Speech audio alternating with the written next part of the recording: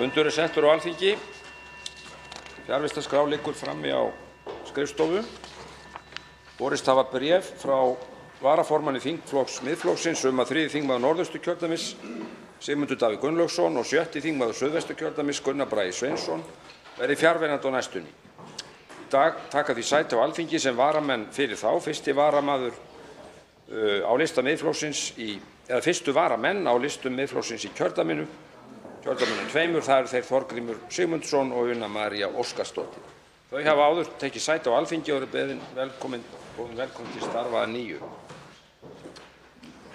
Þá vill forseti tilkynna að honum hefur borist erindi frá þingflokki Vinstri-hreyfingarinnar græns framboðs mannaskipti í nefndum, samanber 1. málsgrein 16. greinar þingskapa, þannig að Ólafur Þór Gunnarsson taki sæti Bjarkeyjar Olsen Gunnarsdóttur sem varamaður í Norðurlandaráði. Þessar mannabreytingar skoðast samþykktar án atkvæðagreiðslu ef enginn hreyfir andmælum.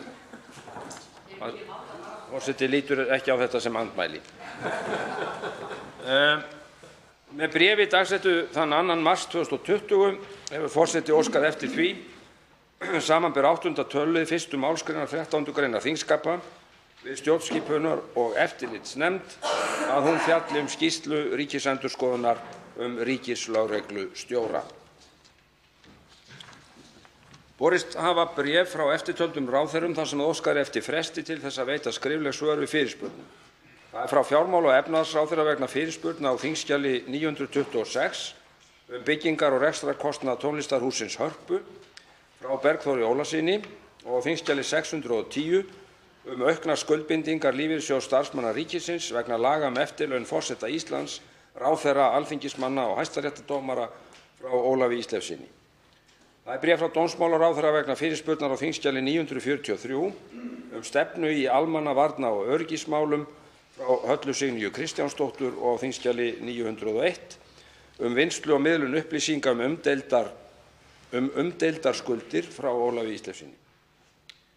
Frá utanríkisráðherra vegna fyrirspurna á þingskjali 584 kafbátaleit, frá Andrési Inga Jónssyni, á þingskjali 113 skuldbindingu íslenska ríkisins til að réttilega innleiddar EES-gerðir hafi forgangsáhrif í íslenskum rétti, og á þingskjali 124 athugasemdir ráðuneytisins við lögfræðilegar álitsgerðir, frá Ólafi Ísleifssyni. Loks er það frá heilbrigðisráðherra vegna fyrirspurnar á þingskjali 941 flutning skimana til Landspítala, frá Bryndísi Haraldsdóttur. Listar yfir þingskjöl sem útbýtt var utan þingfundar föstudaginn 28. febrúar og mánudaginn 2. mars, það er að segja í gær, liggja frammi á skrifstofu og eru þingskjölin aðgengileg á vef Alþingis. Það var útbýtt á fundinum þingskjali 1032 einangrunarvist, skriflegt svar dómsmálaráðherra, þingskjali 1033 liðskiptaaðgerðir, skriflegt svar heilbrigðisráðherra, þingskjali 1036 ákvörðun sameiginlegu EES-nefndarinnar nr. 27/2020 breytingu á 17. viðauka við EES-samninginn, það er stjórnartillaga. Þingskjali 1037 ákvörðun sameiginlegu EES-nefndarinnar nr. 237/2019 og nr. 305/2019 breytingar á 9. viðauka við EES-samninginn, stjórnartillaga.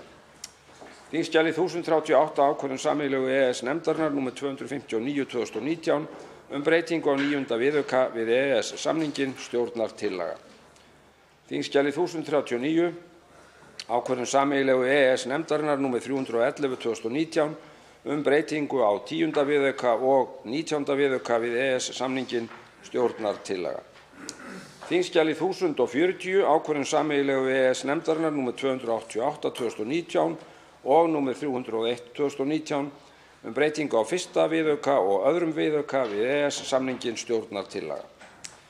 Þingskjali 1041 sala og dreifing kjöts úr heimaslátrun, skriflegt svar sjávarútvegs- og landbúnaðarráðherra, og þingskjali 1042 lyfjalög, frumvarp frá velferðarnefnd eða flutt af velferðarnefnd. Þá vill forseti upplýsa að þegar að loknum óundirbúnum fyrirspurnum verður þessum fundi slitið og nýr fundur settur þar sem tekið verður fyrir frumvarp frá velferðarnefnd sem hverrar útbyttingu forseti las upp áðan, og þarf þá að gera ráð fyrir atkvæðagreiðslum afbrigði og síðan fleiri fundum í kjölfarið.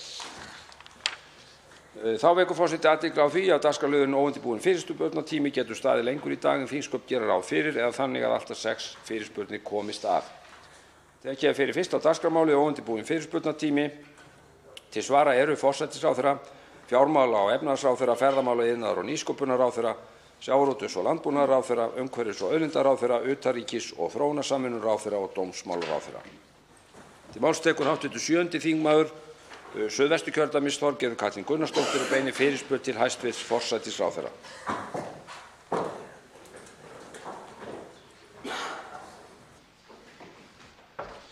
Herra forseti, ég kem hingað upp í fyrsta lagi til þess að draga fram og lýsa yfir eindregnum stuðningi við stjórnvöld, við almannavarnir í landinu og það hvernig þau hafa verið að meðhöndla það hvernig við eigum að bregðast við veirunni COVID-19. Og ég verð að segja að vil hrósa almannavörnum, sóttvarnalækni, landlækni, lögregluembættum og fleira sem hafa verið að miðla upplýsingum. Ég vil líka hrósa ríkisstjórninni, ekki segja aldrei þessu vant, en ég vil líka gera það, meðal annars hæstv. Dómsmálaráðherra fyrir að hafa brugðist snöfurmannlega við og bætt í þegar það var ákall um meira mannafla og ég verð líka að draga fram að það vekur traust hvernig líka heilbrigðisráðherra nálgast málið. Þetta skiptir máli og það skiptir máli að við notum ekki svona tækifæri til þess að setja okkur í stellingar stjórnarandstaðan. Af því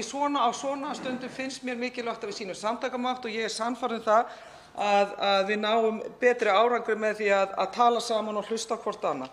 Og talandi að hlusta, ég held að það sem að skipta okkur langmestu máli í þessu öllu er að hlusta og fara að ráðleggingum þeirra sem að mestu sérfræðingarnir eru. Er ég með því að segja nei, við eigum ekki að draga fram ótta? Eðlilega er ótti í samfélaginu. Eðlilega er ótti þegar ég tala við vinkonur mínar sem eru með undirliggjandi vanda í ónæmiskerfi, eldri borgara sem eiga núna sárt að binda. Eðlilega er ótti og þá verður að svara þeim ótta og það er gert. Og ég vil hrósa sérstaklega almannavörnum hvað það varðar.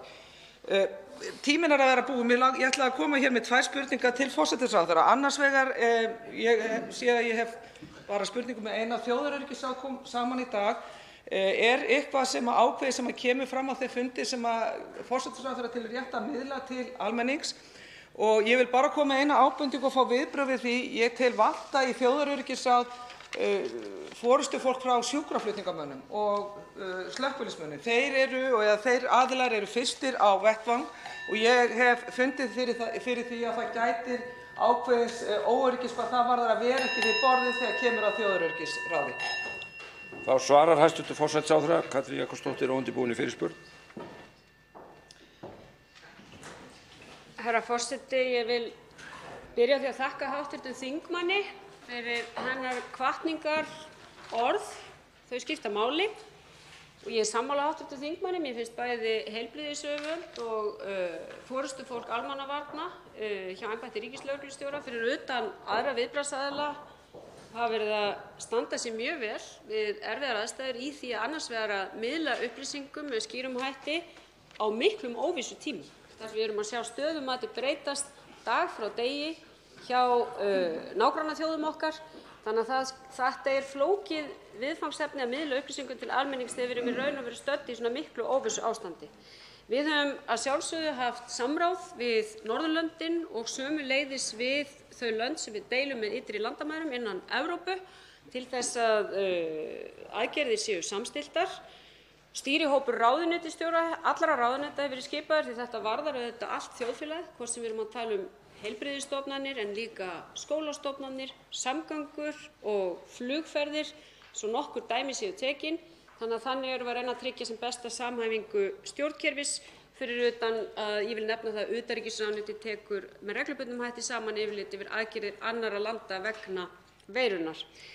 Þjóðaröryggisráð kom saman í morgun á öðrum upplýsingafundi sínum vegna málsins af því að hv. þingmaður spyr sérstaklega út í það. Og það var fyrst og fremst til að fara yfir stöðu mála. Það hefur komið fram að hér hafa margir miðað við höfðatölu verið greindir með veiruna en það er ekki síst vegna þess að við erum að greina fleiri. Við erum að senda mjög marga í sýnatökur. Af hverju erum við að því? Jú, okkar aðgerðir miða allar að því að hægja á útbreiðslu veirunnar og tryggja það að okkar innviðir standist þetta álag. Það er meginmarkmiðið. Þess vegna erum við að beita þeim aðgerðum sem við erum að beita, senda þá í sóttkví sem eru á áhættusvæðum og tryggja með þessum hætti hægari útbreiðslu. Hv. þingmaður nefnir hérna fulltrúa sjúkraflutninga og slökkviliðsmanna og ég held að það sé ráð að ræða skipan þjóðaröryggisráðs í heildstæðu samhengi því það er margt sem hefur komið þar upp á þeim 2,5 ári sem ég hef veitt þessu ráði forstöðu sem ég tel ástæðu til að ræða hér á þingi. Til að mynda aðkomu fjarskiptaöryggisráðherrans, hvað varðar netöryggismál, þannig að ég held að þetta sé umræða sem við þurfum að taka betur á vettvangi Alþingis. Þá tekur til máls öðru sinni hv. 7. þingmaður Suðvesturkjördæmis, Þorgerður K. Gunnarsdóttir. Já, herra forseti, takk fyrir þessi svör, kæri hæstv. Forsætisráðherra. Ég held að þetta sé mjög mikilvægt, reyna að miðla sem mestum upplýsingum og fagna sérstaklega endurskoðun á skipun þjóðaröryggisráðs. OECD var að gefa út ákveðna tölur eða yfirlýsingu varðandi efnahagsleg áhrif af kórónuveirunni. Ég verð náttúrulega, við höfum gagnrýnt það við í Viðreisn og okkur finnst og við vitum það að niðursveifla í efnahagslífinu var hafin á síðasta ári. Og hún var þegar hafin og við sáum það í janúar var mikill samdráttur meðal annars í tekjum ríkisins, við erum að sjá í virðisauka og svo framvegis. Og núna kemur kórónuveiran í ofanálag ofan á það allt saman. Til hvaða efnahagslegu aðgerða ætlar ríkisstjórnin núna að bregðast? Ekki næstu áramót. Telur forsætisráðherra það möguleiki að flýta til að mynda ákvörðun varðandi lækkun skatta sem átti að taka gildi næstu áramót og þarnæstu áramót? Er það möguleiki að fara í það núna? Við í Viðreisn erum tilbúin í ýmsar æfingar og viljum lýsa því hér með yfir að við erum tilbúin til að styðja ríkisstjórnina til allra góða verka, sérstaklega sem að flýtir aðgerðum í efnahagsmálum. Ég verð að segja það, svo ég komi með örlitla gagnrýni núna, að ég sakna þessara aðgerða. Mér finnst þetta vera ennþá pínlítið hópatal, en ég vil fá að sjá aðgerðir og það núna, ekki einhvern tímann á næsta ári.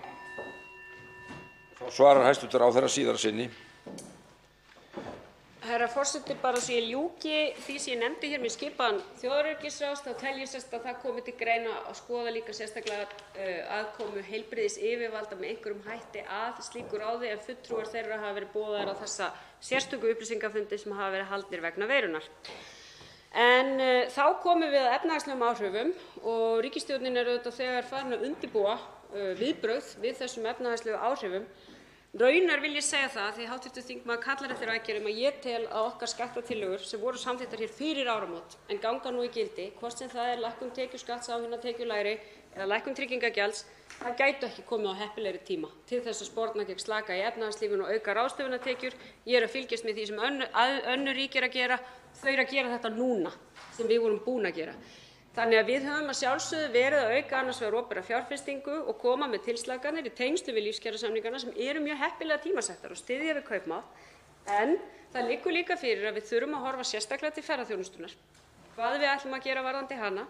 Þar er kallað eftir því að við vinnum saman með aðilum ferðaþjónustunnar að því að bregðast við því tjóni sem kann að verða vegna fækkunar ferðamanna. Og við þurfum sömuleiðis að eiga gott samtal við þingið þær aðgerðir sem við erum gripið til í efnahagsmálum, svo ég ítreki það. Þá tekur til máls hv. 12. þingmaður Suðvesturkjördæmis, Guðmundur Ingi Kristinsson, og beinir fyrirspurn til hæstv. fjármála- og efnahagsráðherra.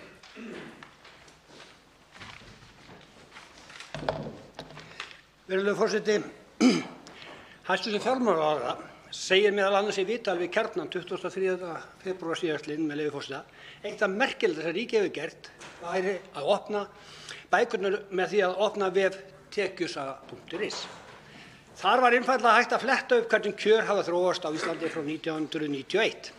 Hæstv. fjármálaráðherra Bjarni Benediktsson hefur fullyrt hvað eftir annað að ríkisstjórnin hefur tekið stórkostlega að bæta lífskjör á Íslandi og einna best hjá þeim hópum sem helst er í umræðunni í dag, eldri borgara og þá sem er neðst á launastiginu, og vísað í umræddan vef því til sönnunar. Er hægt á umræddum vef að sjá skerðingar sem öryrkjar og eldri borgarar verða fyrir seinna eða við skerðingardaginn mikla 1. júlí ár hvert? Hæstv. fjármálaráðherra. Sjá afturvirkar skerðingar upp á milljarða króna eftir ár? Nei, það er ekki þarna inni. Og því er það ekkert annað en gróf fölsun að vísa í þennan veg, þeim eins og í tilgangi upphefja ríkisstjórnina á fölskum forsendum. að ríkisstjórnin hafi tekið stórkostlega að bæta lífskjör Íslands en eitthvað best við þá hópa sem helst eru í umræðu í dag, eldri borgarar og öryrkja. Ríkisstjórnin hefur sett inn til eldri borgara 8,4 milljarðar í verðlagsbætur á 3 árum og skert með fjárhagslegu ofbeldi á sama tíma 6 milljarða króna í auknum skerðingum. Eldri borgarar eru því sjálfir að borga 75% hækkunni með skerðingum á eigin bótum. Er þetta sem hæstv. Ráðherra er svona ánægður með? 75% skerðingar eru aukningin á skerðingum til eldri borgara.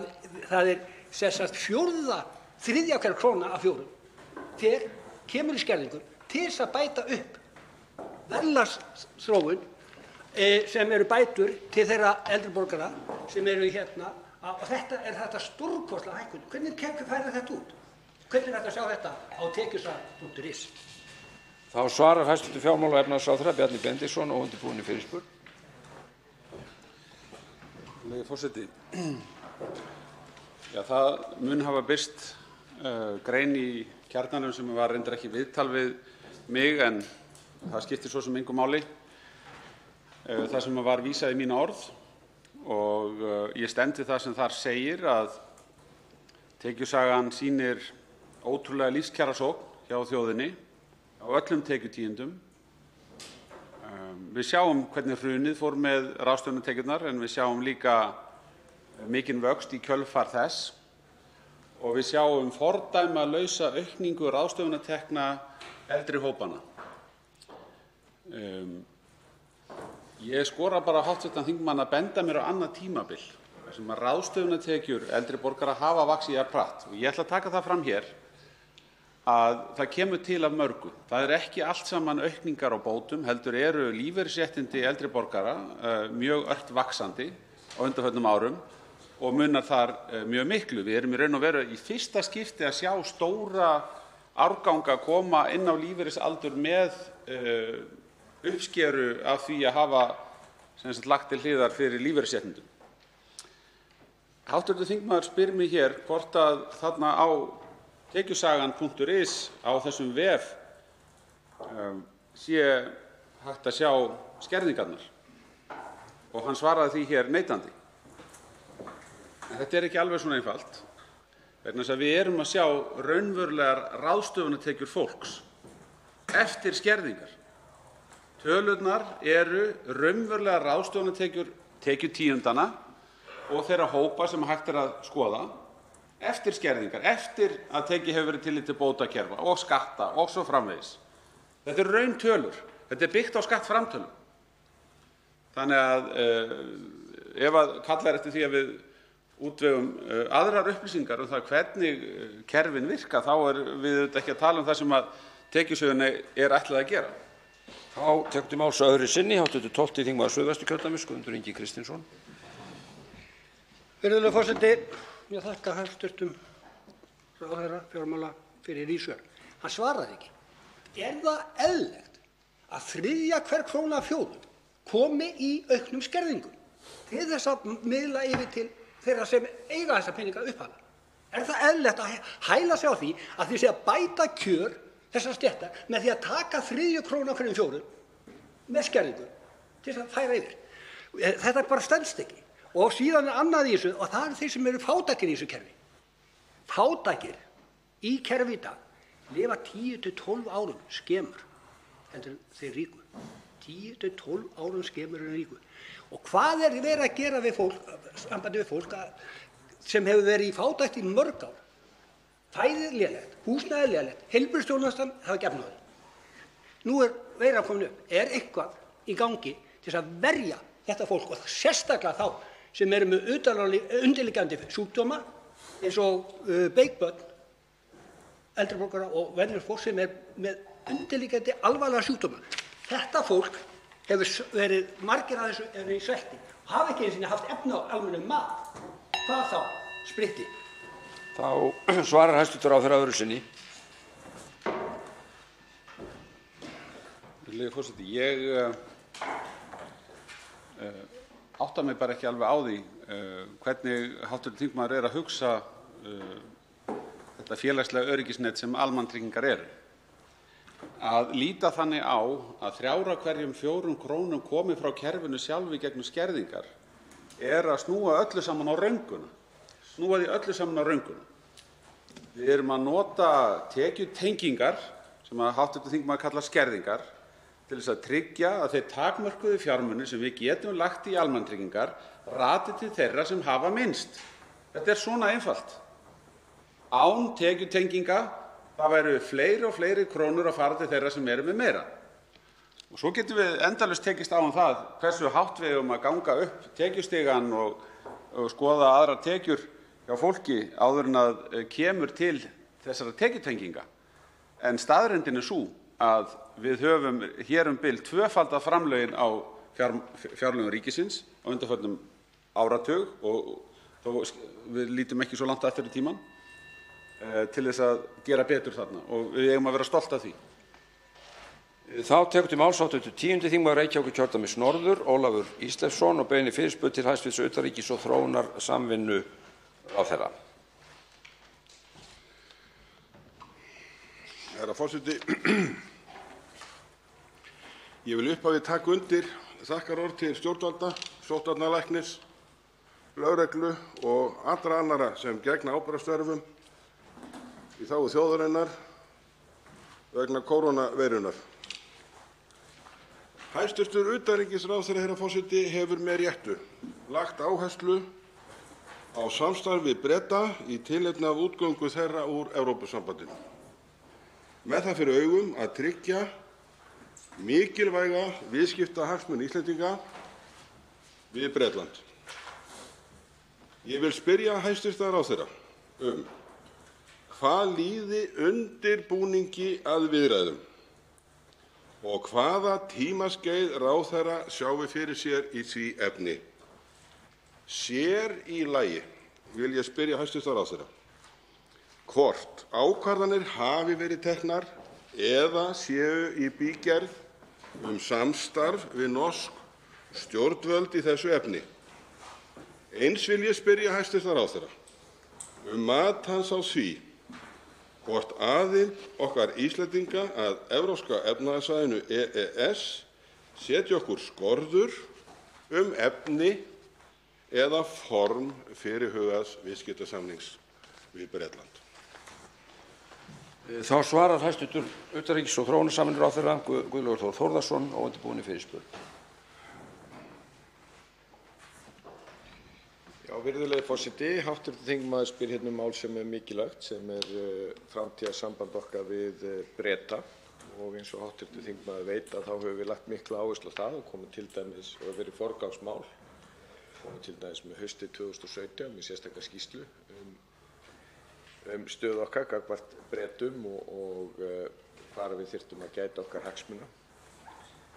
Það má gera ráð fyrir því að á næstunni hefjist fríverslunarviðræður við Breta, en við höfum auðvitað verið í stöðugum samskiptum við bresk stjórnvöld, sömuleiðis EFTA-ríkin öll, þar með talið Noreg, og átt gott samstarf við þá, af því hv. þingmaður spyr sérstaklega samstarf við norsk stjórnvöld, og þá átt gott samstarf við norsk stjórnvöld í tengslum við útgöngu Breta eins og annarra EFTA-ríkja og sömuleiðis átt samskipti við Evrópusambandið. Því að hér að leiðinni að ræða flókið mál, og af því að hv. þingmaður nefnir EES líka, þá tengist að því Bretar ganga ekki bara úr Evrópusambandinu heldur líka úr EES. Og þannig að það er í mörg horn að líta þegar að þessu kemur. Sumt í samskiptum Íslands og Bretlands heyrir ekki undir EES-samninginn, en mjög margt gerir það. Þannig að, og síðan geta menn haft einhver sjónarmið á því hvort að EES hamli okkur með einhverjum hætti. Samskipti okkar, eins og ég segi, hafa að stærstum hluta verið, og sérstaklega á viðskiptasviðinu, gegnum EES-samninginn, og það hefur reynst okkur einstaklega vel. Og við viljum halda því viðskiptasambandi áfram, og til þess nú leikurinn gerður, en það er ekki bara viðskiptasamband, heldur ýmisleg ýmsum öðrum sviðum sem við höfum samskipti við Breta. Til máls tekur öðru sinni hv. 10. þingmaður Reykjavíkurkjördæmis norður, Ólafur Ísleifsson. Já, herra forseti, ég þakka hæstv. Ráðherra fyrir svarið. Það er alveg hárrétt að hér er auðvitað mjög mikilvæga og mikla hagsmuni að ræða og það er ekki deilt og heldur ekki að ráðuneyti hæstv. Ráðherra hefur auðvitað lagt mikla áherslu á þetta mál að undanförnu, eins og ráðherrann rakti. En það sem er kannski áhugavert í þessu væri að svona fá nánari tíðindi af því sem sagt hvaða fyrirætlanir eru og hvort að það verði þá hugsanlega birt viðræðuáætlun og annað af því tagi. Mér er ekki alveg fullkomlega ljóst hvað ráðherra átti við nákvæmlega þegar hann talaði um samstarf við Norðmenn. Mér heyrist að hann fjalli það svona á eilítið almennu nótum. Spurningin var sú hvort að í þessu sérstaka tilliti gerð viðskiptasamnings við Bretland, hvort að við myndum hafa sérstakt samband við Norðmenn í því. Og eins var spurning mín sú, svo ég ítreki hana, er það mat ráðherra að aðild okkar að Evrópska efnahagssvæðinu setja okkur einhverjar hömlur eða standa okkur með einhverjum hætti fyrir þrifum við gerð þessa fyrirhugaða samkomulags við Bretland? Og svarar hæstv. Ráðherra öðru sinni.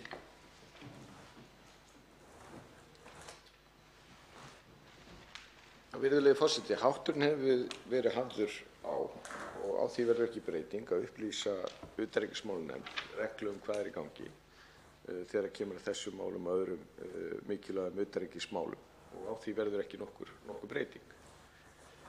Og síðan hins vegar að menn vilja fara yfir í hugsanlega sviðsmyndir þá er auðvitað sjálfsagt að gera það bæði í utanríkismálanefnd og sömuleiðis hér í þinginu. Ég er nú kallað eftir því að þingmenn fari hér í sérstaka umræðu við mig mál sem að þeim er huglegginn því að það að fara að greina hér svona hérna ýmsustu sviðsmyndir á einni mínútu er svona það er svolítið verkefni og menn þurfa að vera allavega mjög kjarnyrtir ef við ætlum að komast yfir það allt saman. Stóra máli er auðvitað þetta, EES-samningurinn hefur reynst okkur mjög vel. Hvert mál munu þróast núna við útgöngu Breta á eftir að koma í ljós en við erum búin að leggja þessa miklu áherslu á útgöngumálin og framtíðarsamninginn vegna þess að hér eru miklir hagsmunir undir. En ég hvet hv. þingmann til þess að taka þetta undir þeim liðum sem hann getur ef hann vill fara í nánari umræðu þau mál og ég er glaður skal fara í hana. Þá tekur til máls hv. 4. þingmaður Reykjavíkurkjördæmis norður, Helga Vala Helgadóttir, og beinir fyrirspurn til hæstv. sjávarútvegs- og landbúnaðarráðherra. Herra forseti, í nóvember 2017 opinberaði sjónvarpsþátturinn Kveikur meint brottkast í fiskiskipinu Kleifabergi. Nýjustu myndskeiðin voru frá árinu 2016 en eldri myndskeið frá 2008 til 2011. Frásagnir sjómanna voru ótvíræðar, brottkast virtist ástundað í ríkum mæli borð í þessu skipi sem og fleirum. Fiskistofa fékk upptökur og frásagnir skipverja í hendur og ákvað að 3 mánaða veiðileyfissviptingu. Samkvæmt vinnureglum Fiskistofu ber jafnframt að kæra svo stórfellt brot til lögreglu en það var ekki gert.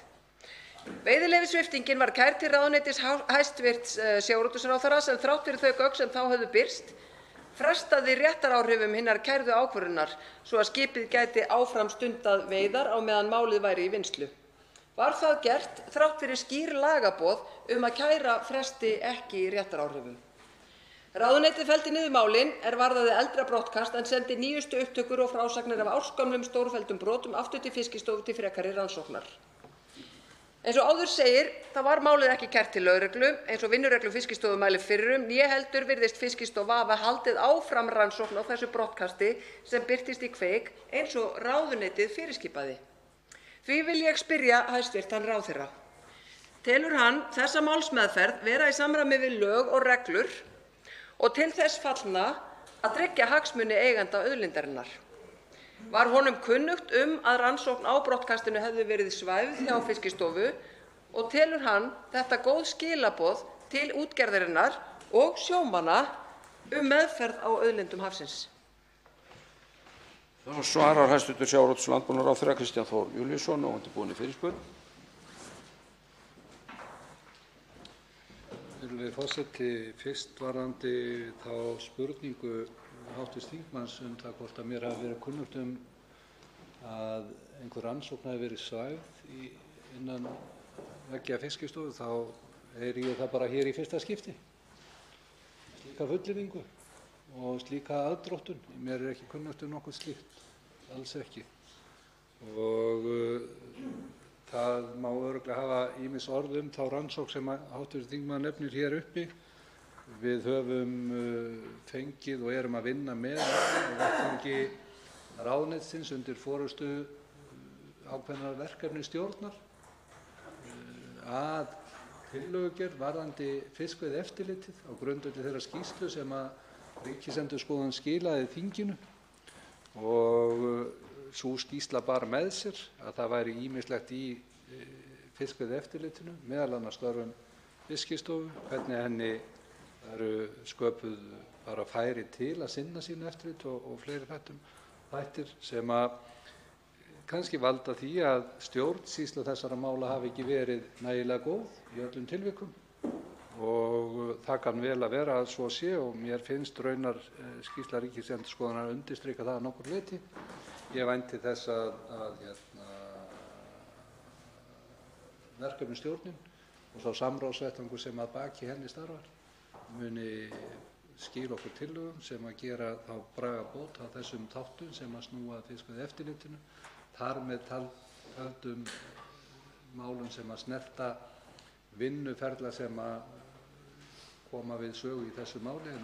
En þetta einstaka mál ætla ég ekki að fjölyrða hér í þessum sal og hef ekki nýjar upplýsingar það. Tekur til máls öðru sinni hv. 4. þingmaður Reykjavíkurkjördæmis norður, Helga Vala Helgadóttir. Herra forseti, ég þakka hæstv. Ráðherra fyrir svarið, en það einmitt þetta með skýrslu Ríkisendurskoðunar frá 2018, en þar komu fram alvarlegar ábendingar að stjórnvöld hafi markvisst dregið úr mætti Fiskistofu til eftirlits. Fiskeftirlitsmönnum fækkaði fjórðung eða 22 á 10 árum, og eftirlit með brottkasti talið veikburða og ómarkvisst. Svör ráðuneytis voru að þar telji fólk brottkast óverulegt, en Ríkisendurskoðun hafnaði þeirri fullyrðingu sem rakalausri, enda engin gögn sem styðja hana. Nú, herra forseti, hefur 3 eftirlitsmönnum til viðbótar verið tilkynnt að störf þeirra verði lögð niður áramót. Einmitt þessir 3 hafa til þessa dags verið greiddir af útgerðarmönnunum sjálfum, sem opinberlega hafa kvartað sáran yfir því. Ég spyr því hæstv. ráðherra, hyggst hann bregðast við þessum tíðindum að enn eigi að fækka eftirlitsmönnum?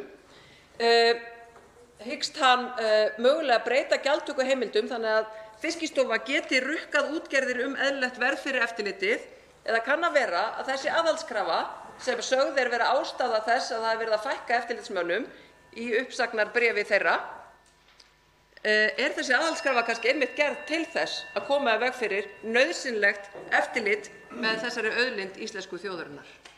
Og svarar hæstv. ráðherra síðara sinni.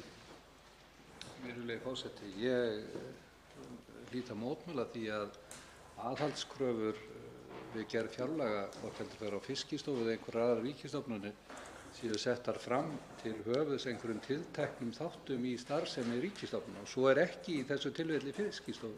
Það er langur vegur frá. Aðhaldskrafa sem að sett hefur verið á Fiskistofu sem og aðrar stofnanir ríkisins almenn, og það síðan einstakra ráðuneyta eða viðkomandi stofnana að útfæra það. Og forstöðumenn ríkisstofnana hafa fullt frelsi til þess að útfæra hvernig þeir mæta þeirri aðhaldskröfu sem til þeirra gerð hverju sinni, og ég ítreka þá skoðun mína að það ekki ásetningur ráðuneytisins undir minni stjórn að draga úr fiskveiðieftirliti. Þvert á móti ætlast ég til þess að við fáum núna innan tíðar tillögur þessara verkefnisstjórnar sem á að mæta þeim athugasemdum sem Ríkisendurskoðun gerir í sinni ágætu skýrslu, og ég held við verðum að bíða þar til við fáum að sjá þær tillögur. En ég nefni það líka að í þeirri skýrslu er sömuleiðis horft líka til þess með hvaða hætti Fiskistofa starfar. Þá tekur til máls hv. 3. þingmaður Reykjavíkurkjördæmis norður, Helgi Hrafn Gunnarsson, og beinir fyrirspurn til hæstv. dómsmálaráðherra. Virðulegi forseti, í þar síðustu viku áttum við samtal hér, ég og hæstv. Dómsmálaráðherra Dyflinnarmál svokölluð, það er að segja mál þar sem Ísland sendir fólk tilbaka til Evrópuráðsins á grundvelli svokallaðrar Dyflinnarreglugerðar. Í svörum mínum þá nefndi hæstv. Dómsmálaráðherra það að Ísland sendir ekki fólk til Grikklands á grundvelli Dyflinnarreglugerðarinnar vegna aðstæðna þar sem eru ekki bjóðandi. Það sem láðist hins vegar að nefna í þeirri umræðu er það að Ísland sendir samt fólk og jafnvel börn til Grikklands ef það hefur fengið svokallaða stöðu þarlendis í sömu eða verri aðstæður. Og ég skil vel lagatæknina bak við þetta sé ekki Dyflinnarmál. Það bara breytir því ekki að aðstæðurnar í Grikklandi eru óboðlegar, sér í lagi fyrir börn eins og Rauði krossinn hefur ítrekað bent stjórnvöldum á, Útlendingastofnun og kærunefnd útlendingamála. Og nú hefur þessi umræða komið upp aftur að við sendum börn í þessar aðstæður. Og ég vil spyrja hæstv. Ráðherra að því hvort það standi til að breyta því forkastanlegu vinnubrögðum. Og hins vegar hvort að, og ef ekki, þá hvaða er nákvæmlega sem að hæstv. Ráðherra telja sé boðlegt börnum í Grikklandi þegar þau eru hælisleitendur, sem óboðlegt í þeim kringumstæðum sem sé hins vegar boðlegt þegar þau eru komin með stöðu. Það er nefnilega mikið til sömu vandamálin eða verri sem fólk lendir í þegar komið til Grikklands, jafnvel þótt það sé með stöðu. Og ég mynda mér hvernig það sé að vera barn og vera sagt að þú sért að fara aftur til Grikklands, en það sé allt í lagi vegna þess að þú sért með stöðu flóttamanns þar. Þá er allt í lagi, þá ferðu ekki fyrir aðkasti kerfisins og fólks á götum úti, að þá allt í einu fáir húsnæði og þau eru ekki að búa á götunni, eða hvað það er sem að fólk lendir í þar í þeim óboðlegu aðstæðum. Það er ítrekað verið að benda á þetta af hálfu Rauða krossins. UNICEF sé ekki betur en að taki undir að það standist ekki lagakröfur Íslands sjálfs gagnvart íslenskum barnaverndarlögum og barnasáttmála Sameinuðu þjóðanna að senda börn í þessar óboðlegu aðstæður. Og þá vil ég sérstaklega nefna það að hér eru ekki bara að tala um allt fólk eins og Rauði krossinn bendir á. Við erum að tala um börn. Við erum að senda börn til Grikklands. Hyggst hæstv. Dómsmálaráðherra breyta þessu í dag? Svarar hæstv. Dómsmálaráðherra Áslaug Arna Sigurbjörnsdóttir óundirbúinni fyrirspurn.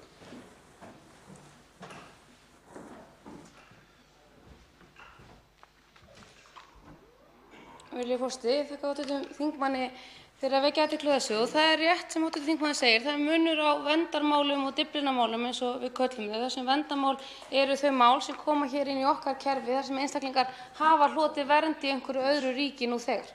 Það er svo ekki þannig að þau mál séu afgreidd sjálfkrafa út af borðinu, heldur er einstaklingsbundið mat á þeim málum líkt og öllum öðrum málum og við höfum séð það að meðal annars ef maður kynnir sér úrskurði kærunefndar útlendingamála að fjölskyldur sem hafa fengið vernd í Grikklandi hafa fengið efnismeðferð og síðan vernd hér þrátt fyrir það á grunni þess einstaklingsbundna mat að fólk sé í sérstaklega viðkvæmri stöðu. En við hættum árið 2010 að senda á grundvelli Dyflinnarreglugerðarinnar til Grikklands þar sem staða þess fólks er í raun engin. Það er sent þá í flóttamannabúðir og staða þess innan Grikklands er engin. Aftur á móti þegar fólk hefur fengið vernd að þá er staða flóttamanna hefur sambærileg lagaleg réttindi og þeir sem fá vernd í öðrum ríkjum, það er að segja þau fá dvalarleyfi og eiga rétt á heilbrigðisþjónustu, á menntakerfinu, mega vinna, rétt á að ganga í skóla og fá sjálfkrafa aðgang að vinnumarkaðnum og geta eftir 3 ár fengið grískan ríkisborgararétt. En við vitum að þrátt fyrir þetta er auðvitað staðan í Grikklandi ekki góð. En það er metið hverju sinni hverjir eiga fá einstaklingsbundið mat eða fá efnismeðferð hér á landi og það hefur ekkert ríki í Evrópu hætt endursendingum á umsækjendum alþjóðlegrar vernd sem þegar hafa hlotið vernd til Grikklands og ekki Norðurlöndin sem við höfum leitast til að vera samstíga í okkar framkvæmd. En kærunefnd útlendingamála fer auðvitað yfir ákvörðunina Útlendingastofnunar í heild og staðfestir niðurstöðuna á grundvelli þessa einstaklingsbundið mat og þar hefur við séð dæmi þar sem fólk fær, þannig að þetta er ekki sjálfkrafa eins og hv. þingmaður kannski gefur aðeins í skyn, en við þurfum auðvitað að velta fyrir okkur hvað ræður kerfið okkar við, í hvað erum við að forgangsraða. Við höfum verið að forgangsraða í þá sem þurfa á vernd að halda, hafa hann ekki annars staðar og eru í raunverulegri neyð. Og tekur til máls síðara sinni hv. 3. þingmaður Reykjavíkurkjördæmis norður Helgi Hrafn Gunnarsson. Virðulegi forseti, raunveruleikinn ekki sá að við veltum eitthvað fyrir okkur hvað kerfið okkar ráði við.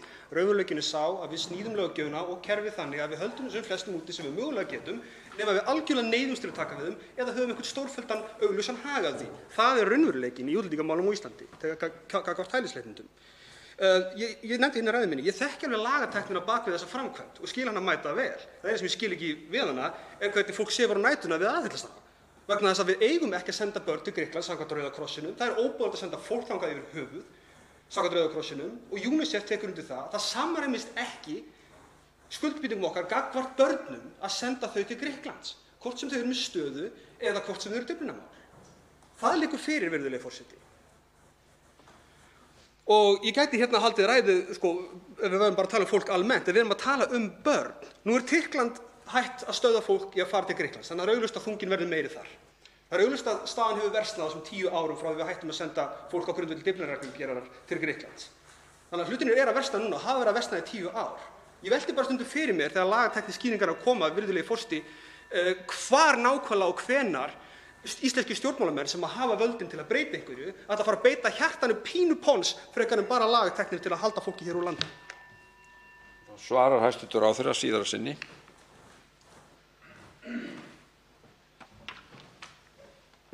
Virðulegur forseti, það auðvitað rangt hjá hv. þingmanni að hér sé allar dyr lokaðar og ekki sagt já við neinum nema í ítrustu neyð. Það auðvitað bara rangt hjá hv. þingmanni og hann getur kynnt sér þær tölur sem eru hér fyrir opnum tjöldum. Kerfið okkar í dag kostar hátt í 4 milljarða og við erum að forgangsraða fyrir þá sem þurfa á raunverulegri neyð að halda og að gera það mæta vel. Og yfir 500 manns fengu hér vernd í fyrra. Og það eru mjög stórar tölur með þau lönd sem við skoðum í kringum okkur. En við viljum líka gera það vel, það sem við erum að gera, og forgangsraða vel í þá sem raunverulega þurfa á vernd að halda. Svo má alltaf vera sú umræða uppi hvernig kerfið okkar á að vera, en það verður að vera gagnsætt, það verður að geta jafnræðis við afgreiðslu mála og tryggja þeir sem eru í sömu aðstæðu fái sömu afgreiðslu. Og það þannig að það hafa 35 einstaklingar verið sendir til Grikklands frá 2015, en ekki hér hundruði manna eins og kannski ýjað að.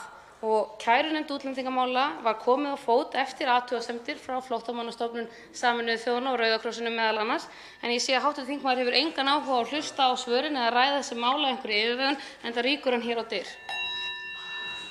Til máls tekur hv. 6. þingmaður Reykjavíkurkjördæmis suður Kolbeinn Óttarsson Proppé og beinir fyrirspurn til hæstv. sjávarútvegs- og landbúnaðarráðherra. Forseti, alvarlegir atburðir nýliðinna daga og vikna, COVID-19 veirunni, afleiðingum hennar ýmiss konar, leiða fram þau sannindi að í nútímanum engin eyland, ekki einu sinni eylandið Ísland, heldur alþjóða samfélagið svo samantvinnað að atburðir í fjarlægum löndum hafa áhrif alls staðar. Smitt virða engin landamæri, hvað þá efnahagslegar afleiðingar sem að hafa áhrif þvert á öll landamæri. Það leiðir hugann að því hvort að það ekki ábyrgð og skylda hvers ríkis að huga að því að vera sjálfu sér nóg, sjálfu sér nægt þegar kemur að framleiðslu, sérstaklega þegar kemur að matvælaframleiðslu. Mig langar því að nýta tækifærið til að spyrja hæstv. ráðherra út í þau mál varðar Ísland. Hvernig líður vinnu við matvælastefnu sem að boðuð hefur verið? Hverjir eru áherslupunktar í henni? Erum við að huga þar sérstaklega að fæðuöryggi, heilbrigðismálum og kannski ekki síst því að efla innlenda framleiðslu eins og mögulegt Því að eins og ég nefndi hér áðan þá sjáum við í hendi okkar að ef að mun alvarlegri atburðir gerast eða sú alvarlega staða getur komið upp sem við vonum að gerist ekki, hvenær sem inn í framtíðinni að af einhverjum orsökum þurfum við að vera sjálfum okkar næg með okkar framleiðslu. Þannig að mig langar að þýka hæstv. ráðherra það hvernig líður þeirri vinnu. Þá svarar hæstv. sjávarútvegs- og landbúnaðarráðherra Kristján Þór Júlíusson óundirbúinni fyrirspurn. Virðulegi forseti. Því til að svara að ráðherranefnd er að störfum matvælastefnu og sú vinna gengur eftir atvikum ágætlega. Við erum örlítið á eftir áætlun með skil en að þessu verki kemur fjöldi aðila. Það er breiður hópur sem vinnur að mótun þessara stefnu og ég vænti þess að við munum sjá hana líta dagsins ljós núna á vormánuðum. Áherslan þar lýtur að því að mæta þessum kröfum sem uppi eru hreinleika matvæla, hvort heldur það er við framleiðsluna sjálfa, þar sem við erum að styðjast við hreint vatn, litla mengun, lítið af aðskota efnum við framleiðsluna og ekki síður þá að við séum að gera þetta á þann veg að með sjálfbærum hætti sé. Við munum sömuleiðis horfa til þess að geta mætt með ákveðnum hætti bara þessum síkvika veruleika sem sama hvort það eru íslenskir framleiðendur í landbúnaði þurfa að mæta eða aðrir sem að snúa bara að lífsstíl, smekk, viðhorfum sem að taka miklu örari breytingum í dag heldur en gert var fyrir tiltölulega fáum árum. Þannig að allt þetta er undir og þetta kemur sömuleiðis inn í þann grunn sem að ég er að horfa til varðandi það að móta landbúnaðarstefnu að nýja fyrir Ísland sem að tekur þá að hluta tillit til þeirra áherslna sem að koma fram í landbúnaðarstefnunni.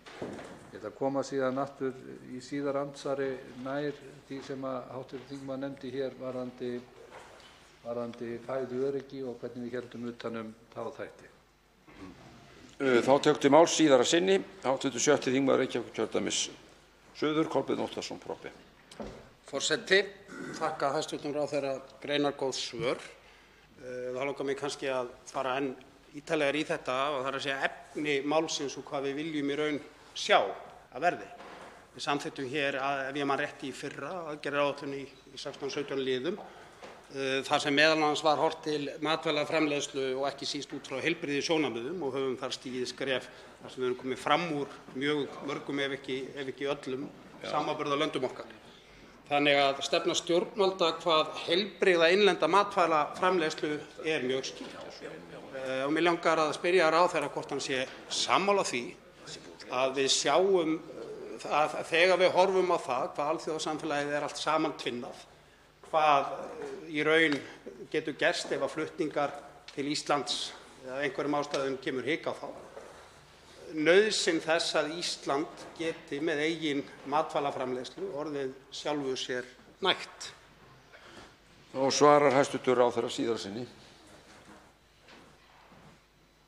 Virðulegi forseti, já, aðeins varðandi fæðuöryggi og það í nýlegum samningi sem að ég hef gert við Landbúnaðarháskóla Íslands, Hvanneyri, höfum við komið okkur saman það verkefni að Landbúnaðarháskólinn leggi grunn að mati af því hvað þarf til svo við getum staðið svona á eigin fótum í töluverðan tíma. En við verðum sömuleiðis að hafa það í huga að þegar við erum að ræða eigin getu til framleiðslu á matvælum að þá nú bara veruleikinn þannig þegar við horfum á landbúnaðarvörur í tollskránni að megnið eða stærri hluti er fluttur inn heldur en framleiddur er hér á landi. Þannig að það er langtíma verkefni að menn ala með sér þann draum að við getum bara staðið ein og sér. Og þá kemur þetta líka að öðrum þáttum sem snúa bara aðföngum við matvælaframleiðslu eins og til dæmis bara olíu eða varahlutum eða vélbúnaði og svo framvegis og framvegis.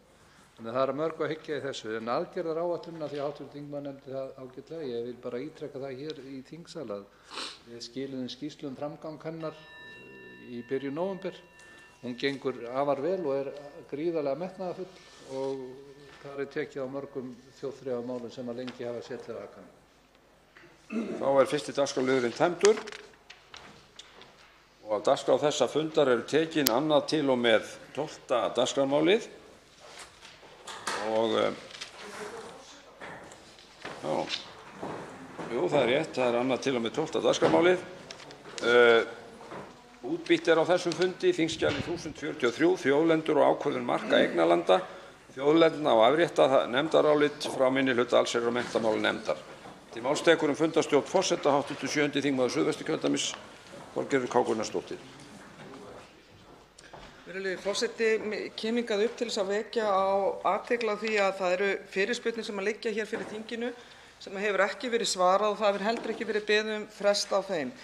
Ég vil taka sem dæmi að 21. janúar lagði ég fram fyrirspurn til skriflegs svars til forsætisráðherra skaðabótakröfur vegna úthlutunar á heimildir til veiða á makríl og það var spurning í 5 liðum og ég hef ekki ennþá fengið nein svör við þessum. Ég er hér með yfirlit yfir fyrirspurnir bara frá okkur þingmönnum í Viðreisn og það er búið að svara nokkrum, reyndar tók allt að 73 dögum að svara einni, sé ég. En síðan eru hér enn nokkra sem hefur ekki verið svarað af hálfu ráðherra og það er allt upp í 49 dagar sem hafa liðið. Allt upp í 49 dagar frá 30 dögum upp í 49 daga. Þannig ég vil hvetja forseta til þess að brýna fyrir ráðherra því ekki eru nú málin að streyma frá ríkisstjórninni hingað inn í þingið. Þannig ég hefði nú haldið að það væri nægur tími fyrir ráðuneytin og ráðherra að svara þessum einföldu spurningum. Það liggur fyrir til dæmis í fyrirspurn minni varðandi makrílinn og þau málaferli sem eru í gangi, þar liggja þessar tölur alveg fyrir, meðal annars í málskjölum. Þannig að við ættum að geta fengið mjög greiðlega svör ef menn vilja. Forseti hefur heyrt hvað hv. þingmaður hafði þetta að segja og sjálfur sér stendur ekki á því að Alþingi hefur áhuga á því að fyrirspurnum sé svarað greiðlega og leggur ríka áherslu á það að takist ekki að gera það innan tilskilinna tímamarka sé sótt frest. En reyndar verður að horfast í augu við þá þróun að nú svo komið að sennilega þá orðinn minni hluti fyrirspurna til skriflegs svars sem nær til þingsins innan tilskilinna tímamarka. Hv. þingmaður Þorsteinn Sæmundsson óskar að ræða fundarstjórn forseta.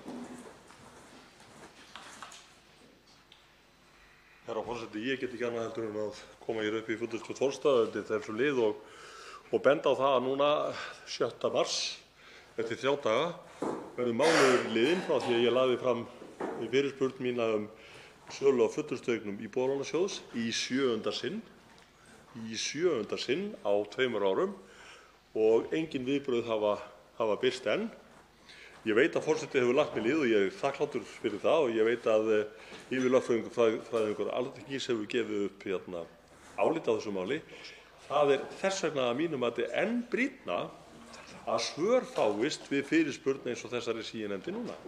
Og ég tek undir með hv. þingmanni Þorgerði Katrínu Gunnarsdóttur að meðan ekki er meiri aksjón eða athafnir í ráðuneytunum heldur en virðist vera núna, að þá er þetta gjörsamlega óþolandi að búa við það að eftirlitshlutverk þingmanna skuli verða niðurlægt með þessum hætti. Og ég hvet forseta hæstvirtan til þess nú að veita mér lið sem áður og fá svar við þessari fyrirspurn sem ég nefndi hér á.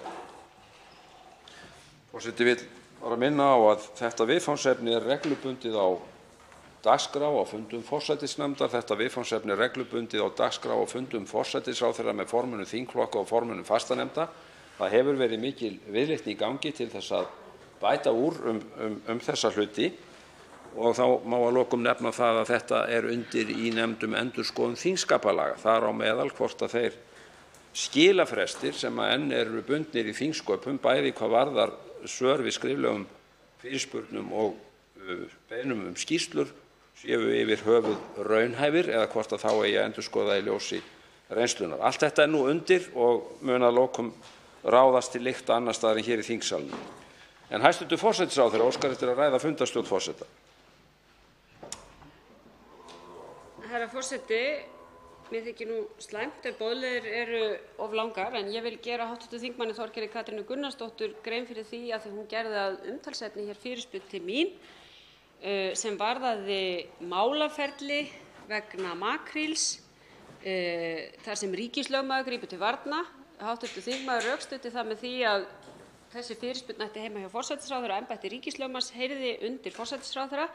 En nú er það svo að hver og einn ráðherra ber ábyrgð á þeim málum sem þar falla undir og þetta tiltekna mál heyrir undir hæstv. sjávarútvegs- og landbúnaðarráðherra.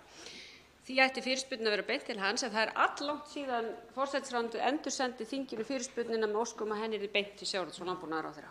Og ég vona að hv. þingmaður hafi fengið þau skilaboð frá Alþingi því það er alllangt síðan forsætisráðuneytið sendi þau skilaboð.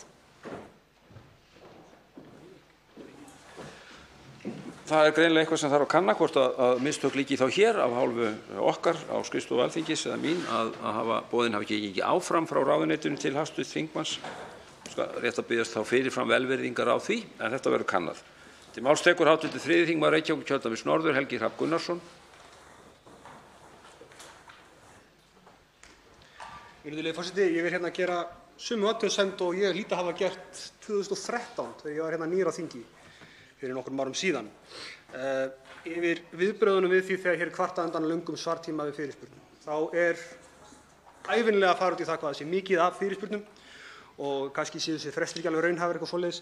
Réttu svörin eru auðvitað þau að bæta þá innviði sem þarf til þess að þingmenn geti sinnt sínu eftirlitshlutverki og aðhaldshlutverki gagnvart ríkisstjórninni annars vegar og hins vegar að auka aðgengi upplýsinga, ekki bara til almennings, heldur einnig að búa þannig þær að þær séu aðgengilegri þeim ágætu embættismönnum sem síðan þurfa að kljást við það að takast á við þessar fyrirspurnir og svara þeim. Það er hægt að gera betur á beggja vegu, það er að segja að bæta innviðina hjá ráðuneytunum. Þetta er ákveðin þetta er eitt af okkar grundvallar starfsskyldum, það er að veita aðhald og eftirlit með ríkisstjórninni og virðing fyrir því þarf að vera hún þarf að vera til staðar og hún þarf að endurspeglast í vinnubrögð ríkisstjórnarinnar sjálfar. Til máls tekur hv. 5. þingmaður Norðausturkjördæmis Logi Einarsson. Herra forseti, ég er auðvitað þakklátur herra forseta fyrir að segja okkur frá því að það sé vinna í gangi við að aðlaga þingsköpin að raunveruleikanum. Það er auðvitað góðra gjalda vert að fá allar nefndir heimsins í það verkefni. Það breytir hins vegar ekki þeirri staðreynd að á meðan þau eru svona þá á herra forseti að taka mjög hart á því þegar að trekk í trekk það er algjörlega hunsað að fara að þingskapalögum. Og eins og hér kom fram áðan þá er nú ekki eins og að hæstv. Ráðherrar séu að minnsta mjög önnur kafnir við að koma hérna málum sínum í gegn. Þannig að mér finnst að herra forseti eigi að koma í lið með okkur og vera bara enn harðari við ráðherra. Til máls tekur hv. 8. þingmaður Suðvesturkjördæmis Jón Þór Ólafsson og ræðir fundarstjórn forseta. Forseti, þessi ríkisstjórn er með stjórnarsáttmála sem talar gegnsæi í stjórnsýslunni. Þegar við þingmenn erum að beita ekki bara gegnsæi, heldur gegnsæi í þeim tilgangi að hafa eftirlit með framkvæmdarvaldinu sem er stjórnarskrárbundinn réttur okkar að hafa eftirlit með framkvæmdarvaldinu, þá á sjálfsögðu eins og Helgi Hrafn Gunnarsson hv. þingmaður sagði, ef það er einhver skortur á þessu gegnsæi, ef það er einhver skortur á því að við getum sinnt þessu eftirlitshlutverki okkar, þá á sjálfsögðu að setja meira fjármagn í það, bæta innviðina, til þess að auka gegnsæi, til þess að auka eftirlit með framkvæmdarvaldinu. Nýju upplýsingalögin gerðu gegnsæi aðeins aðgengilegra og forsætisráðherra lagði fram, hæstvirtur. Mér finnst mjög áhugavert að heyra hæstv. Forseta Alþingis tala í hina áttina, róa í hina áttina, tala það að það bara lengja tímann sem að við höfum að fá upplýsingar í krafti eftirlitshlutverks okkar. Það er mjög áhugavert. Það er ekki í samræmi við stjórnarsáttmálann, það er ekki í samræmi við góða stjórnsýslu, það er ekki í samræmi við gegnsæi. En ég vona að forseti taki þessi orð til skila og svari þessu. Forseti vonar þá að rétt sé farið með það sem hann sagði. Hv. 11. þingmaður Reykjavíkurkjördæmis Suður Björn Leví Gunnarsson ræðir fundarstjórn forseta. Þetta hefur oft verið rætt hérna áður en mér langaði bara vekja athygli á því að ég er allavega ekki ábyrgur fyrir stíflunni í þetta skipti með 12 fyrirspurnir en það liggur fyrir fyrirspurn til ráðherra hérna lögbundin verkefni og kostnað þeirra sem að einhverri stíflu svona hérna virðist verið í þinginu. Það verið eitthvað að segja séu of yfirferðar mikil en mér finnst mjög auðvelt að spyrja bara hver eru lögbundin verkefni stofnana og ráðuneyta og hvað kosta þau. Það ekki eitthvað fyrirfræðimikið, myndi ég halda. Annað sem ég langar til þess að vekja athygli á að það almennt séð bara mitt vandamál með þennan svarfrest, því að ekki það að hann sé of stuttur, alls ekki. Það er hægt að vinna í hináttina. Það ekki að koma það margar ráðuneytir per viku. Það ekkert svo rosalega mikið að gera í rauninni því. Samt á sama tíma erum við að sjá skýrslu sem hefur fyrir 2 árum síðan samþykkt á Alþingi, skýrslubeiðni, sem ekki komin ennþá, rannsóknarskýrslur Alþingis. 2 ár. Það fyrir að vera langt í lopan með það. Til máls tekur hv. 9. þingmaður Reykjavíkurkjördæmis norður, Andrés Ingi Jónsson.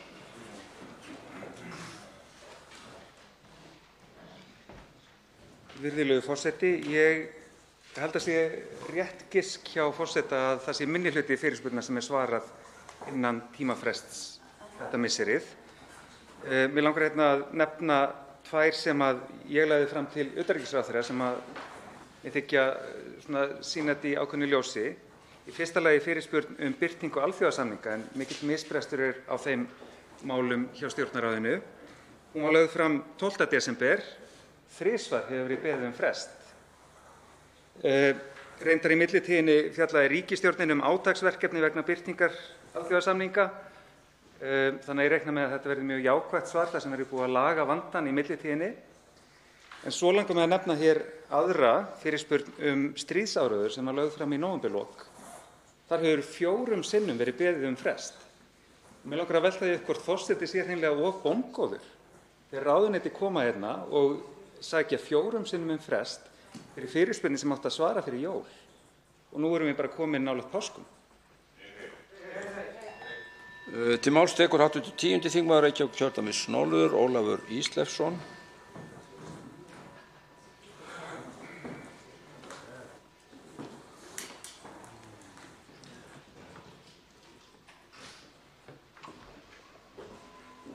Já, herra forseti, af þessu tilefni svör við fyrirspurnum eða sein svör við fyrirspurnum að þá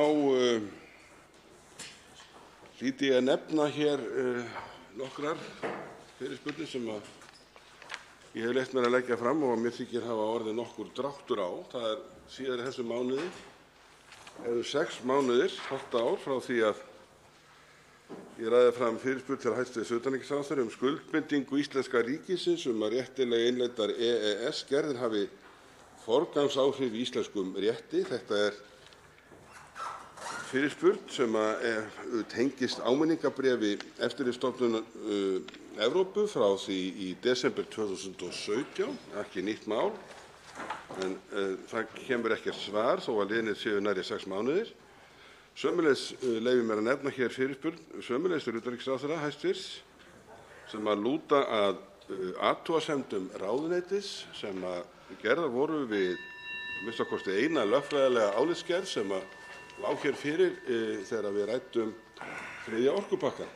Þannig að ég leyfi mér að nota þetta tækifæri, hæstv. forseti, og hvetja til þess að hæstv. forseti neyti þeirra ráða sem hann hefur til að ýta á eftir því að fyrirspurnum þingmanna sé svarað. Máls tekur hv. 8. þingmaður Suðvesturkjördæmis Jón Þór Ólafsson öðru sinni og ræðir fundarstjórn forseta. Forseti, mig langar að gefa forseta Alþingis tækifæri til þess að útskýra hvað það sem ég fór rangt með í máli mínu.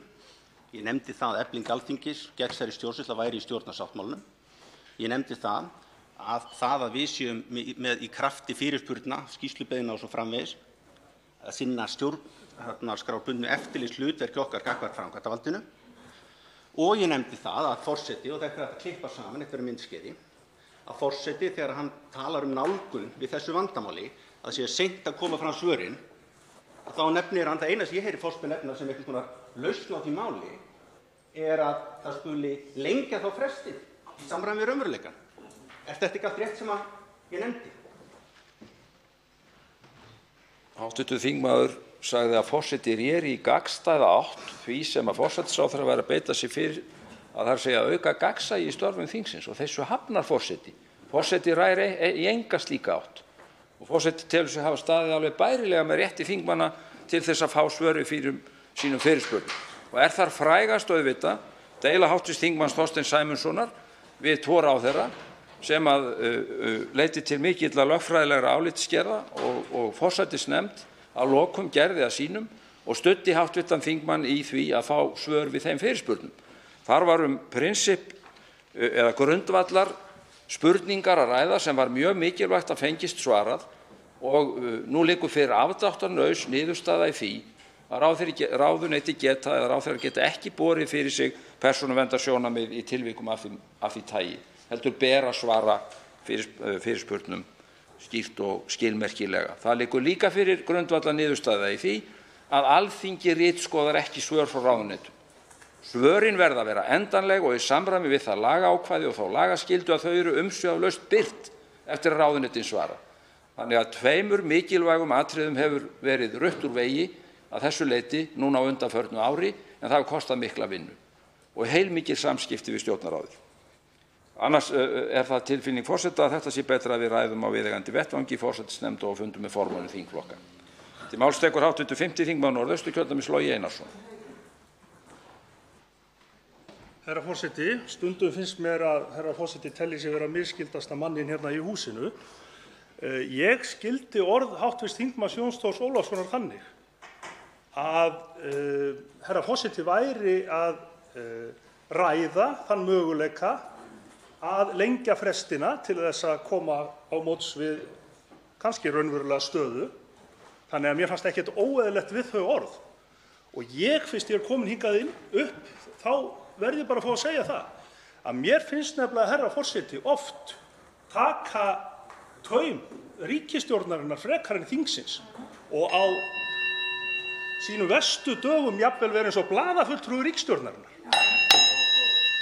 Forseti hvetur hv. þingmann til að íhuga að draga þessi ummæli til baka og biðjast velvirðingar. Svona tala þingmenn ekki við forseta sinn.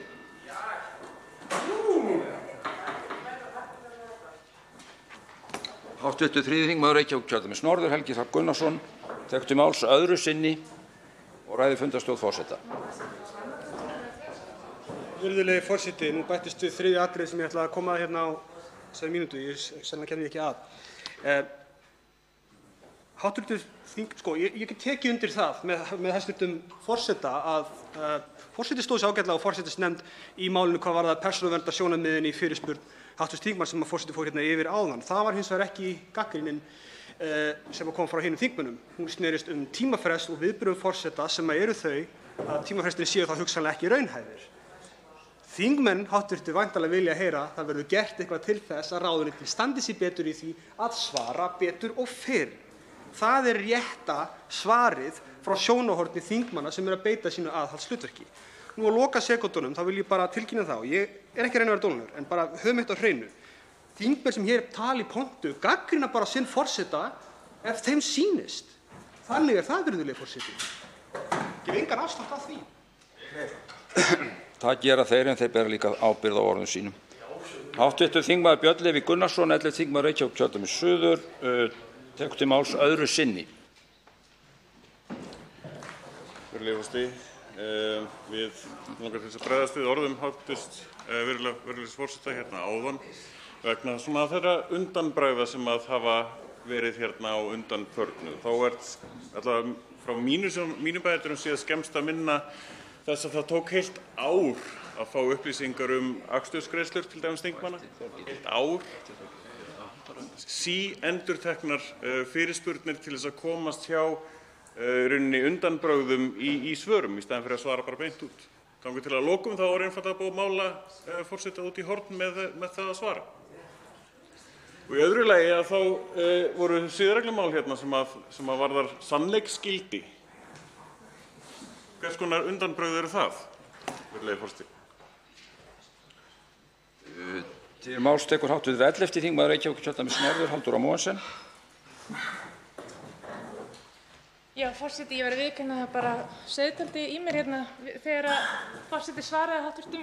þingmanni Loga Einarssyni áðan og mér finnst þetta ekki í lagi. Mér finnst ekki í lagi að upplifa það sem þingmaður. Ég get ekki komið upp í pontu og gagnrýnt forseta án þess að hafa áhyggjur af eða hreinlega vera hrædd við reiðiköstin í hæstv. Forseta sem ég hef því miður lent í áður. Þannig að þetta bara svona dálítið upplifun mín hér og nú að mér finnst bara ekki í lagi þessi viðbrögð og við verðum að fá að koma upp og gagnrýna forseta og fá að tala á þann máta sem við teljum vera skyldu okkar án þess að þurfa að vera hrædd við litla einræðisherrann sem forseti hefur innan með sér. Þetta fer heldur batnandi. Þá tekur til máls 87. þingmaður Suðvesturkjördæmis, Þorgerður K. Gunnarsdóttir.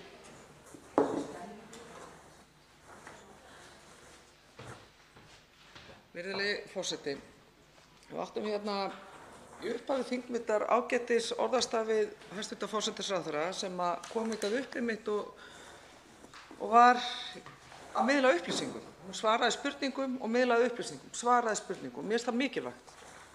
Í því felst meðal annars aðhaldið frá stjórnarandstöðu og það enn skemmtilega ef það ákveðið samtal sem fara af stað, þar sem upplýsingum nákvæmlega miðlað. Og maður verði ekki fogi yfir því að í spurningu felist kannski ákveðið gagnrýni. Kannski á gagnrýni sér einhverja stoð og kannski ekki. Við erum komin hingað upp til þess að sýna fram á það að trekk í trekk allt upp í 79 daga líða þar til að framkvæmdarvaldið svarar fyrirspurnum hér á þingi. Og svo að fara að draga tennurnar úr okkur í stjórnarandstöðunni að koma með yfirlýsingar hugsanlega það að það bara að fara að lengja frestinn. Þegar ekkert kemur frá ríkisstjórninni. Viku eftir viku þá fyllum við þakkarlega upp dagskrána hér á þinginu. Þingmannafrumvarp eftir þingmannafrumvarp. En svo kemur forseti hingað og setur niður við hv. þingmann Loga Einarsson fyrir það eitt að lýsa þeirri sjálfsögðu skoðun sinni á því hvernig forseti hagar hér störfum sínum og fundarstjórn. Og það bara til skammar. Máls tekur hv. 8. þingmaður Suðurkjördæmis, Karl Gauti Hjaltason. Herra forseti, ég vil nú taka undir með þeim þingmönnum sem hafa verið hér að hvetja til þess að skil á svörum við fyrirspurnum verði flýtt og skilvirkni þar verði aukin. Þetta orðið okkar hlutverk til eftirlits með framkvæmdarvaldinu til dæmis það að koma með fyrirspurnir og óska eftir skýrslum. Og þegar lögin eru svona skýr, tala 15 virka daga eða 2 vikur sem ráðherra hefur til að svara og því sjaldan virðist vera framfylgt. Ég meina fyrirspurn sem töluvert eldri en 79 daga. Hún síðan fyrir nóvember í fyrra og hefur ekki enn verið svarað frá hæstv. Umhverfis- og auðlindaráðherra. Þannig að þetta úrræði sem þingmenn hafa til að fá svör hjá ráðherrum við ýmsum málum, það verður auðvitað að vera virt og ég hvet forseta til þess að vinna í þessu með okkur, að framkvæmdarvaldið komist ekki undan þessari sjálfsögðu skyldu sinni. Það nákvæmlega það sem forseti telur sig hafa verið að gera og nákvæmlega það sem á dagskrá til umræðu í nefnd endurskoðun þingskapa. En það heppnaðist ekki vel að vitna til þeirrar umræðna sem þar hafa verið, ágreiningslausar. Þar hafa menn rætt það hvernig megi tryggja meiri skilvirkni í þessum efnum og eitt af því sem vissulega hefur borið þar á góma hvort að þessir frestir séu óraunhæfir eða hvort að þeir eigi að vera öðruvísi útfærðir þannig að þeir séu almennt þeir sem tilgreindir eru í dag en það sé hægt að gera ráð fyrir lengri tíma ef fyrirspurnir eru viðamiklar eða skýrslubeiðnir eru mjög viðamiklar. Það heyrir til algerra undantekninga að skýrslum sé skilað innan þess frests sem þingsköp þó gerir ráð fyrir. Auðvitað ef menn vilja hafa það þannig áfram þá það allt í góðu lagi.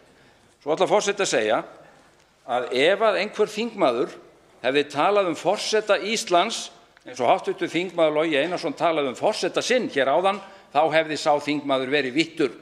Því 91. grein þingskapa stendur að þingmaður sem talar óvirðulega forseta Íslands og svo framvegis. En forseti ætlar að láta þingmönnum sjálfum það eftir hvernig þeir kjósa að tala sinn forseta, það segja forseta Alþingis, og seint þreyttur til vandræða í þeim efnum. Hv. 5. þingmaður Norðausturkjördæmis, Logi Einarsson, kann að hafa talað tvisvar fundarstjórn forseta nú þegar en fær einu sinni enn orðið með leyfi forseta, því honum liggur mikið á hjarta.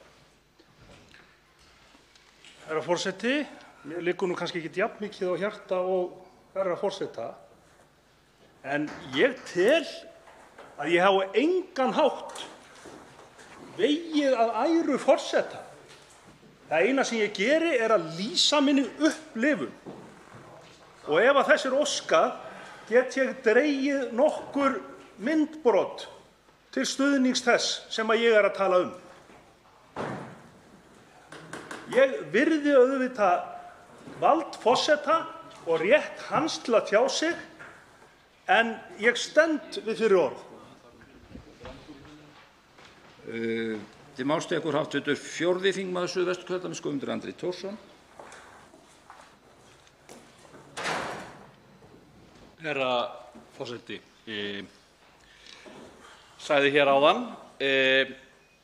forseti telur sig hafa gætt, hvernig sem að því var nú aftur háttað, að herra forseti taldi sig hafa gætt hagsmuna þingsins gagnvart framkvæmdarvaldinu og það allt til góðu lagi með það.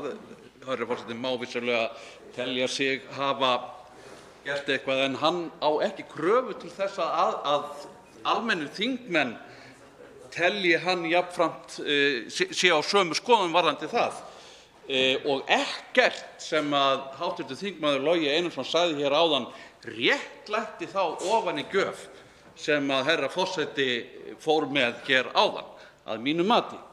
Og herra forsetinn á enga heimtingu á því að almennir þingmenn séu sammála honum störf hans. Þeir fella sína dóma eftir framgöngu forsetans og herra forseti þarf í þessu máli eins og við öll að líta í eigin barm. Þá það hv. 3. þingmaður Norðausturkjördæmis Þorgrímur Sigmundsson.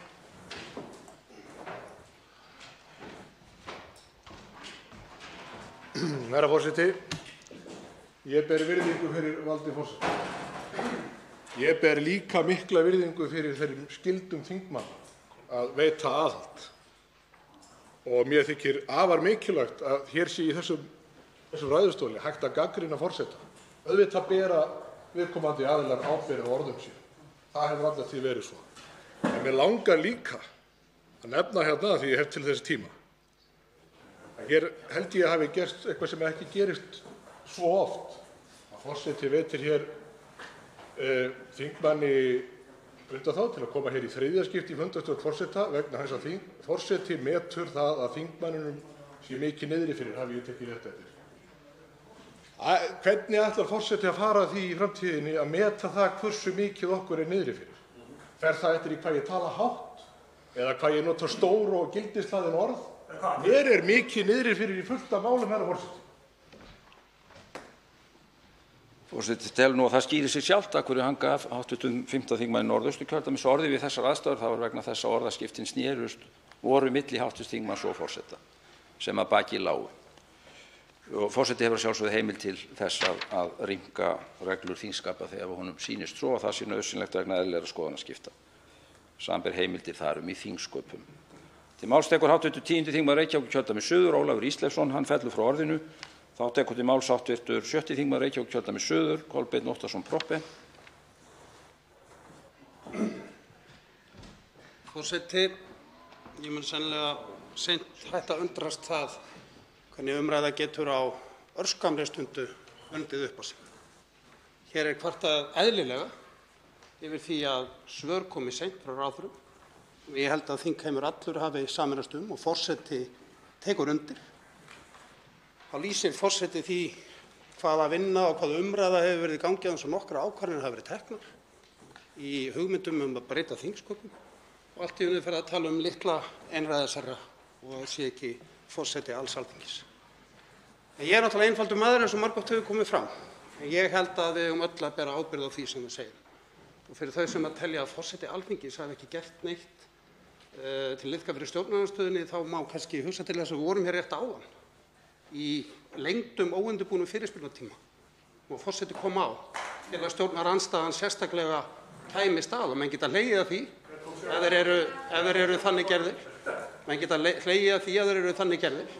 En engu að síður það þannig, hv. þingmaður Logi Einarsson, að fyrirspurnatíminn er lengdur til að allir fulltrúar stjórnarandstöðunnar komist að. Þá er það hv.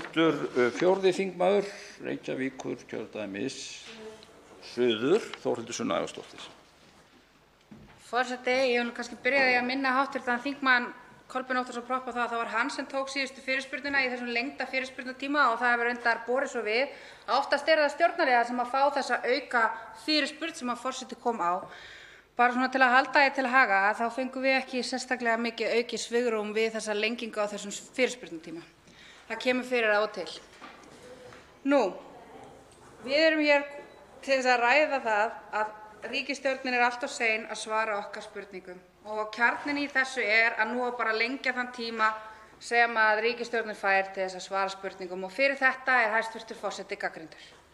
Að það sé stefnan frekar en að leggja harðar að ríkisstjórninni að svara á réttum tíma. Og mér þykir alveg eðlilegt að gagnrýna hæstv. forseta fyrir þá nálgun og mér þykja viðbrögð hæstv. forseta við gagnrýni Loga Einarssonar einkennast af æsingi fremur en málefnalegum rökum. Máls tekur hv. 6. þingmaður Reykjavíkurkjördæmis suður, Kolbeinn Óttarsson Propp, öðru sinni. Forseti, ég átta mig ekki alveg á því hvort að allir átti sig á fyrirkomulaginu á þessum óundirbúna fyrirspurnatíma sem var eins og hér áðan. Til þess að tryggja allir stjórnarandstöðuflokkar komist að með fyrirspurn.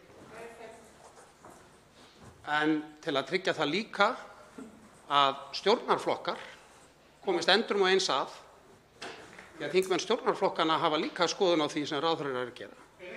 Þá lengdur fyrirspurnatíminn, en þó þannig, hv. forseti, að alltaf komist að það sé ekki tekið af rétti stjórnarandstöðunnar, heldur viðbótin farið til þess að af og til geti stjórnarflokkar spurt og þingmaður utan flokka. Réttur stjórnarandstöðunnar, það var ekki gengið á hann í þessu. Það var ekki gengið, forseti. Ekki samtal. Nei, það var ekki gengið á þann rétt. Heldur bætt við til þess að þyrfti ekki að ganga á þennan rétt. Ég hefði nú haldið að það væri nú bara þakkarvert. Til máls tekur hv. 4. þingmaður Reykjavíkurkjördæmis norður, Helga Vala Helgadóttir. Herra forseti, þetta áhugaverð og misáhugaverð umræða, en ég kom hingað upp bara til þess að benda á að nú eru 43 vikur síðan að ég óskaði eftir skýrslu frá hæstv. Menntamálaráðherra stöðu mála eftir styttingu til stúdentsprófs án þess að hafa fengið svar. Þessi skýrslubeiðni hefur verið flutt tvisvar hér í þingsal vegna þingskapa, en 43 vikur í eina skýrslu sem hefur að sögn hæstv. ráðherra verið unnin allan þennan tíma helst til mikið ílagt og óska ég liðsinnis forseta. Til máls tekur hv. 4. þingmaður Reykjavíkurkjördæmis suður, Þórhildur Sunna Ævarsdóttir, öðru sinni.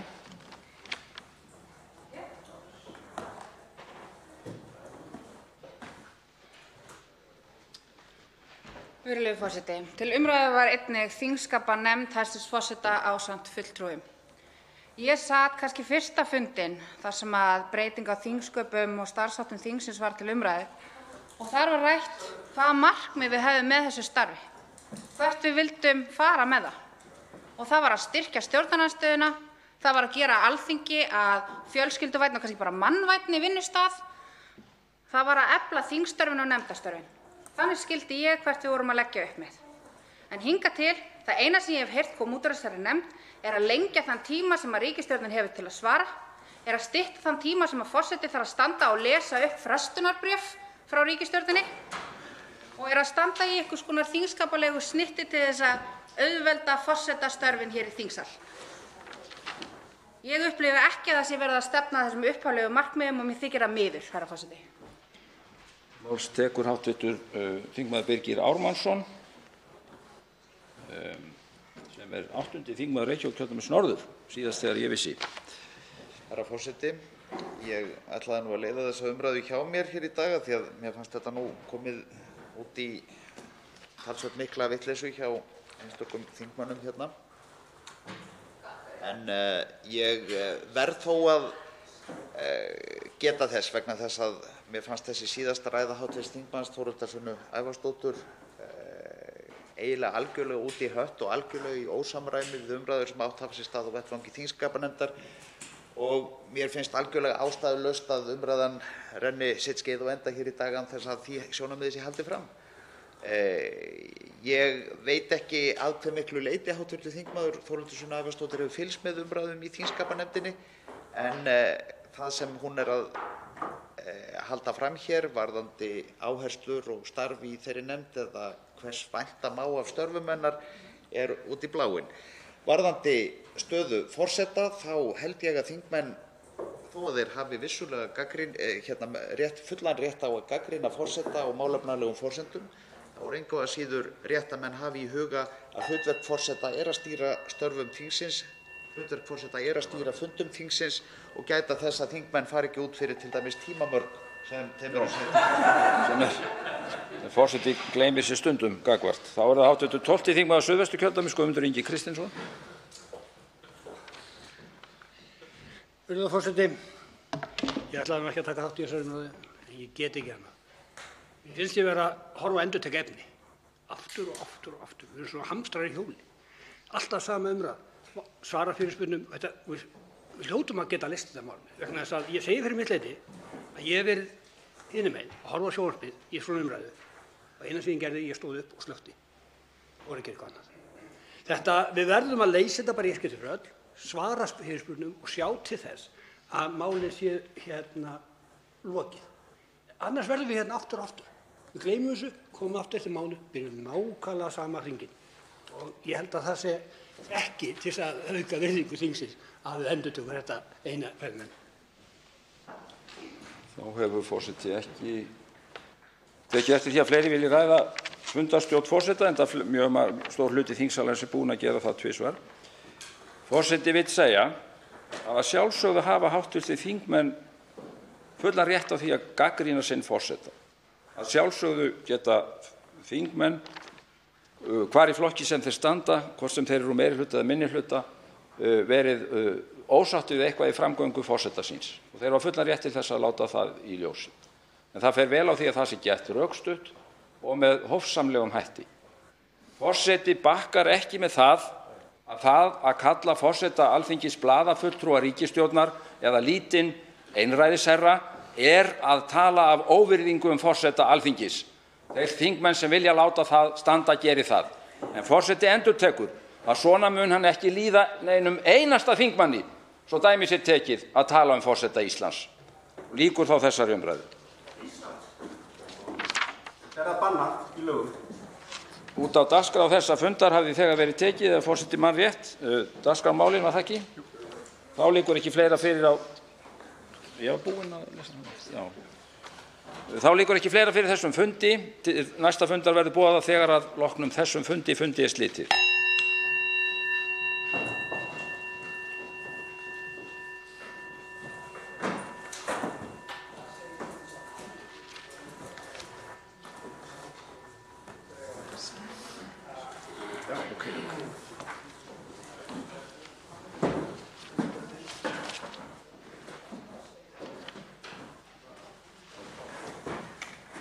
Ég skal bara taka þetta.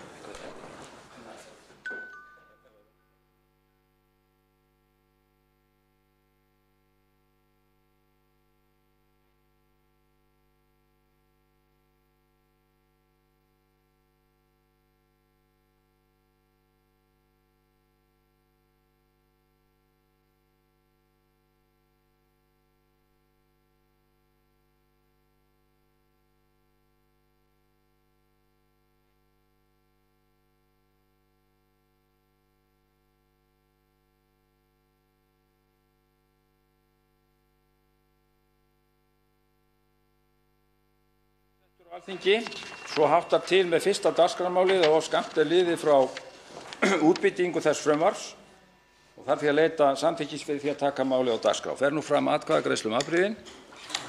Hún hefst núna, nei.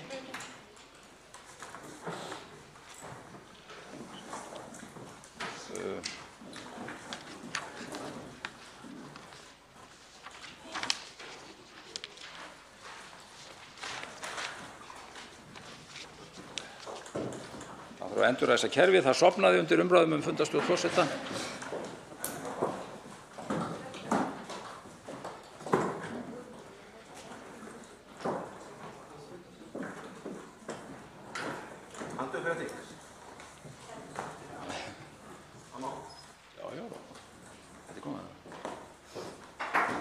Jæja, þá er kerfið vaknað og hefst nú atkvæðagreiðslan afbrigðin.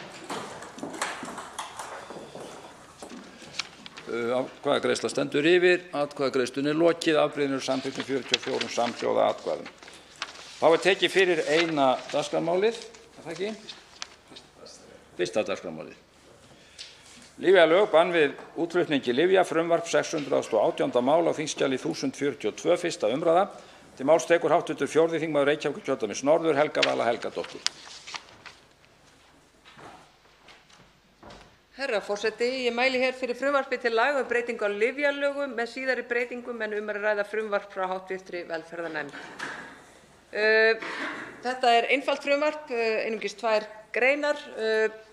Fyrsta grein hljóðast svo: við lögin bætist nýtt ákvæði til bráðabirgða, svohljóðandi: til 31. desember 2020 er Lyfjastofnun heimilt að leggja bann við því að lyfjaheildsalar og markaðsleyfishafar selji eða flytji tilteknar birgðir lyfs úr landi þegar fyrirséð er að slíkur útflutningur geti haft þau áhrif á framboð lyfsins hér á landi að það ógni lífi og heilsu manna eða dýra.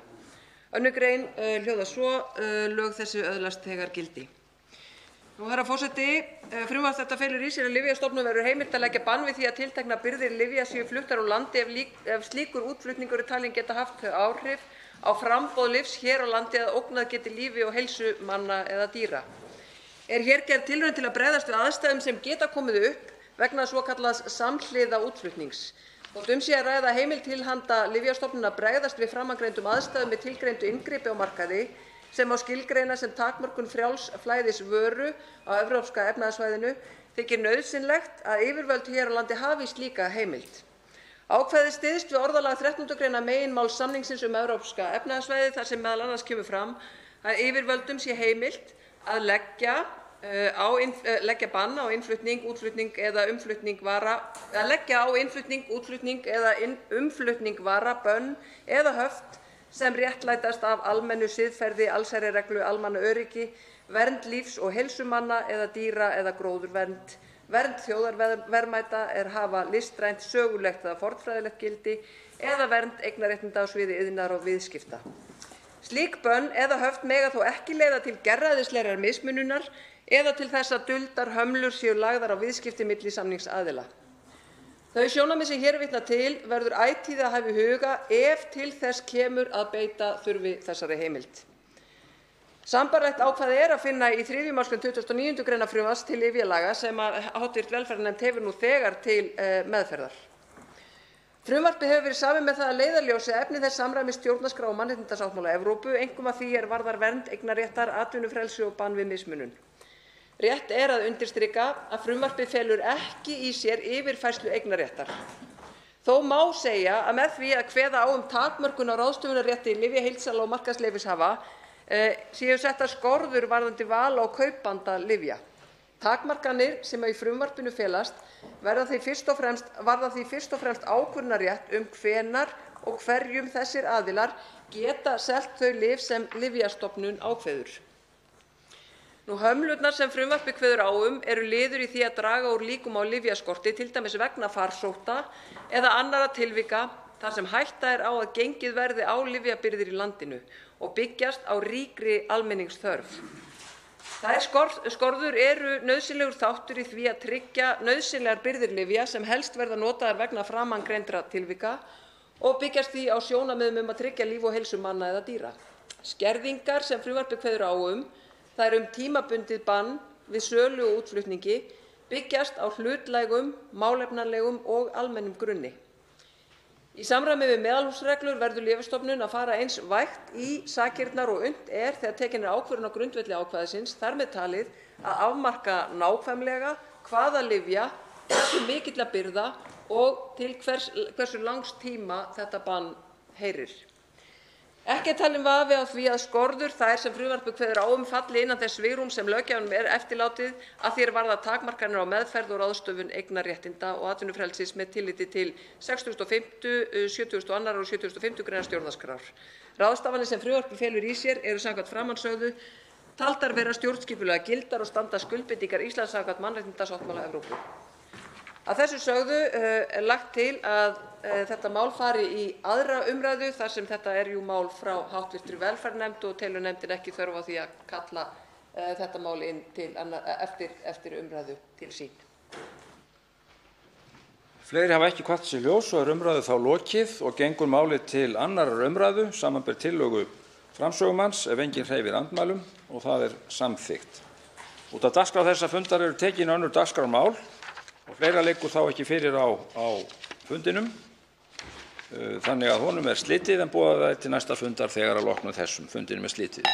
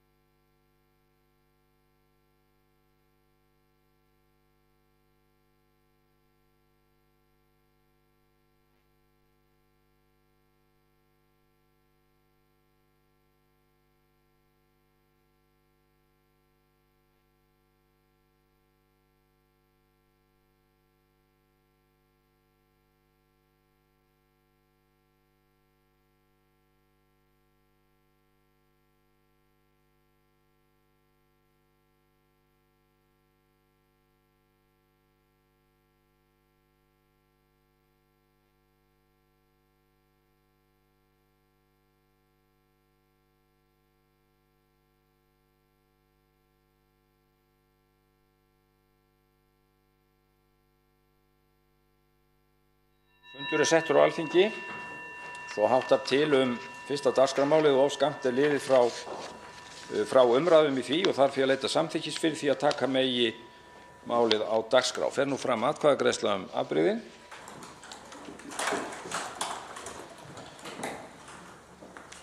Afbrigðin eru atkvæðagreiðsla stendur yfir, atkvæðagreiðslu er lokið, afbrigðin eru samþykkt 43 samhljóða atkvæðum. Þá er tekið fyrir fyrsta dagskrármálið, lyfjalög, bann við útflutningi lyfja, frumvarp 618. mál á þingskjali 1042, önnur umræða.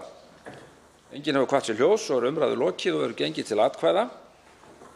Fyrst verður að greidda atkvæði 1. grein og hefst nú atkvæðagreiðslan.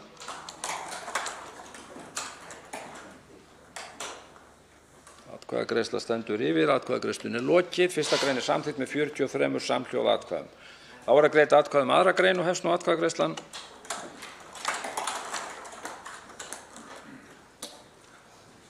Atkvæðagreiðsla stendur yfir, atkvæðagreiðslunni er lokið. 2. grein samþykkt með 43 samhljóða atkvæðum. Fyrirsögnin: frumvarpsins skoðað samþykkt án atkvæðagreiðslu ef enginn hreyfir andmælum. Frumvarpið gengur nú til 3. umræðu og er það samþykkt. Þá er tekið af dagskrá þessa fundar önnur dagskrármál. Liggur þá ekki fleira fyrir á honum. Verður fundinum slitið en boðað er til næsta fundar þegar að loknum þessum. Fundinum er slitið.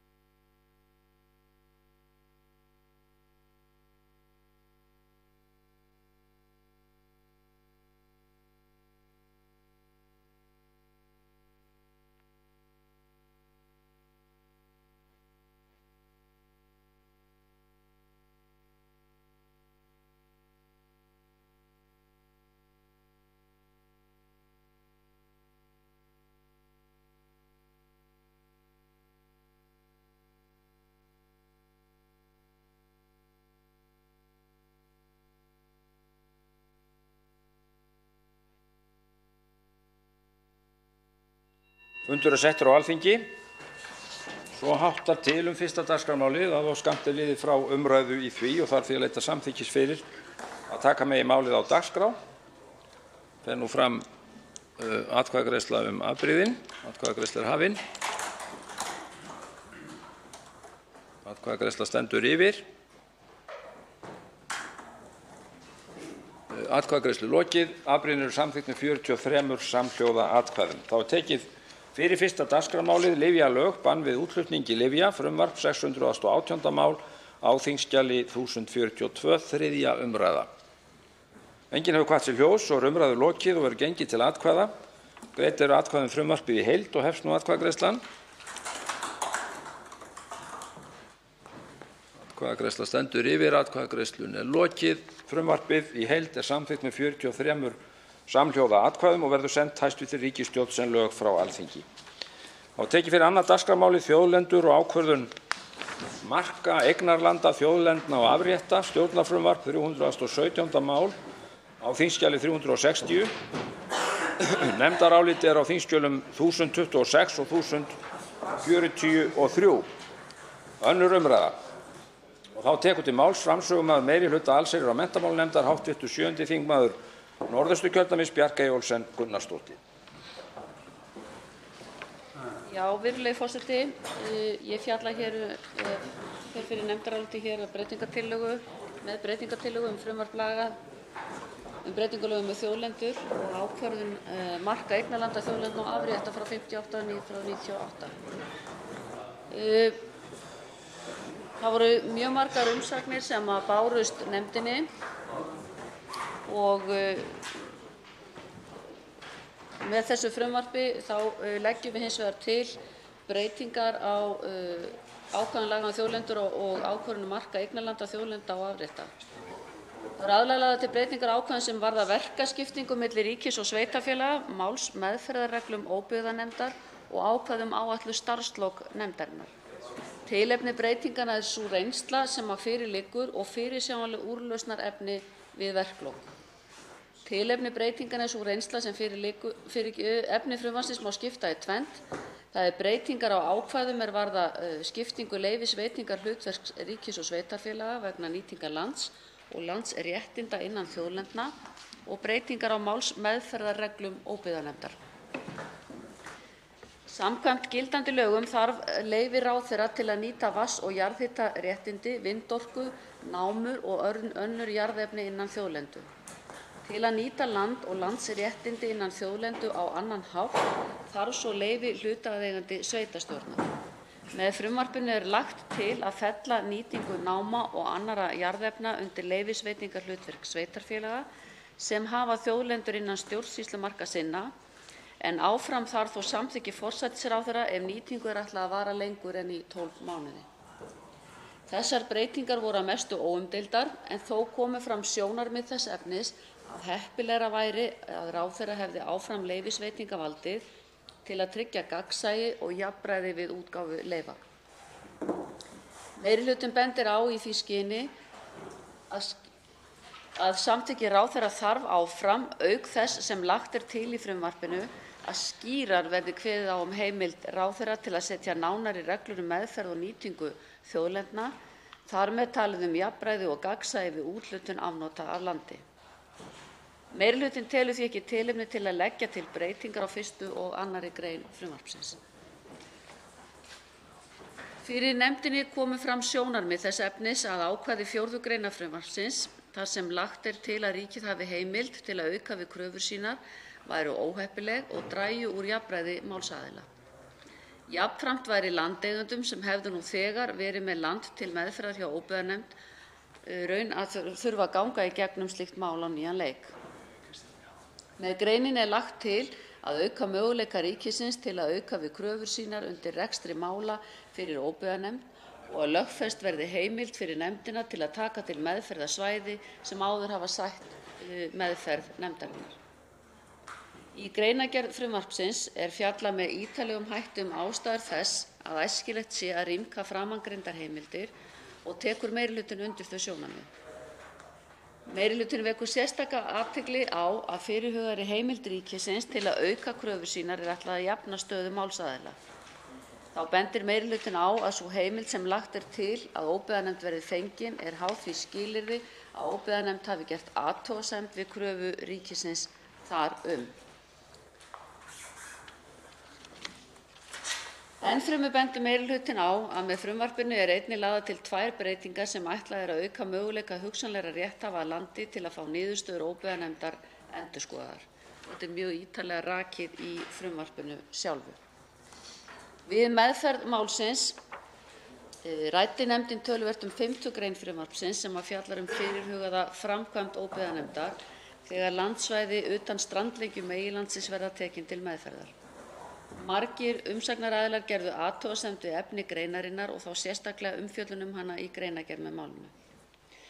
Með 5. grein frumvarpsins er lagt til að nefndinni verði heimilt að hefja málsmeðferð vegna landsvæða utan strandlengju meginlandsins með áskorun að lýsa réttindum en síðar taki við hefðbundin málsmeðferð. Þessari breytingu er ætlað að vera til hagræðingar fyrir óbyggðanefnd og rétthafa þar sem fjöldi eyja, skerja, dranga, hólma og fleira sem nefnd eru landsvæði utan strandlengju meginlands er töluverður auk þess sem þeir aðilar sem í upphafi vekja athygli á réttindum sínum þurfa eftir atvikum ekki að sæta viðameiri málsmeðferð. Umsagnaraðilar gerðu sérstaklega athugasemdir við áhrif 5. greinar frumvarpsins á hagsmuni eigenda sjávarjarða. Í umsögnum kom fram gagnrýni á umfjöllun netlu í greinargerð frumvarpsins og bent var á að miða ætti við ákvæði 2. kapítula rekabálks Jónsbókar þar sem netlög eru miðuð við dýptarreglu, það er dýpt sem miðast við 20 möskva selnet. Af því tilefni bendir meirihlutinn á að réttur til fiskveiða og reka byggist á þessari dýptarreglu en hún kveður ekki á beinan eignarrétt á hafsbotninum innan þeirra netlaga sem þannig eru skilgreind. Umrædd ákvæði Jónsbókar hafa ekki verið felld úr gildi og því kann að vera að eigendur sjávarjarða eigi enn einkarétt til fiskveiða innan þeirra netlaga sem þannig eru afmörkuð samkvæmt Jónsbók. Frumvarpið mun hins vegar engu breyta þann rétt sé hann til staðar, enda felur það ekki í sér breytingar eða afnám á veiðirétti eða annars konar eignarréttindum sem fyrir eru. Með 5. grein frumvarpsins er ekki verið að fella undir lögin svæði sem ekki fellur þegar undir gildissviði laganna. Heldur er einungis verið að leggja til heimild til að haga málsmeðferð þeirra á annan hátt en á meginlandinu. Meirihlutinn ítrekar að sú breyting ætti ekki síst að gagnast hugsanlegum rétthöfum. Það er því mat meirihlutans að efnislega breytinga sé ekki þörf á 5. grein frumvarpsins og eru hér lagðar til minni háttar breytingar til lagfæringar og leiðréttingar sem að sjá og finna má í nefndaráliti meirihlutans. Undir þetta álit skrifa hv. þingmenn Páll Magnússon, Steinunn Þóra Árnadóttir, Þórarinn Ingi Pétursson, Jón Steindór Valdimarsson, Birgir Ármannsson og sú sem hér stendur. Svo er til að 3 hv. þingmenn hafa óskað eftir að veita andsvar og er því ræðutíminn styttur í 1 mínútu í síðara sinnið. Fyrstur til að veita andsvar er hv. 3. þingmaður Suðurkjördæmis, Birgir Þórarinsson. Herra forseti, ég þakka hv. þingmanni framsöguna og það kemur fram við meðferð þessa frumvarps mikil gagnrýni, eins og hv. þingmaður nefndi hér réttilega, á 5. greinina sem fjallar fyrirhugaða meðferð óbyggðanefndar á landsvæðum utan strandlengju meginlandsins eða svokallaðar strandjarðir eða sjávarjarðir. Það sem ég vildi spyrja hv. þingmann út í það eru þessi ummæli sem koma til dæmis fram hjá umsögn samtaka eigenda sjávarjarða sem að furða sig á þessari vinnu og þeim vinnubrögðum sem standi að baki frumvarpinu og vísa þá, eins og hv. þingmaður nefndi í sinni framsögu, sérstaklega í Jónsbókarákvæði frá 1281 dýptarviðmiðun.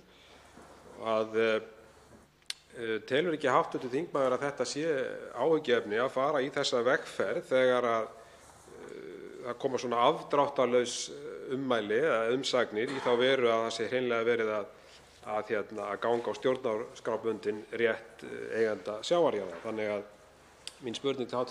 þingmanns er þá þessi að er ekki nauðsynlegt að reyna að ná sátt í þessu máli og þá við eigendur sjávarjarða heldur en að fara í þessa vegferð. Ég minni á að samkvæmt dómi Hæstaréttar frá 1996 að þá er ótvírætt að við ákvörðun netlaga með hliðsjón af fiskveiðirétti landeiganda ber að miða við þessa dýptarreglu sem var nefnd hér áðan í Jónsbókarákvæðinu.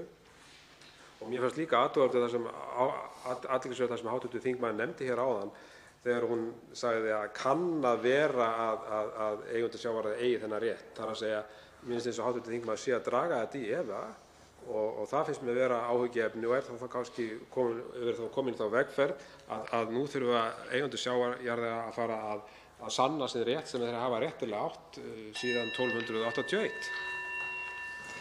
Þá svarar andsvari hv. 7. þingmaður Norðausturkjördæmis Bjarkey Olsen Gunnarsdóttir.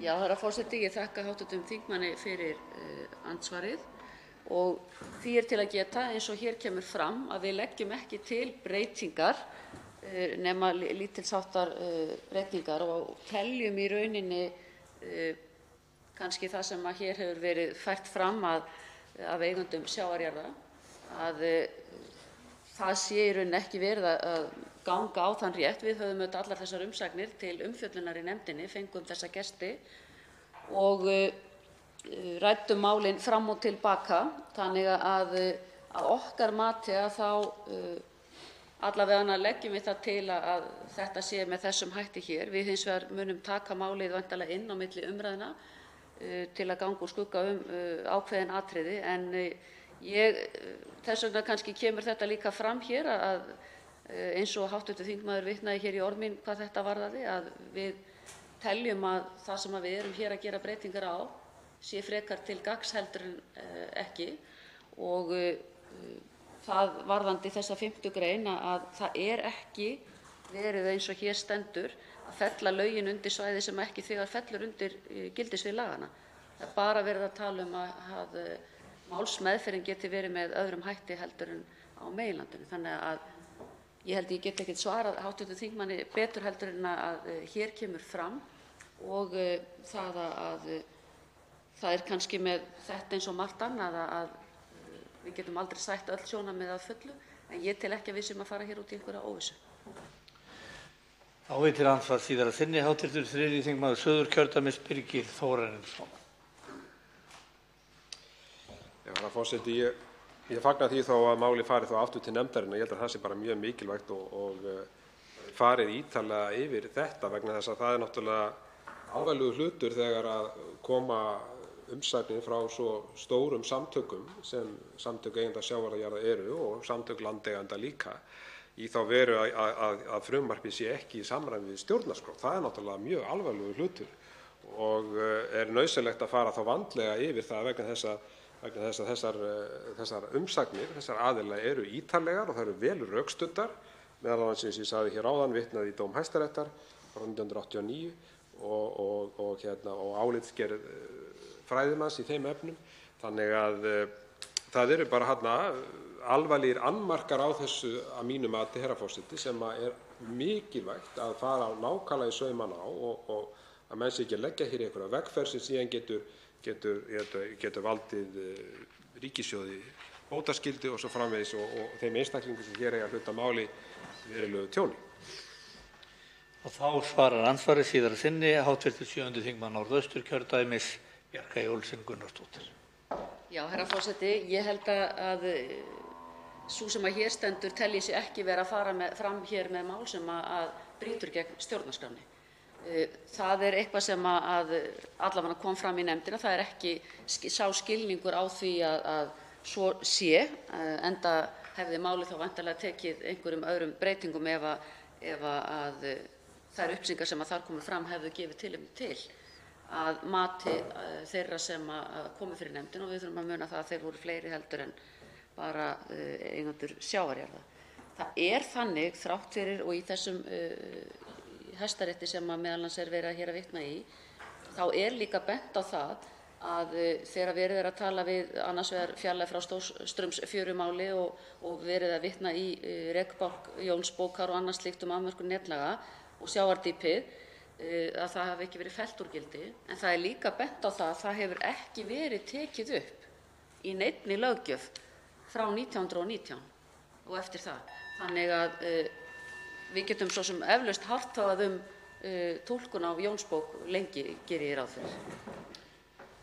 Þá veitir andsvar hv. 8. þingmaður Reykjavíkurkjördæmis norður, Birgir Ármannsson. Herra forseti, í tilefni af þessum orðaskiptum sem hér hafa átt sér stað, þá vildi ég geta þess að það var rætt í nefndinni áður en málið fékk endanlega afgreiðslu síðustu viku að það kæmi aftur til nefndar milli 2. og 3. umræðu, meðal annars til þess að fjalla þau álitamál sem hv. þingmaður Birgir Þórarinsson nefnir hérna og þær athugasemdir sem lúta að stöðu sjávarjarða og þeim réttindum sem þeim fylgja. Önnur atriði sem koma til umfjöllunar í nefndinni varða meðal annars ráðstöfun þess fjár sem aflast vegna nýtingar sem bent er á í a.m.k. einni umsögn að er nokkuð á skjön við það sem upphaflega var ætlað þegar að þjóðlendulögin voru sett 1998, það er að segja að arðurinn af nýtingu þeirra rynni til þjóðlendnanna sjálfra, en auðvitað í millitíðinni hafa átt sér stað breytingar á lögum opinber fjármál sem með einhverjum hætti kunna hafa áhrif á þetta og án þess að nefndin hafi tekið afstöðu til þess hvernig hún hyggst meðhöndla þetta álitamál, þá er þetta líka atriði sem hún telur tilefni til þess að fjalla milli 2. og 3. umræðu. Og ég ger nú ekki sérstaka kröfu það að hv. þingmaður Bjarkey Olsen Gunnarsdóttir bregðist við þessu andsvari mínu eða svari því, en ég vildi bara á þessum stað í umræðunni koma þessu á framfæri að það er ætlunin að taka þessi álitamál til frekari skoðunar milli 2. og 3. umræðu og auðvitað í þá samhengi við þá umfjöllun þá koma auðvitað þær athugasemdir sem koma fram í umræðunni hér í dag til skoðunar ef tilefni er til. Þá svarar andsvari hv. 7. þingmaður Norðausturkjördæmis Bjarkey Olsen Gunnarsdóttir. Já, herra forseti, ég ætla bara samt rétt að koma inn í þetta varðandi einmitt þessar tekjur sem af þessu hljótast eða hafa hlotist, og það er akkúrat eins og hv. þingmaður Birgir Ármannsson nefndi hér að þá breytist þetta með tilkomu laga opinber fjármál. Þannig að það er bætt við lögin þess efnis að tekjum sem til sveitarfélaga falla vegna nýtingar lands og landsréttinda skuli auk annarra verkefna sem þegar eru talin upp í lögunum verja til uppbyggingar innviða- og skipulagsáætlanagerðar. Og ég tel að það sé nú bara mjög brýnt í ljósi fjölgunar ferðamanna og annarra slíkt sem við heimsækja þjóðlendurnar og þetta álag sem því fylgir og annað slíkt sem við þekkjum. Og svo eru þetta skipulagsáætlanagerð grundvöllur þess að góð stefnumótun eigi sér stað uppbyggingu innviða innan þjóðlendnanna. Ég ætla nú bara rétt að drepa á þetta án þess að einmitt að gera kröfu það að við því verði brugðist. Og þá veitir andsvar síðara sinni eða ekki. Hv. þingmaður fellur frá rétti til andsvars öðru sinni. Þá veitir andsvar hv. 1. þingmaður Reykjavíkurkjördæmis suður Sigríður Á. Andersen.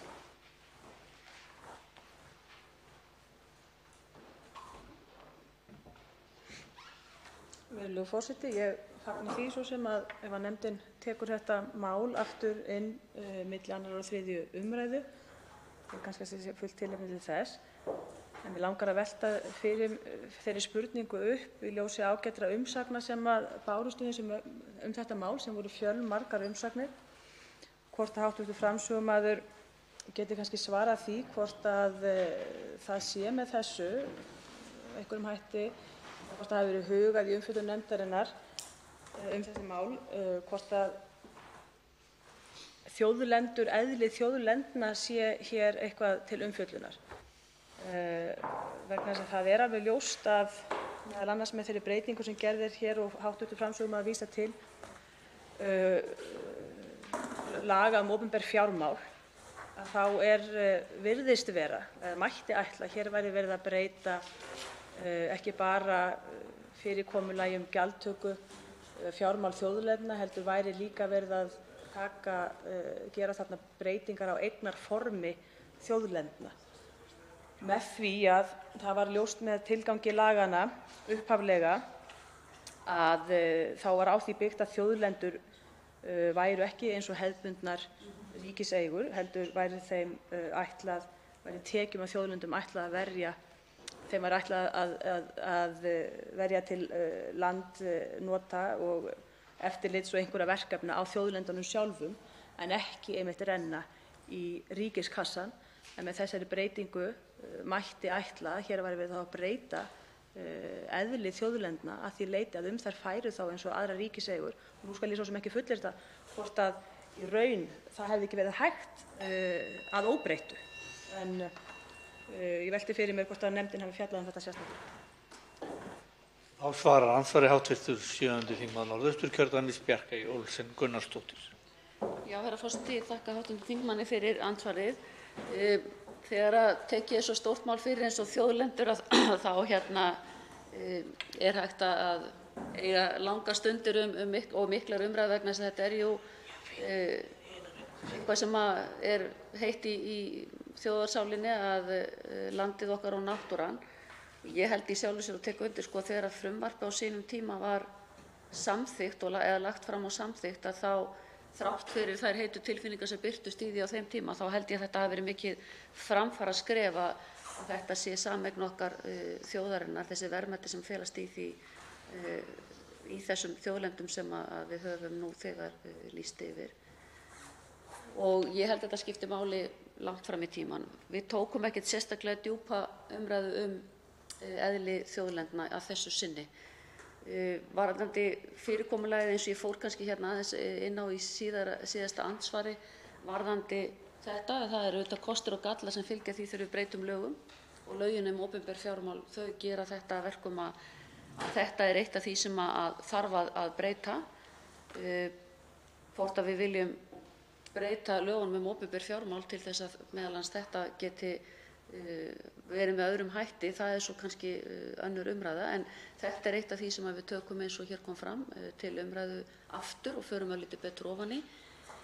Ég held að, eins og ég sagði, að þó að ríkið fái til sín þessar tekjur, að þá eru þetta bæði innviða- og skipulagsáætlun í því fólgin, meðal annars í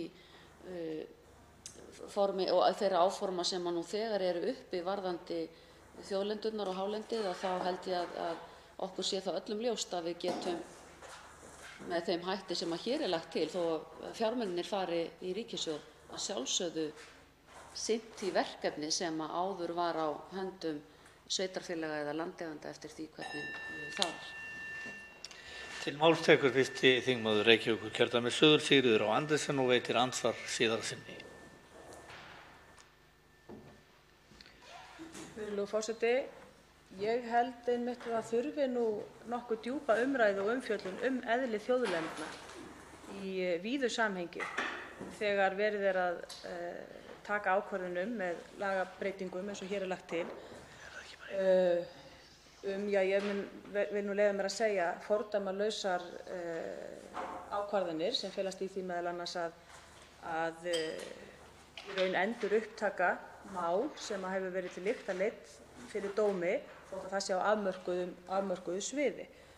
Og í ljósi þeirra umsagna og áhalda lögmæti þess sem lýtur að sjávarlóðum og almenningi í stöðuvötnum, þá held ég að það þurfi minnst að liggja mjög ljóst fyrir hvaða skilning hv. þingmenn eru að leggja í hugtakið þjóðlendur og hvaða réttindi og skyldur þar þeim fylgja. Og það varðar líka eignarheimildir þá ríkisins á þessum þjóðlendum. Og þá svarar andsvari síðara sinni hv. 7. þingmaður Norðausturkjördæmis, Bjarkey Olsen Gunnarsdóttir. Já, herra forseti, það kom fram í máli forsætisráðherra við fyrstu umræðu þessa máls meðal annars varðandi hlutverk ríkisins sem landeiganda, sem þjóðlendueiganda, að henni þætti það mjög mikilvægt að ríkið gæfi út eigendastefnu fyrir þjóðlendur og ég held að það sé alveg hægt að taka undir það. Ég er ekki kannski sammála hv. þingmanni hér varðandi það að hér sé fortakslaust verið að skerða rétt þeirra sem nú þegar hafa gert kröfur áður og það kom fram hjá nefndinni að það væri ekki verið að tala um mál sem fallið hafa dómar í eða annað slíkt sem að ætti að rýra rétt þeirra sem hefðu farið í gegnum allt það ferli hér áður. Það væri ekki meiningin að þau mál yrðu upptekin og mér finnst það mjög ágætlega skýrt í frumvarpinu og það er áréttað hér í nefndarálitinu okkar að það er alls ekki verið að stefna að því að taka upp mál sem nema að komi fram ný gögn eða eitthvað, að það sé ekki lokað á það aldur og ævi. Það getur verið í báða áttir. Andsvörum lokið. Til máls tekur hv. 4. þingmaður Norðvesturkjördæmis, Bergþór Ólason.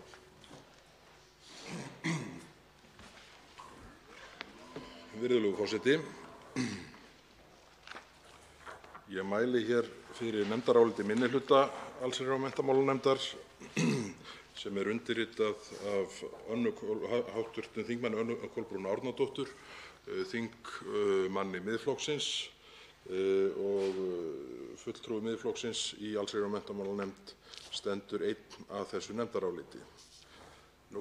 Það er skemmst frá því að segja að við meðferð frumvarpsins kom fram mikil gagnrýni á 5. grein þess sem fjallar fyrirhugaða meðferð óbyggðanefndar á landsvæðum utan strandlengju meginlandsins. Umsagnaraðilar gerðu sérstaklega athugasemdir við áhrif 5. greinar og hagsmuni eigenda sjávarjarða vegna skilgreiningar og greinargerð frumvarpsins á hugtakinu netlög. Minnihlutinn tekur undir framangreinda gagnrýni og telur að miða ætti við ákvæði 2. kapítula rekabálks Jónsbókar þar sem netalög eru miðuð við dýptarreglu. Minnihlutinn leggur áherslu á að leita sé í hvívetna við að virða eignarrétt landeigenda. Í frumvarpinu er lagt til að fella brott 3. málslið 4. málsgreinar 3. greinar laga um þjóðlendur og ákvörðun marka eignarlanda, þjóðlendna og afrétta, þar sem fram kemur að tekjum af leyfum vegna nýtingar þjóðlendna skuli varið til hliðstæðra verkefna innan þjóðlendna. Minnihlutinn telur að skoða þurfi betur sjónarmið sem fram komu í umsögn málið þess efnis að með breytingunni sé ekki eingöngu verið að leggja til breytingar á gjaldtöku heldur á eignaformi þjóðlendna. Breytingin leiði til þess að sérstaða þjóðlenda meðal eigna ríkisins verði minni en áður. Minnihlutinn telur að skoða verði gaumgæfilega hvort tilefni sé til að breyta eignaformi þjóðlenda með þessum hætti og lýsir strax verulegum efasemdum slík sjónarmið. Þá tekur minnihlutinn undir með Landssamtökum landeigenda sem benda í umsögn sinni á að þær breytingar sem frumvarpið leggur til séu að meginstefnu til óþarfar og fyrst og fremst til þess fallnar að auka umsvif ríkisins á kostnað eignarréttar landeigenda. Þetta felst meðal annars í því að með frumvarpinu er lagt til að ríkið fái heimildir til að auka við kröfur sínar jafnframt sem óbyggðanefnd verði heimilt að taka til meðferðar svæði sem áður hafa sætt meðferð hennar að vissum skilyrðum uppfylltum. Í umsögn samtakanna kemur fram að þessar breytingar séu til þess fallnar að viðhalda óöryggi landeigenda gagnvart ríkinu og skerða það traust sem þó hafi myndast milli ríkis og landeigenda á þeim svæðum sem tekin hafa verið til meðferðar óbyggðanefndar nú þegar. Minnihlutinn tekur undir með Landssamtökum landeigenda og telur að miklir hagsmunir séu fólgnir í því að viðhalda friði og sátt milli ríkis og landeigenda. Að lokum áréttar minnihlutinn að eignarrétturinn er friðhelgur samkvæmt 72. grein stjórnarskrárinnar og að virða verði eignarrétt landeigenda eftir fremsta megni. Með hliðsjón af framangreindu getur minnihlutinn ekki stutt að frumvarpið nái fram að ganga. Undir þetta ritar fyrirsagði hv. þingmaður Miðflokksins Anna Kolbrún Árnadóttir, fulltrúi í allsherjar- og menntamálanefnd. Það er þannig í þessu máli að umsagnirnar eru margar og gestir sem komu fyrir nefndina, margir umsagnaraðilar voru kallaðir fyrir nefndina, en mig langar að vekja hér sérstaklega athygli á nokkrum nokkrum atriðum í umsögnum og langar mig þá fyrst að koma inn á gagnrýni á 5. greinina þar sem og dreipa hér á 3 umsögnum sem bárust til nefndarinnar. Fyrst vil ég nefna umsögn Bjarna M. Jónssonar sem eigandi sjávarjarðar og sérfræðingur í haf- og strandsvæðastjórnun. En í umsögn Bjarna M. Jónssonar segir með leyfi forseta: Í raun 5. greinin óþörf og mikið auðveldara væri að fylgja gildandi lögum þar sem fram kemur að landamerki sjávarjarða eru dýptarviðmið samkvæmt Jónsbókarlögum, sem 4 faðmar eða 6,88 metrar út frá meginlandi, hólmum, skerjum, dröngum og steinum sem upp úr sjó rísa á Stórstraumsfjöru. Að öllum líkindum netalega skilgreining Jónsbókar besta, einfaldasta og eðlilegasta skilgreining á landamerkjum jarða sem óbyggðanefnd hefur fengist við hingað til, þar sem hún alls staðar svo sama hringinn í kringum landið. Seinni tíma lög sem miða við fjarlægðarregluna 60 faðma eða í dag 115 metra frá Stórstraumsfjöruborði mega vera þarna en alltaf hlýtur það sem lengra nær að ráða því hvað gert innan svæðisins. Það er menn geta ekki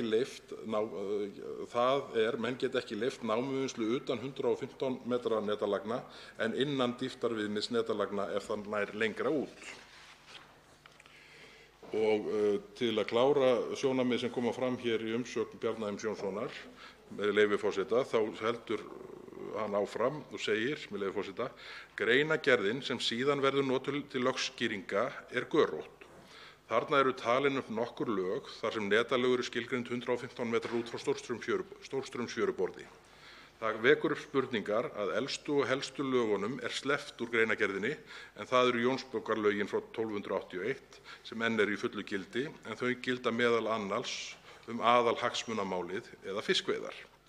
Áhyggjur höfunda greinargerðarinnar að það sé mikil vinna að eiga við þetta gef ég ekki mikið fyrir því þetta liggur allt á borðinu nú þegar bundið í lög. Tilvitnun í Bjarna M. Jónsson lýkur. Til viðbótar við þetta vil ég vekja sérstaklega athygli á umsögn Björns Samúelssonar sem eigandi jarðarinnar Höllustaða í Reykhólahreppi og hann segir hér með leyfi forseta: Því harðlega mótmælt að læða eigi þessari breytingu inn með óljósum upplýsingum sem ekki koma fram í frumvarpsdrögunum sjálfum, heldur einungis í skýringum með frumvarpinu sem eru svo þvældar og erfiðar yfirlestrar að flestir gefast upp á lestrinu sem kannski ætlunin. Hér undirbúin bótalaus eignaupptaka af hálfu ríkisins sem kemur sérlega illa við landeigendur sjávarjarða, sérstaklega í og við Breiðafjörð þar sem munur á flóði og fjöru getur nálgast 6 metra þegar stórstreymt og mælt frá þeirri fjöru út á 6,88 metra dýpi.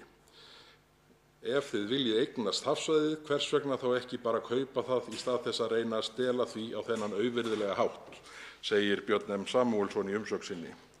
Og svona fyrir áhugasama þá vísar Björn hér í álit Skúla Magnússonar, lektors við lagadeild Háskóla Íslands sem hann vann í september árið 2001, vinni nefndar endurskoðun laga stjórn fiskveiða og stjórnskipulega vernd fiskveiðiréttar sjávarjarða.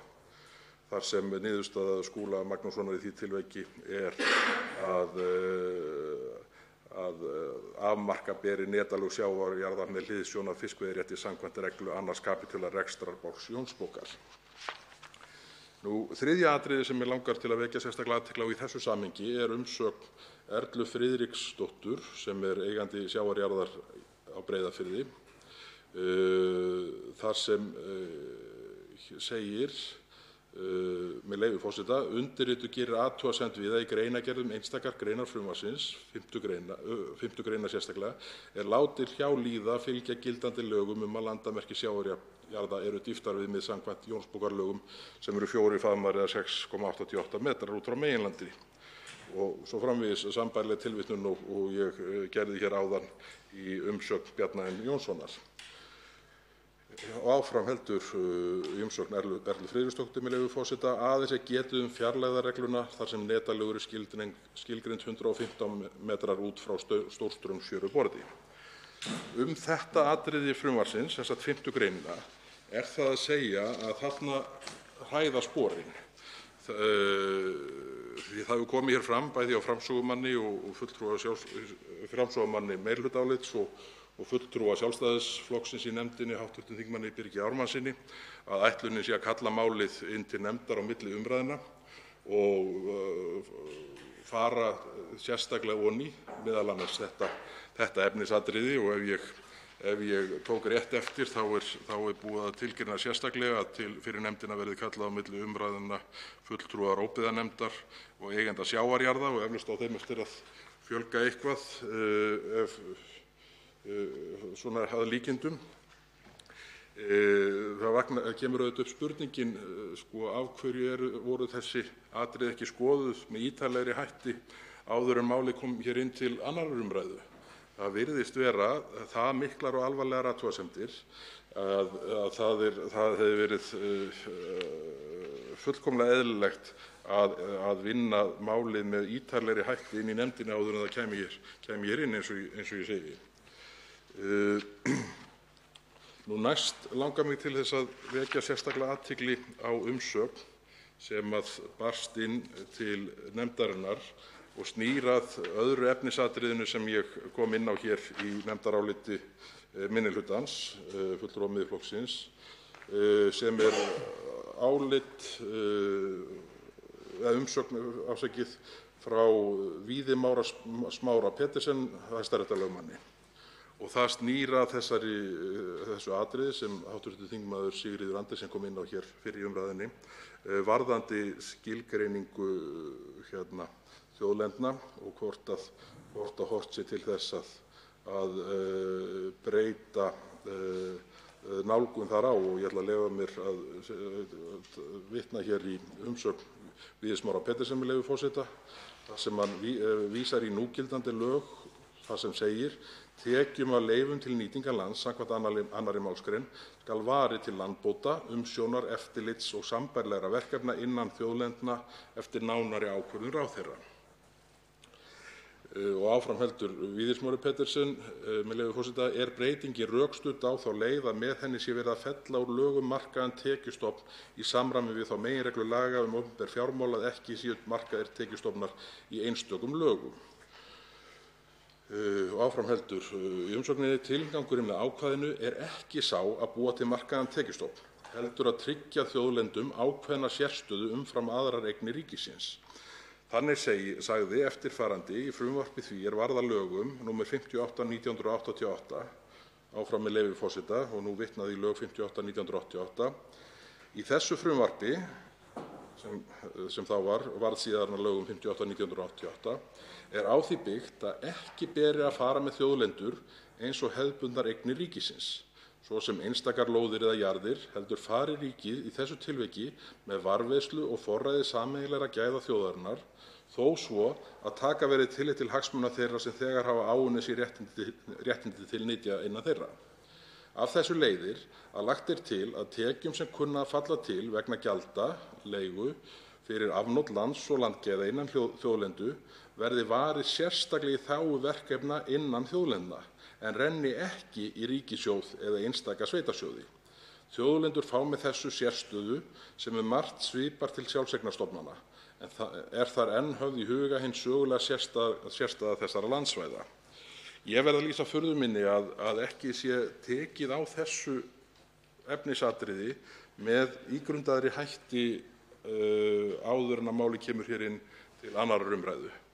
Það blasir við að hugsunin á bak við þessa útfærslu í lögunum frá 1998 er ekki á þann máta að hér sé að ræða hefðbundinn markaðan tekjustofn eins og margir þeirra eru sem aflagðir hafa verið í tengslum við innleiðingu nýrra laga opinber fjármál.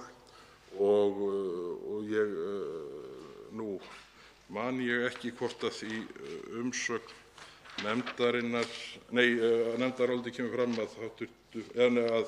að Víðir Smári Petersen lögmaður hafi komið fyrir nefndina. Jú, hann kom fyrir nefndina, en það hlýtur að umsagnaraðilinn hafi komið fyrir nefndina hlýtur að þýða það á þessu stigi málsins líti nefndin svo á að sjónarmið umsagnaraðilans séu ekki þeirrar gerðar að ástæðu til að taka tillit til þeirra. og við það vil ég gera miklar athugasemdir á þessum tímapunkti. Þriðja atriði sem mig langaði til að koma inn á hér stuttlega eru athugasemdir í umsögn Landssamtaka landeigenda frumvarp til þeirra laga sem hér er fjallað um. Með leyfi forseta þá byrjar umsögnin með þessum hætti: Landssamtökin telja þær breytingar sem lagðar eru til að stærstum hluta óþarfar og að tillögurnar hafi verið unnar fyrst og fremst í þeim pólitíska tilgangi að leitast við að auka völd og yfirráð opinbers valds, það er ríkis og sveitarfélaga, á kostnað eignarréttar landeigenda. Tilvitnun lýkur. Það er auðvitað þannig að í þessu máli, umsögnunum sem fyrir liggja, þá er alltumlykjandi þessi sókn ríkisins sem hefur nú oft verið kallaðar árásir í gegnum allan þann árafjölda sem að þjóðlendumál hafa verið til meðhöndlunar á grundvelli laganna frá 1998, að það er þessari nálgun hins opinbera hefur stundum verið líkt við plöntuna í litlu hryllingsbúðinni sem fær aldrei nóg. Og nú er gengið svo langt að ætlunin virðist vera sú að óbyggðanefnd fái að taka upp mál sem þegar hafa verið að mati manna leidd til lykta. Og ég verð hér við þetta tækifæri að gera athugasemd við að mál hafi verið skilið við það atriði á þeim nótum sem nú liggur og að það verði skoðað sérstaklega þegar málið fer inn til nefndar á milli 2. og 3. umræðu.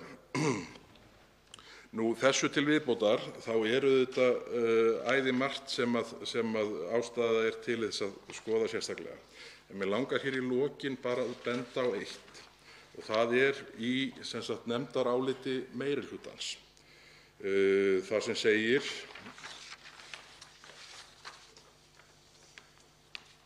undir málsmeðferð óbyggðanefndar millifyrirsögninni, með leyfi forseta: Fyrir nefndinni komu fram sjónarmið þess efnis að ákvæði 4. gr. frumvarpsins, þar sem lagt er til að ríkið hafi heimild til að auka við kröfur sínar, væru óheppileg og drægi úr jafnræði málsaðila. Jafnframt væri landeigendum sem hefðu nú þegar verið með land til meðferðar í óbyggðanefnd raun að þurfa að ganga í gegnum slíkt mál á nýjan leik. Með greininni er lagt til að auka möguleika ríkisins til að auka við kröfur sínar undir rekstri mála fyrir óbyggðanefnd og að lögfest verði heimild fyrir nefndina til að taka til meðferðar svæði sem áður hafa sætt meðferð nefndarinnar. Ég bara skora á hv. allsherjar- og menntamálanefnd að stíga nokkur skref til baka þarna, reyna að nálgast málið með þeim hætti að forsvaranlegt sé gagnvart landeigendum og að herða ekki enn á þeim miklu kröfum sem að miðað hefur verið við í rekstri þjóðlendumála á fyrri stigum. Og það er auðvitað öllum ljóst, eins og kemur nú bara fram hér í niðurlagi nefndarálits meirihlutans, að sjónarmið eru mjög skipt í þessum efnum. Mikil gagnrýni á 5. greinina, þar sem landeigendur vísa til Jónsbókarákvæða hvað dýptarviðmið varðar, í stað þess að eingöngu sé horft á lengdarviðmið. Og bara að endingu vil ég segja að ég tel algjörlega nauðsynlegt og gott að heyra að það hefur þegar verið ákveðið að kalla málið inn á milli umferða, en þá vil ég leyfa mér að gagnrýna að þetta hafi ekki verið unnið dýpra, ef svo má segja, og tekið tillit til sjónarmiða landeigenda í meira mæli en raunin virðist vera. Og þetta ég vona að þegar kemur að málið kemur hér inn til 3. umræðu, ef ekki fer svo vel að það sofni inn í nefnd, þá verði búið að taka tillit til þessara þátta. Því að okkur verður að bera gæfa til þess að standa vörð eignarrétt eiganda sjávarjarða í þessu tilviki og auðvitað hvar sem hann kann að vera með þeim hætti sem eðlilegt er. Og okkur verður á einhverjum tímapunkti að takast að hætta að líta á það sem sjálfsagðan hlut að ríkisvaldið hagi sér eins og plattan í litlu hryllingsbúðinni. Einn hv. þingmaður hefur óskað eftir að veita andsvar. Það er hv. 8. þingmaður Reykjavíkurkjördæmis norður, Birgir Ármannsson. Herra forseti. Í tilefni af ræðu hv. þingmanns Bergþórs Ólasonar þá vildi ég náttúrulega bara ítreka það sem áður hefur komið fram að það stendur fullur vilji til þess af hálfu allrar nefndarinnar, bæði meirihluta og minnihluta, að taka málið aftur inn milli umræðna til þess að fara yfir ákveðin álitamál sem hér hafa komið fram í umræðunni. Ég get tekið undir það með hv. þingmanni að það er mikilvægt að það sé ekki verið að róta upp nýjum álitamálum vegna mála sem þegar hafa gengið sig í gang og fengið niðurstöðu og víða land eru það auðvitað svo að það er að komast á þokkaleg ró eftir töluvert umrót sem fylgdi vinnu óbyggðanefndar og úrskurðum sem varða þjóðlendur á síðustu 20 árum eða svo. Og það er ekki ætlun meirihluta þessarar nefndar að vera að efna til ófriðar eða stuðla að því að það verði efnt til ófriðar að þessu leyti áfram. Þess vegna auðvitað er mikilvægt að fá fram sjónarmið í þessari umræðu og nefndin hefur síðan tekið það á sig að fara í gegnum það milli 2. og 3. umræðu hvaða athugasemdir eru réttmætar og hverjar hugsanlega eru þess eðlis að þær byggja á óþarflega mikilli tortryggni. En ég held engu að síður að það sé gagnlegt fyrir okkur að fá þessa umræðu fram og fá þau sjónarmið fram sem hér koma til umræðu. En ég ítreka það sem ég sagði hér áðan, að það er ekki ætlunin af hálfu meirihlutans í allsherjar- og menntamálanefnd að stuðla að ófriði að þessu leyti og það er heldur ekki ætlunin að skerða eignarréttindi sem varin eru af lögum og stjórnarskrá. Þá svarar andsvari hv. 4. þingmaður Norðvesturkjördæmis, Bergþór Ólason. Virðulegur forseti. Það var nú í sjálfu sér ekki neitt sem ég ætla að bregðast við í andsvari hv. þingmanns Birgis Ármannssonar, annað en að bara fagna því að nefndin sé svona, ég leyfi mér að segja, strax á þessum tímapunkti nálgist hún málið með þeim hætti að það verði tekið að því er virðist til raunverulegrar efnislegrar meðferðar aftur á milli umræðna. Því að stundum er það nú þannig að efnisleg umræða verður mjög takmörkuð og svona þingmenn háttvirtir upplifa að mál séu kölluð inn til nefndar til málamynda frekar en annað. En ég bara vil ítreka, ég er ánægður að heyra þann tón sem kom fram í máli hv. þingmanns Birgis Ármannssonar. Við verðum að einsetja okkur í þessu máli að virða þau eignarréttindi sem til staðar eru samkvæmt stjórnarskrá og svona stíga helst 1–2 skref til baka hvað ásælni hins opinbera varðar í eignarlönd bænda. Og hv. 8. þingmaður Reykjavíkurkjördæmis norður veitir ekki frekari andsvör en hv. þingmaður mun flytja ræðu. Hv. 8. þingmaður Reykjavíkurkjördæmis norður. Hann fellur frá orðinu. Þá tekur til máls hv. 3. þingmaður Suðurkjördæmis, Birgir Þórarinsson.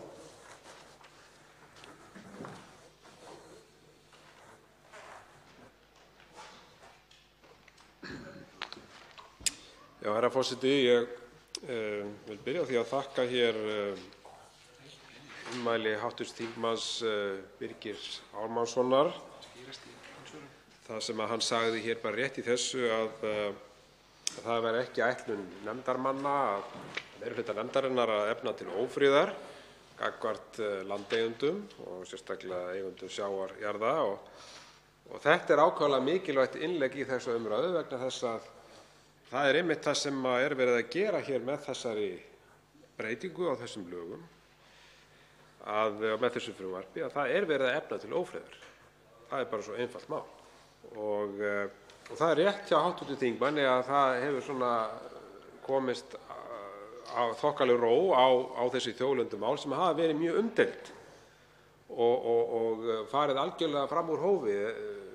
Það stóð til að þetta tæki bara fáein ár að fara í þessi mál en þau eru orðin rúmlega 20 og í þessu sambandi má einnig benda á að bændum var lofað því að þetta þyrfti ekki að standa straum af kostnaði við þessi málaferli en það var nú ekki staðið við það. Fjölmargir bændur á lögbýlum hafa þurft að leggja út fyrir umtalsverðan kostnaði sem ekki hefur fengist til baka eins og lofað var og það rétt að halda því til haga hér og svo það komi fram í þessari umræðu. En hv. þingmaður Bergþór Ólason hann rakti hér nokkrar umsagnir sem mjög mikilvægt að komi fram og ég vil taka undir það sem hv. þingmaður sagði hér áðan þegar hann lagði áherslu á það að það nauðsynlegt að vinna þetta mál mun betur og ég fagna því eins og ég nefndi hér áðan að málið skuli fara á milli umræðna til nefndar aftur. Það er algjörlega nauðsynlegt en það sýnir náttúrulega líka það bara að undirbúningur málsins var engan veginn nægilega vandaður og þess vegna hefur nefndin fengið þetta í fangi með þessum hætti núna og er svona að reyna að klóra í bakka með það að það verði farið yfir þessa hluti betur.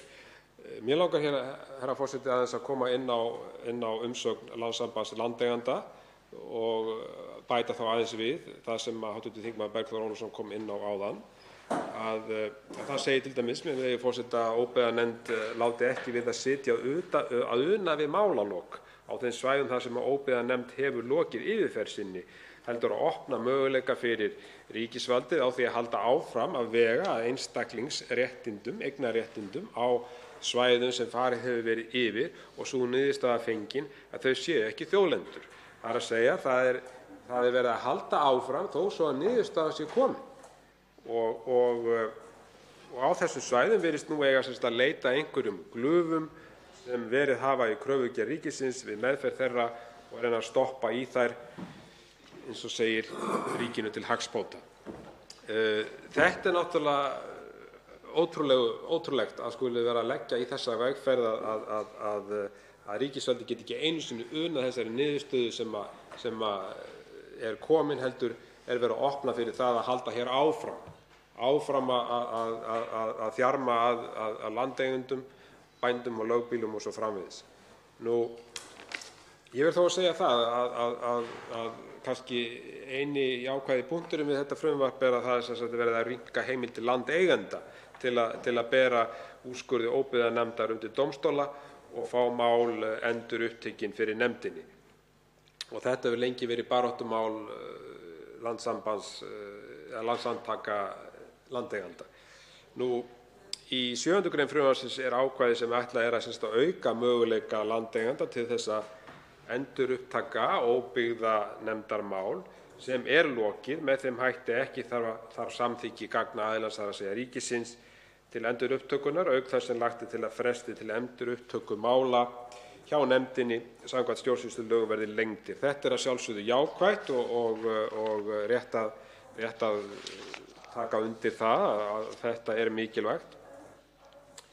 En sem sagt að meginefnið er sem sagt að það er verið að rýmka þessar tillögur í frumvarpinu eru sem sagt að rýmka heimildir ríkisins til þess að gera á ný kröfur á eignarlönd og það er sem sagt verið að sem er öllu leyti til hagsbóta fyrir ríkisvaldið. Og ef þetta nær fram að ganga þá er náttúrulega verið að draga úr jafnræði málsaðila en með þeim er sem sagt verið að rýmka jafnframt heimildir ríkisins til að auka við kröfur undir rekstri mála hjá óbyggðanefnd og leggja fram nýjar kröfur eftir að meðferð óbyggðanefndar er lokið. Það er hægt að halda því til haga.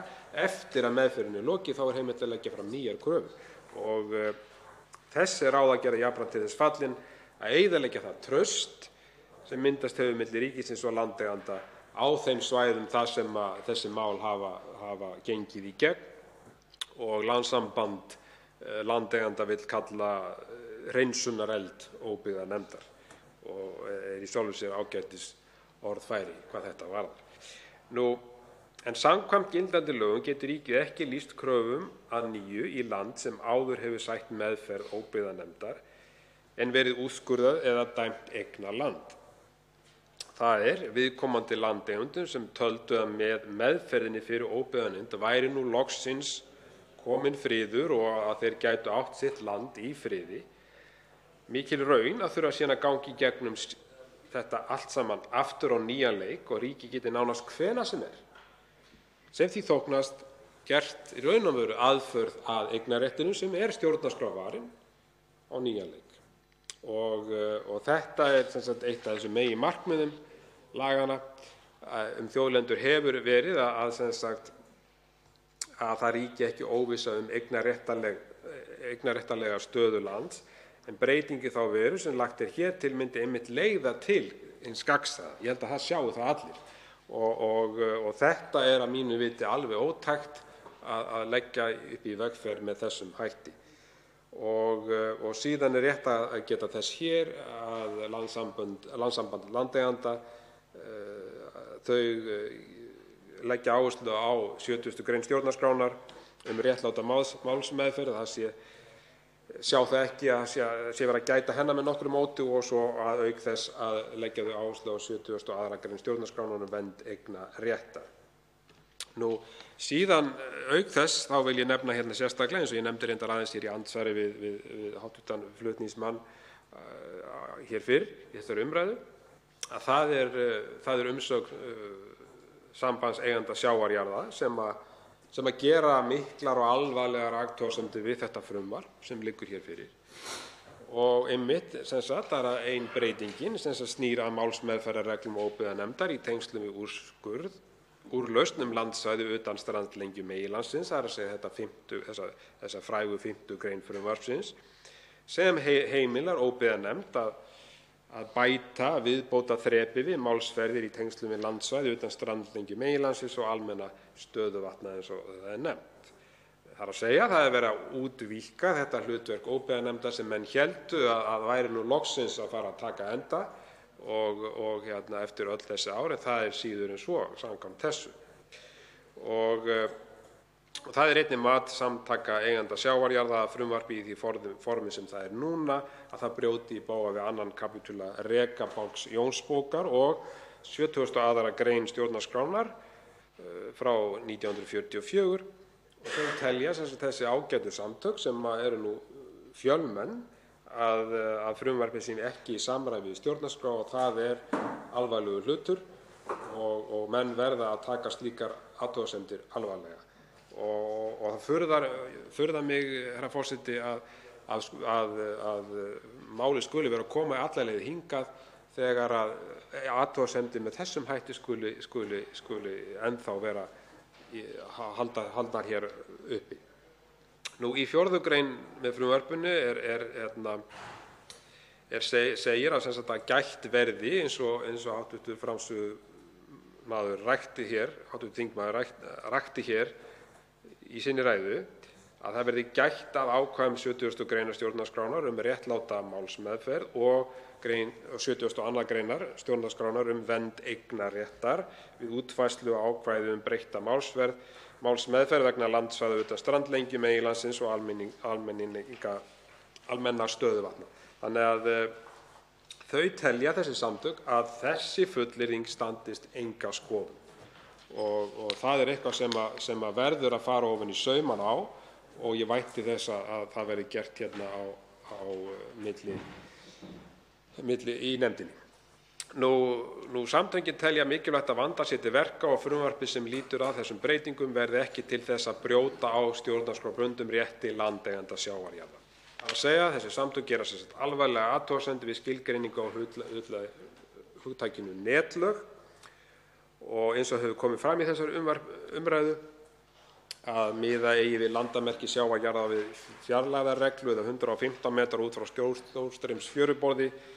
Þau telja það samtökin eigenda sjávarjarða að þetta sé alls ekki rétt og þarna eigi að miða við 2. kapítula rekabálks Jónsbókar, það er að segja miða við ákveðna dýpt sjávar en ekki fjarlægð frá landi.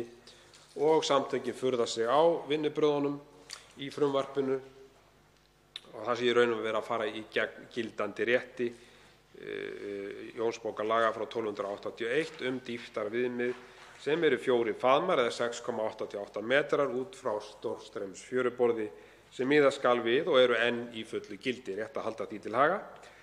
Og í upplýsingu því í raun og veru bótalaus eignaupptaka af hálfu ríkisins sem með öllu óheimil og kemur sérlega illa við landeigendur sjávarjarða og sérstaklega í og við Breiðafjörð. Þannig að hér nú bara mjög alvarlegar athugasemdir á ferðinni og síðan vitna samtökin í dóm Hæstaréttar frá 1996, eins og ég rakti hér aðeins fyrir umræðinu, að það sem sagt ótvírætt að við ákvörðun netlaga með hliðsjón af fiskveiðirétti landeiganda bera miða við dýptarreglu Jónsbókar en ekki fjarlægðarregluna eins og lagt upp með hér. Þannig að þessu sögðu, herra forseti, að þá ljóst að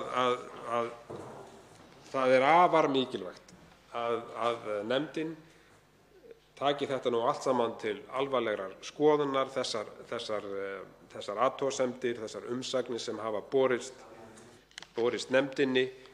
Ég hef rakið hér 2 slíkar og fleiri þingmenn hafa komið hér inn á. Hv. þingmaður Bergþór Ólason rakti hér einnig umsagnir sem eru á sama veg. Þannig að það bara mjög brýnt á þetta verði hlustað vegna þess að það er mikið í húfi, og þetta getur valdið upp staðið ef ekki vandað nógu vel til verka hér ríkissjóði bótaskyldu og þeim aðilum sem hér eiga að máli miklu tjóni. Þannig að ég vænti þess að nefndin leggist nú vandlega yfir þetta og komist að niðurstöðu sem er ásættanleg. Þá veitir andsvar hv. 6. þingmaður Reykjavíkurkjördæmis norður, Steinunn Þóra Árnadóttir. Herra forseti, ég kem hér upp í andsvar vegna þess að mér finnst hér vera höfð uppi ansi stór orð í umræðunni. Þingmaður Birgir Þórarinsson talar að hér sé verið að stoppa í glufu ríkinu til hagsbóta. Einnig hefur verið talað ásælni í eignarlönd bænda, að það sé það sem sé verið að gera með þessu afleiðingin af þessu frumvarpi. Og ég kem nú fyrst og fremst upp hér í andsvör til þess að mótmæla þessu. Líkt og segir í greinargerð með frumvarpinu þá megintilgangurinn með lagasetningunni að greitt verði úr óvissu eignarrétt á landi og það gengur auðvitað báða bóga og ástæða þykir til að taka nokkur ákvæði laganna til endurskoðunar, sérstaklega í ljósi reynslunnar af verkaskiptingu milli ríkis og sveitarfélaga og einnig þar sem sér fyrir endann á starfi óbyggðanefndar. Málin sem eru eftir eru að stóru leyti þau mál sem að liggja kannski ekki hvað beinast við og eru flókin og erfið úrlausnar. Það hefur verið farið ágætlega yfir það að hv. þingmaður Bjarkey Olsen Gunnarsdóttir gerði það hér í framsöguræðu sinni, fór yfir það að ákvæði í Jónsbók hafa ekki verið felld úr gildi, heldur gildi þau nú þegar. Þannig að ég get ekki séð að það þurfi endilega að gera neina sérstaklega umræðu við því. En það sem hins vegar verið að gera að það verið að bæta inn aukastigi þar sem verið að draga úr því mikla umfangi sem þarf núna til gagnasöfnunar, þar sem að sumt af því lýtur að eyjum og skerjum liggur núna hreinlega fyrir. Og ég vil spyrja hv. þingmann, þó svo að þetta andsvar mitt hafi nú kannski fyrst og fremst verið til þess að auka hér og skýrleggja, hvort hann telji þetta bændum ekki vera til hagsbóta. Þá svarar andsvari hv. 3. þingmaður Suðurkjördæmis, Birgir Þórarinsson. Herra forseti, því ég fljóti svara hv. þingmaður að ég tel þessi málaferli sem ríkisvaldið hefur lagt í og staðið fyrir í meira en 20 ár, ég tel að þau séu ekki landeigendum eða bændum til hagsbóta. Þvert á móti hefur þetta skapað bændum og lögbýlum ómældar áhyggjur og kostnað sem ekki sér enn fyrir endann á. Og ég minni á, eins og ég sagði hér í ræðu minni í upphafi, að því var trúað af hálfu bænda að þetta væri einungis til þess að skýra svona nauðsynlega óvissu og svo framvegis, og bændur þyrftu ekki að hafa nokkra áhyggjur af kostnaði hvað þetta varðar, vegna þess að þeir kæmu til með að fá það allt saman endurgreitt. Þvert á móti þá var ekkert staðið við það. Það eru bara fjölmargir bændur í þessu landi sem hafa þurft að leggja út í ómældan kostnað vegna þessa málaferla ríkisins og hafa ekki fengið það endurbætt. Og það er nauðsynlegt að skerpa á því, og nefndin ætti að taka það sérstaklega til athugunar hvort það væri ekki rétt að ríkisvaldið myndi nú koma inn í þann kostnað og greiða bændum tilbaka þennan kostnað sem þeim var lofað í upphafi en ekki hefur verið staðið við. Ég held að sé rétt að halda þessu til haga, hv. þingmaður. Auk þess, eins og ég nefndi hér áðan, að það er verið með þessu frumvarpi, þá er verið að opna fyrir það að ríkisvaldið geti haldið áfram að vinna í þessum málum þó svo að niðurstaða sé komin.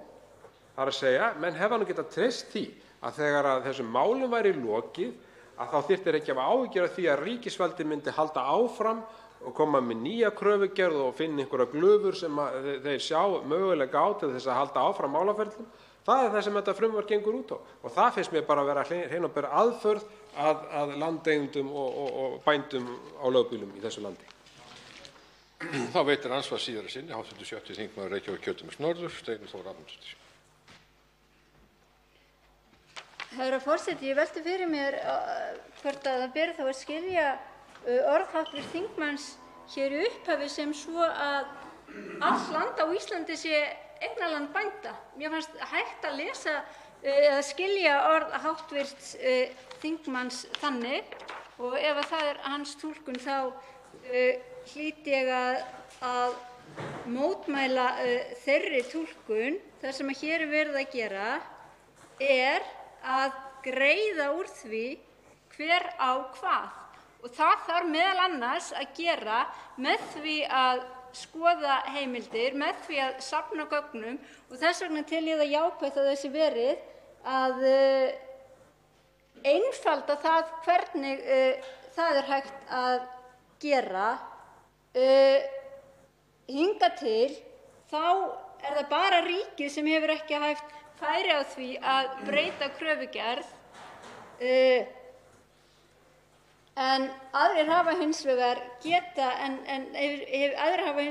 gert það, þannig að það þarf auðvitað að vera eitthvað jafnræði hér á báða bóga, og ég tel að það sé það sem við erum að gera með þessu frumvarpi. Það er að tryggja jafnræði og að það sé hægt að klára þau erfiðu mál sem út af standa þegar kemur að því að marka það hvað eru þjóðlendur og hvað ekki. Eðli málsins samkvæmt var byrjað á því sem var auðveldast. Það erfiða er eftir, og þá þurfum við að hafa skýrt verklag það hvernig það er gert. Og ég held að með þessum frumvarpi sé bara verið að taka mjög mikilvægt skref í þá átt að gera það, en líkt og fram hefur komið þá verður málið tekið hér inn á milli umræðu, svo kannski verður skerpt á einhverjum hlutum, en ég endurteki til að í grunninn sé hér hið besta mál að ræða. Svarar andsvari síðari sinni hv. 3. þingmaður Suðurkjördæmis, Birgir Þórarinsson. Herra forseti, ég þakka hv. þingmanni. Það sem ég átti við varðandi þessa vegferð, það er að segja, hv. þingmaður spurði sérstaklega að því hvort að hún teldi það að ég væri þeirrar skoðunar að bændur ættu í raun og veru allt land og væri ekki til neitt sem heitir þjóðlenda.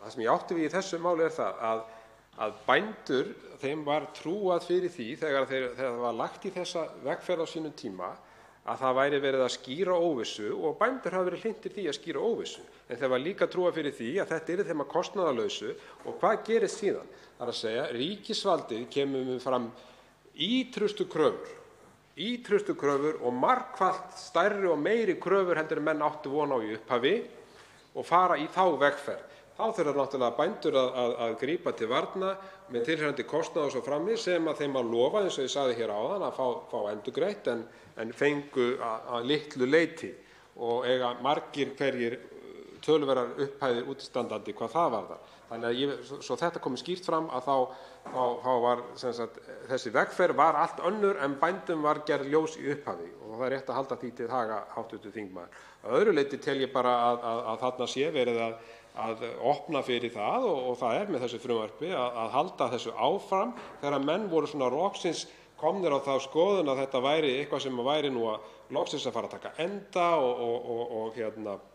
og komið svona hálfgerð ró yfir þetta eins og hv. þingmaður Birgir Ármannsson nefndi hér réttilega, en mér skýnist bara að stefna sig sú að það sé verið að efna hér til ófriðar hvað þetta varðar vegna þess að það er alveg ljóst að þá greinilega að halda þessu máli áfram og það á að fara að snúa sér að sjávarjörðunum sem menn náttúrulega alls ekki von á og þar er eins og ég segi verið að miða við skýringar sem standast engan veginn og eru á skjön við Jónsbók og svo framvegis. Þannig að það er bara margt í þessari vegferð sem er bara algjörlega óforsvaranlegt að mínu mati.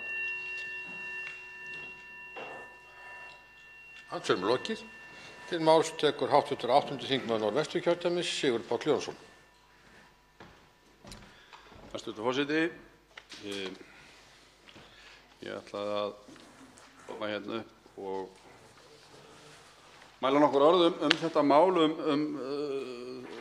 í framhaldi af þessum framsögu þessara nefndarálæta frumvarpið þjóðlendur og ákvörðun mörkun eignarhluta og mér finnst þessi umræða hafa verið mjög fín og hún hefur svona svolítið róað minn hug líka það að þetta mál verður tekið inn í nefnd á milli umræðna og fjalla meira það og svo kom hérna fram í andsvörum og meðal annars hjá hv. þingmanni Birgi Ármannssyni að það væri stefnan að þetta mál fengi réttláta og rólega lúkningu. Það hefur nú búið að koma hér fram í framsögum og ræðum þar sem að stakk mig í augun við lestur þessa máls og þá snýr það helst að sem sagt sjávarjörðum og eyjum og skerjum og það kom nú fram í framsögu nefndarálits hjá hv. þingmanni Bergþóri Ólasyni þar sem hann las minnihlutaálit allsherjar- og menntamálanefndar þar sem hv. þingmaður Anna Kolbrún Árnadóttir var skrifuð undir og ætla ég ekkert að endurtaka það en það er áhyggjur sem að maður sér að eru í umsögnunum og eru að mínu áliti allar réttmætar þá vekur það furðu hjá mér að þetta mál skuli vera komið á þennan stað miðað við þær umsagnir.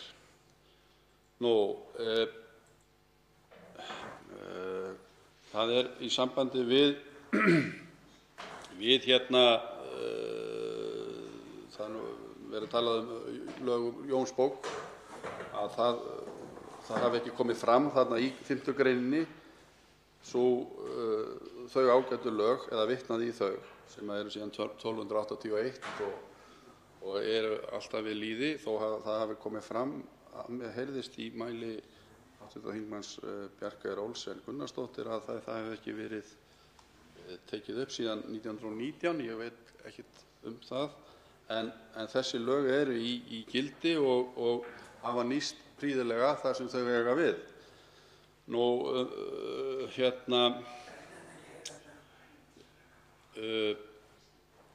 Mér langar aðeins að vitna hérna í texta sem var í einni umsögn, ég er nú bara með það hérna í símanum. Það kemur fram að það sé getið fjarlægðirreglunar þar sem netalög eru skilgreind 115 metrar út frá stórstraumsfjöruborði.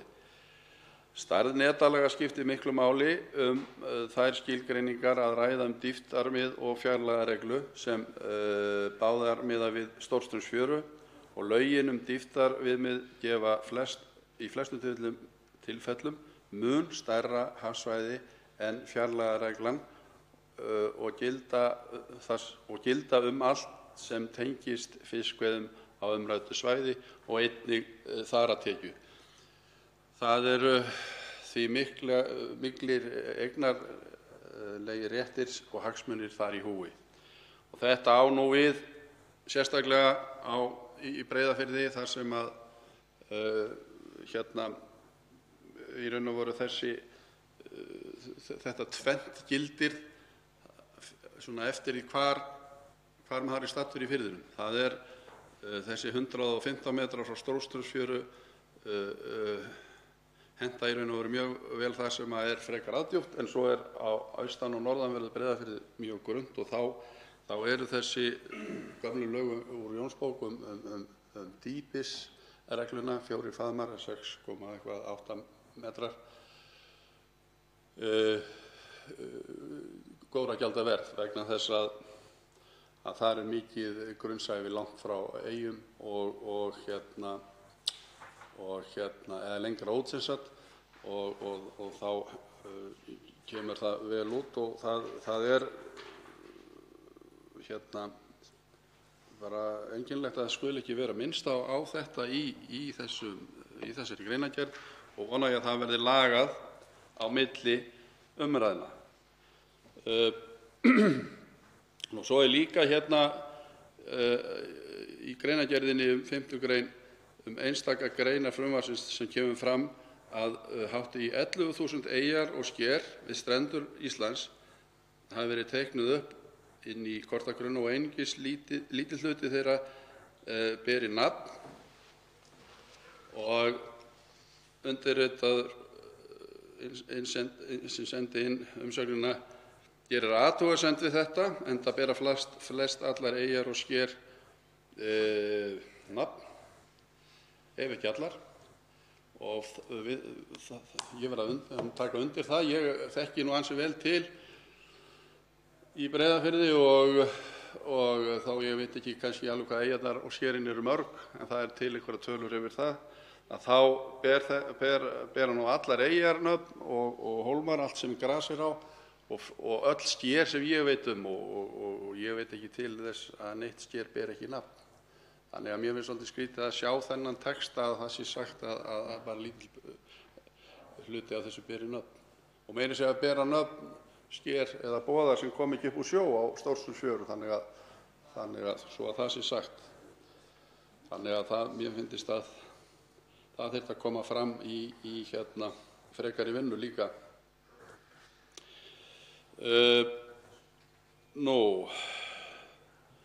Já, þetta er svona það sem ég myndi vilja árétta. Það hefur komið fram eins og ég sagði áðan í fyrri ræðum og framsögum að ræðumenn hafa áhyggjur af því að þetta skuli ekki hafa verið gert betur grein fyrir þessum betur unnið í málinu áður en að það kom í þessa umræðu. Mér langar líka kannski sem er ekki inn í þessu máli að segja það, nefna það í restin að og það hefur komið fram á fyrri stigum eða sem sagt í annarum umræðum og ég hef nú líka spurt sjávarútvegsráðherra út í það er gjöld af þangslætti og þá kemur upp vegna þessa landamerkjamála að það er sem sagt tekið aflagjald eða auðlindagjald af slætti klóðþangs sem er í huga allra þeirra sem eiga eyjar og jarðir að sjó og að nýta þetta ósanngjarnt vegna þess að þau líkja því algjörlega við það að þau þyrftu þá að borga auðlindagjald af því að slá grasið á eyjunni líka. Mér langar til að nefna þetta bara til hliðar við þetta til þess að vekja máls á því að þetta er eitthvað svona sem að sem hlýtur að vera að jaðra við það að vera, það náttúrulega frekar ósanngjarnt, en það jaðrar við það að vera brot á eignarrétti, því að það sem kemur upp úr sjó, það á einhver það, og þá er furðulegt að viðkomandi þurfa að borga auðlindagjald af því að nýta það. En að öðru leyti þá ætla ég ekki að hafa þetta lengra og vona bara að nefndin vinni úr þeim ávirðingum eða þeim því sem hefur komið fram hér í ræðum, og eins það sem er í umsögnunum, og mun ég fylgjast með því framvegis.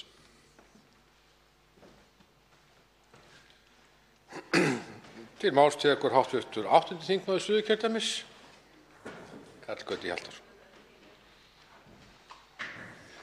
Herra forseti, ég ætla aðeins að taka þátt í þessari umræðu þetta frumvarp til laga breyting á lögum þjóðlendur og ákvörðun marka eignarlanda, þjóðlenda og afrétta, eins og þetta heitir. Nokkur atriði sem ég vildi minnast á. Fyrsta lagi, þá eru nokkur markmið talin upp fyrir þessum lögum, þessu frumvarpi, og þau eru talin upp í greinargerð með frumvarpinu. Ætla aðeins kannski að fara í þau til að byrja með. Það er varðandi fyrirhuguð starfslok óbyggðanefndar, að það sé verið að setja sér lög til þess að laga málsmeðferðina og gera hana þægilegri eða skilvirkari, til þess að áætluð starfslok óbyggðanefndar geti þá staðist. En þetta vil ég segja, ég man þá tíð, herra forseti, þegar óbyggðanefnd var stofnuð. Það er orðið æðilangt síðan. Líka fullorðið. Ég held að sé orðin 22 ár. En ég man meira, herra forseti. Ég man eftir því hvað var sagt á þeim tíma. Vegna þess að þá var talið að óbyggðanefnd myndi ljúka störfum. Ég held að hafi verið 6 eða 8 ár. Ætti að ljúka störfum 2007 í síðasta lagi. Á 10 árum þarf að segja. Síðan eru 13 ár. Og enn er hún ekki búin að ljúka störfum, og nú er áætlað að hún ljúki störfum eftir 4 ár. Og hvað er þetta, herra forseti, búið að kosta þjóðina? Þetta er vissulega ágætur kaupauki fyrir þá lögmenn og lögfræðinga sem hafa starfað við þetta alls staðar hringinn í kringum það borð, þar að segja sækjendur fyrir hönd ríkisins og verjendur fyrir hönd bænda og dómendur fyrir hönd hins opinbera. Hvað er þetta búið að kosta, herra forseti? Það væri gaman að fá tölur yfir það. Kannski eru það til, ég hef ekki séð þær, en þetta eru hundruðir milljóna og örugglega miklu meir en það. Ég er allt of lár. Þetta eru milljarðar, herra forseti, án nokkurs vafa. 22 ár komið nú þegar í þessari starfsemi. Það var einhvern tímann í sveitinni hér í gamla daga, ef menn rifist einhverja spildu, litla spildu, sem menn náttúrulega iðulega rifist að þá var kannski sá bóndi sem nennti ekki að standa í svoleiðis þrasi kannski árum saman með tilheyrandi kostnaði. Hann keypti bara þrætulandið. Það var kannski miklu ódýrara að kaupa það og spara sér málskostnaðinn, spara sér tímann, spara sér fyrirhöfnina, spara sér leiðindin. En ríkisvaldið hefur ákveðið að fara í þessa vegferð fyrir löngu síðan, og þeirri vegferð er ekki lokið, en nú er áætlað að ljúka henni á 4 árum. Og vissulega vona ég að það takist. En þetta er óheyrilega dýrt fyrir kannski ekki mikið þjóðhagslegan ávinning af því. Hver er þjóðhagslega ávinningurinn af því að þessi landamerki eru komin þarna á einhvers staðar milli eignarlanda og þjóðlendna? En ég sé líka í frumvarpinu að það er nú eitthvað sem hefur orðið þarna eftir vegna þess að þarna er gert ráð fyrir því að bændur fái og ríkið, sérstaklega ríkið, fái aukna heimild til að taka upp eldri mál þar sem að láðst hefur að gera kröfur og hugsanlega sé þarna einhverjar landræmur, kannski eigendalausar eða að minnsta kosti ekki búið að úrskurða þar svo fullnægjandi sé talið.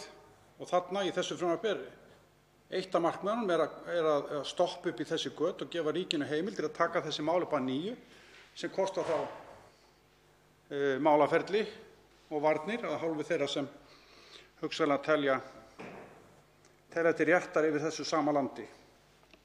Þetta var svona einn anginn af því sem ég ætlaði að ræða hér.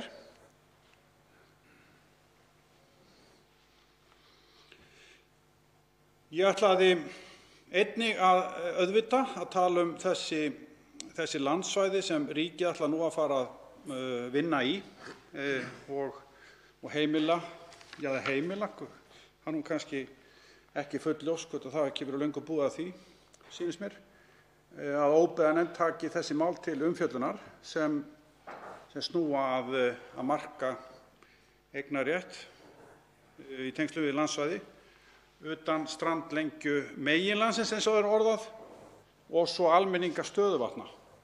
Og þar hitta menn auðvitað fyrir landeigendur sem telja þetta gengið þar á rétt sinn og menn standi í ágreiningi auðvitað út af skilningi á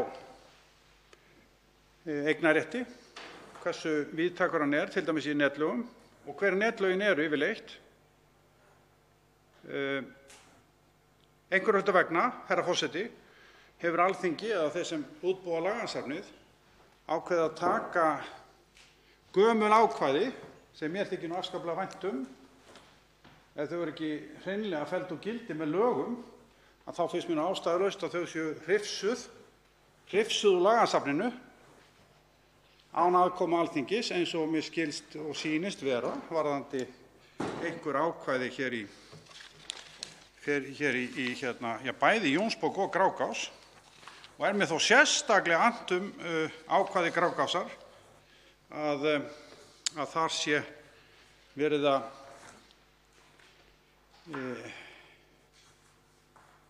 að henda út ákvæðum sem ekki búið að fella úr gildi. Og þar á ég við landbrigðaþátt Grágásar, Staðarhálsbók, þar sem segir: þar eru netlög utast í sæ selnet stendur grunn 20 möskva djúp á landið að skera og komi flár upp úr sjónum við fjöru, þá við þínu stendur grunn.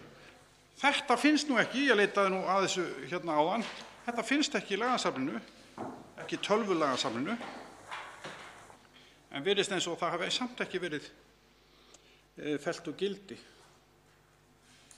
Og saknaði þess. Einnig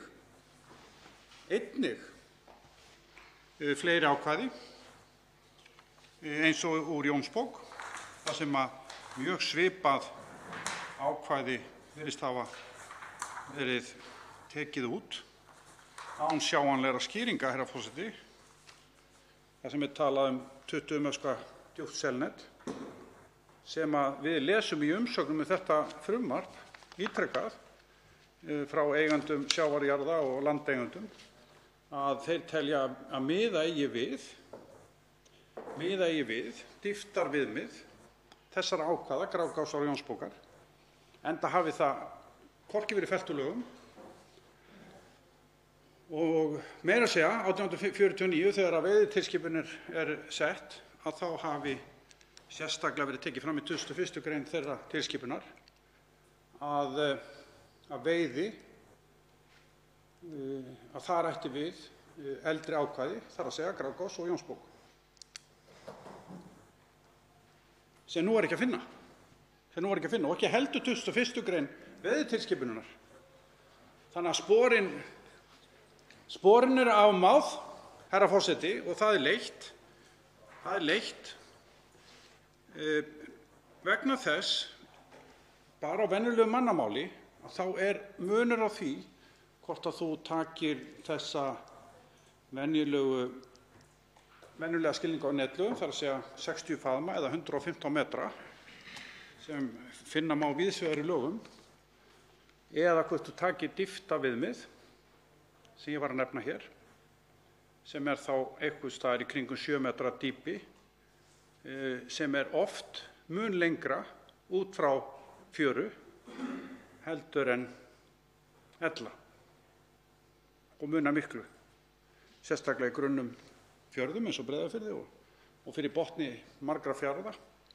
Þetta skiptir máli, herra forseti, að það sé talað fyrir þessu, að sé bent á þetta og að ríkið gangi ekki með offorsi á rétt landeiganda vegna þess, og þarf ekki að, margir hafa minnst á það hér áður, ég þarf ekki að nefna stjórnarskrárákvæði sem verndar eignarréttinn, að menn eiga auðvitað ekki að ganga á eignarrétt manna. Það var að margra áliti, herra forseti, gengið fram, áliti margra landeiganda, gengið fram af hálfu ríkisins af mikilli óbilgirni í þessum málum hér á árum áður. Hér fyrst eftir að óbyggðanefnd hóf störf, þá voru ítrekuð blaðaskrif í fjölmiðlum þar sem ríkið var sakað mikla óbilgirni í garð landeiganda í kröfugerð, gengið mjög langt.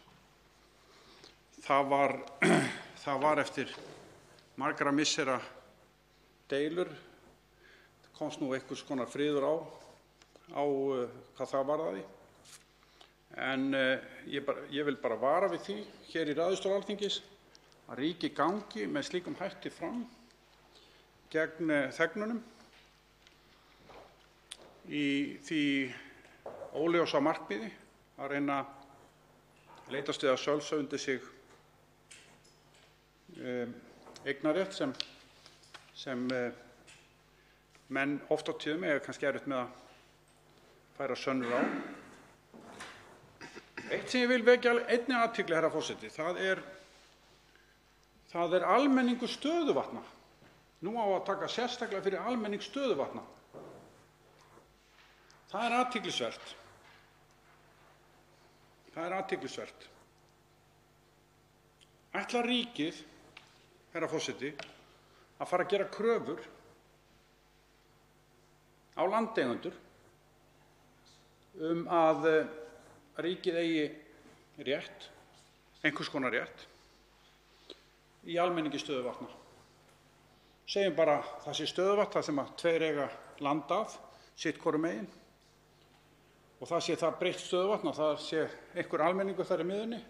Ætlar ríkið þá að gera kröfu einhvers konar rétt þar, hvort sem það er námaréttur eða veiðiréttur eða einhvers konar vatnsréttindi eða einhver annar? Er það virkilega svo að við höfum að fara að horfa upp á það að ríkið fara að eyða stórfé, fyrirhöfn og kostnaði í að fara að gera slíkar kröfur? Ég átta mig ekki alveg á því hvað er verið að fara með því að fara í stofna til málaferla, hugsanlega, eða kröfugerðar að minnsta kosti, varðandi almenning stöðuvatna. Það sem að yfirleitt held ég er öll strandlengja stöðuvatna háð eignarrétti, nema kannski í þjóðlendunum sjálfum. Þannig að ég spyr nú að þessu, hver er tilgangurinn þarna? Er það þessi afréttarvötn, það sem að bændur telja til veiðiréttar? Er það þau sem menn eru að slægjast eftir?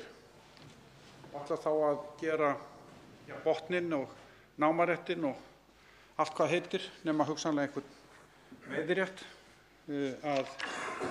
að eign ríkisins samkvæmt þessum lögum, þjóðlendulögum. En að svo sögðu þá vil ég bara ítreka það sem ég hef sagt, að ég tel að ríkið eigi að fara varlega í þessum málum, ekki fara fram af óbilgirni gagnvart landeigendum og stilla kröfugerð sinni og leggja hana fram á hófsemd.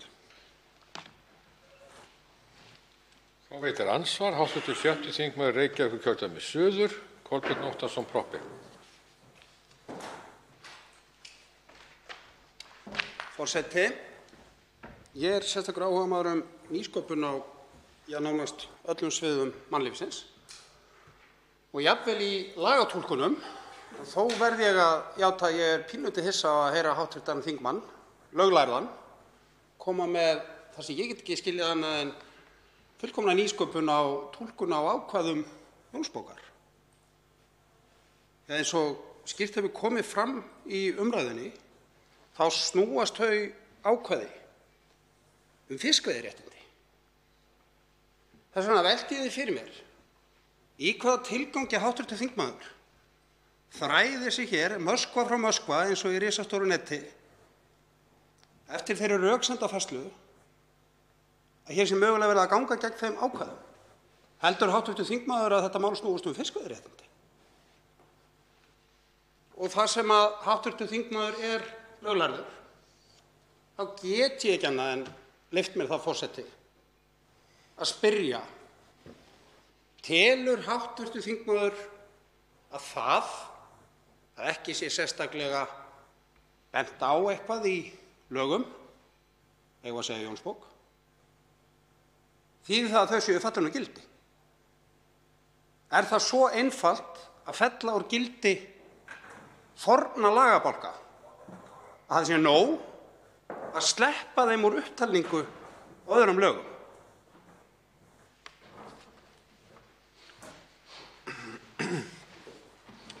Þá svarar andsvari hv. 8. þingmaður Suðurkjördæmis, Karl Gauti Hjaltason. Herra forseti, ég þakka hv. þingmanni fyrir þessa spurningar sem ég bara áttaði mig bara hreinlega ekki á fyllilega.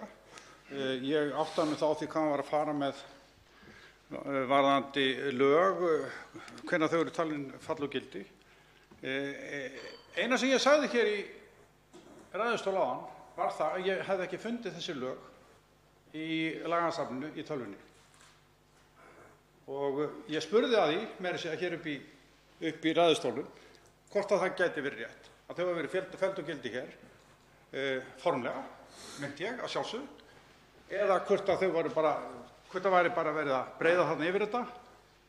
Þau var ekki birt þarna lengur og hvar þau væri þá og eru þau gildi eða ekki gildi. Ég var ekki búin að leita meira en það hvort það væri búið að fella þau formlegu gildi, en ég fyndi þau ekki. Það var eina sem ég sagði varðandi bæði grágsasárákvæði sem ég nefndi hér sérstaklega og þetta Jónsbókarákvæði og ég vissi reyndar 21. grein veiðitilskipunarinnar, hún var felld úr gildi. Þannig að það er nú skýringin mín af þessu. Þá veitir andsvar síðari sinni hv. 6. þingmaður Reykjavíkurkjördæmis suður, Kolbeinn Óttarsson Proppé. Forseti, það er alltaf gott ef maður getur aðstoðað fólk í lífinu og ýmislegt til í alheimi hér og ekki finnist það á internetinu, þó ég hafi ekki gert lúsleit í lagasöfnum á netinu. Hins vegar hér og var mælt hér áðan fyrir nefndaráliti með breytingartillögum frumvarp laga þeirra sem við erum að fjalla hér frá meirihluta allsherjar- og menntamálanefndar.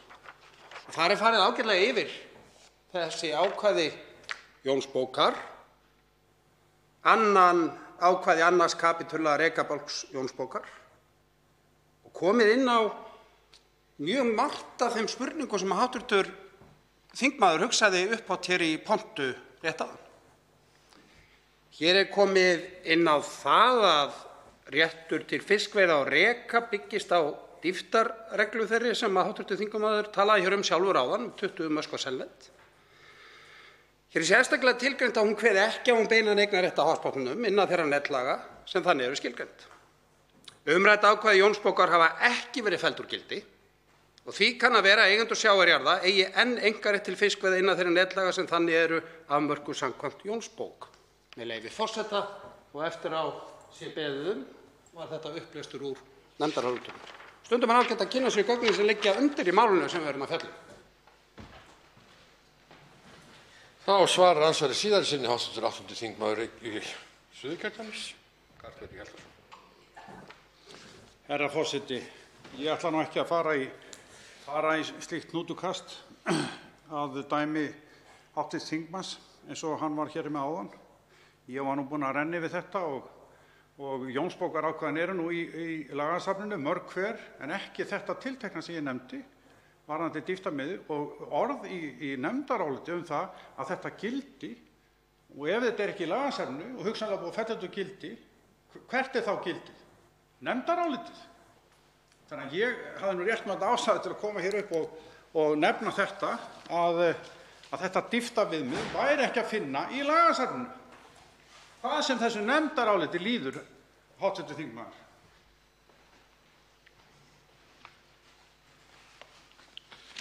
Andsvörum er lokið. Fleiri hafa ekki kvatt sér hljóðs og umræðu lokið en atkvæðagreiðslu frestað. Tekið fyrir 3. dagskrármálið, breyting á ýmsum lögum vegna samvinnu stjórnvalda á Evrópska efnahagssvæðinu neytendavernd, stjórnarfrumvarp 330. mál á þingskjali 374, nefndarálit 1034, breytingartillaga 1035, önnur umræða. Til máls tekur framsögumaður meirihluti allsherjar- og menntamálanefndar, hv. 1. þingmaður Suðurkjördæmis, Páll Magnússon.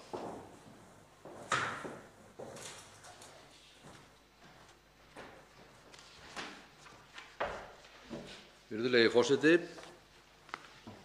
Ég mæli hér fyrir frumvarpi til laga breytingar á ýmsum lögum vegna samvinnu stjórnvalda á Evrópska efnahagssvæðinu neytendavernd, heimildir til rannsókna og framfylgdar. Og það er meirihluti allsherjar- og menntamálanefndar sem flytur þetta mál. Nefndin hefur í umfjöllun sinni málið fengið á sinn fund Daða Ólafsson frá atvinnuvega- og nýsköpunarráðuneyti, Heiðdísi Lilju Magnúsdóttur og Anton Emil Ingimarsson frá fjölmiðlanefnd, Ásthildi Lóu Þórsdóttur og Guðmund Ásgeirsson frá hagsmunasamtökum heimilanna, Þórunni Önnu Árnadóttur og Matthildi Sveinsdóttur frá Neytendastofu, Ingu Dröf Benediktsdóttur og Sigurð Guðmundsson frá Fjármálaeftirlitinu, Ingu Helgu Sveinsdóttur og Júlíu Þorvaldsdóttur frá Þjóðskrá Íslands, Eddu Símonardóttur og Sigríði Laufeyju Lúðvíksdóttur frá Fyrirtækjaskrá og Þuríði Arnardóttur og Íri Vésteinsdóttur frá Sýslumannafélagi Íslands. Nefndinni bárust umsagnir þetta frá Fjármálaeftirlitinu, fjölmiðlanefnd, hagsmunasamtökum heimilanna, Neytendastofu og Persónuvernd. Með frumvarpinu er lagt til að gerðar verði breytingar á ýmsum lögum á sviði neytendaverndar vegna innleiðingar reglugerðar Evrópuþingsins og ráðsins (ESB) frá 12. desember 2017 samvinnu milli landsyfirvalda sem bera ábyrgð á að framfylgja lögum neytendavernd og niðurfellingu reglugerðar númer 2006/2004 frá sama mál. Breytingarnar miða að því að tryggja að stjórnvöld sem fara með framkvæmd laga neytendavernd og reglugerðin tekur til hafi þær heimildir til rannsókna og framfylgdar sem 9. grein samanber 10. grein reglugerðarinnar gerir kröfu Samhliða frumvarpi þessu er lagt fyrir Alþingi frumvarp eða var lagt fyrir Alþingi þar sem gerð er tillaga að reglugerðin sem slík verði tekin upp í íslenskan rétt með tilvísunaraðferð. Það er reyndar ranglega í prentuðu nefndaráliti verið með tilvísun í mál nr. 330 en á að vera tilvísun í mál nr. 331 sem ég reikna með að verði leiðrétt. Með frumvarpinu eru einnig gerðar tillögur breytingar á eftirliti Neytendastofu á grundvelli laga eftirlit með viðskiptaháttum og markaðssetningu nr. 57/2005. Lagt er til að lögfesta meginreglu sáttaumleitan, útgáfu leiðbeinandi reglna og forgangsröðunarreglu. Umfjöllun nefndarinnar var einkum þær breytingar sem fyrirhugaðar eru á lögum eftirlit með viðskiptaháttum og markaðssetningu, nr. 57/2005, lögum fjarsölu á fjármálaþjónustu, nr. 33/2005, og lögum fjölmiðla, nr. 38/2011. Þá barst nefndinni minnisblað atvinnuvega- og nýsköpunarráðuneytis í tilefni af framkomnum athugasemdum við frumvarpið. Nú ætla ég ekki að leggjast hér í lestur á nefndarálitinu umfram það sem ég hef þegar farið yfir. Þetta nefndarálitið er allítarlegt á 10 blaðsíðum og breytingartillögur meirihluta allsherjar- og menntamálanefndar eru svo á sérstöku þingskjali á 4 blaðsíðum.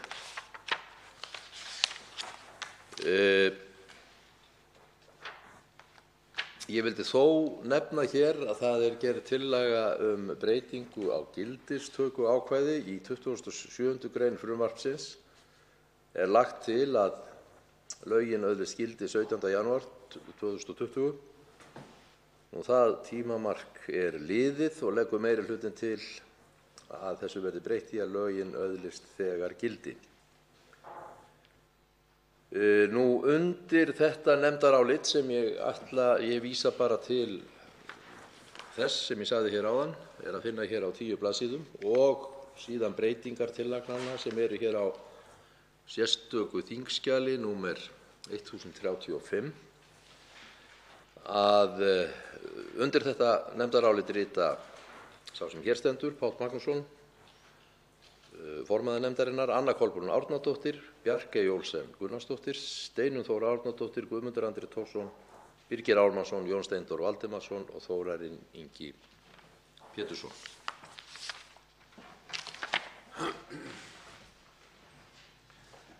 Til máls tekur hv. 3. þingmaður Reykjavíkurkjördæmis norður, Helgi Hrafn Gunnarsson.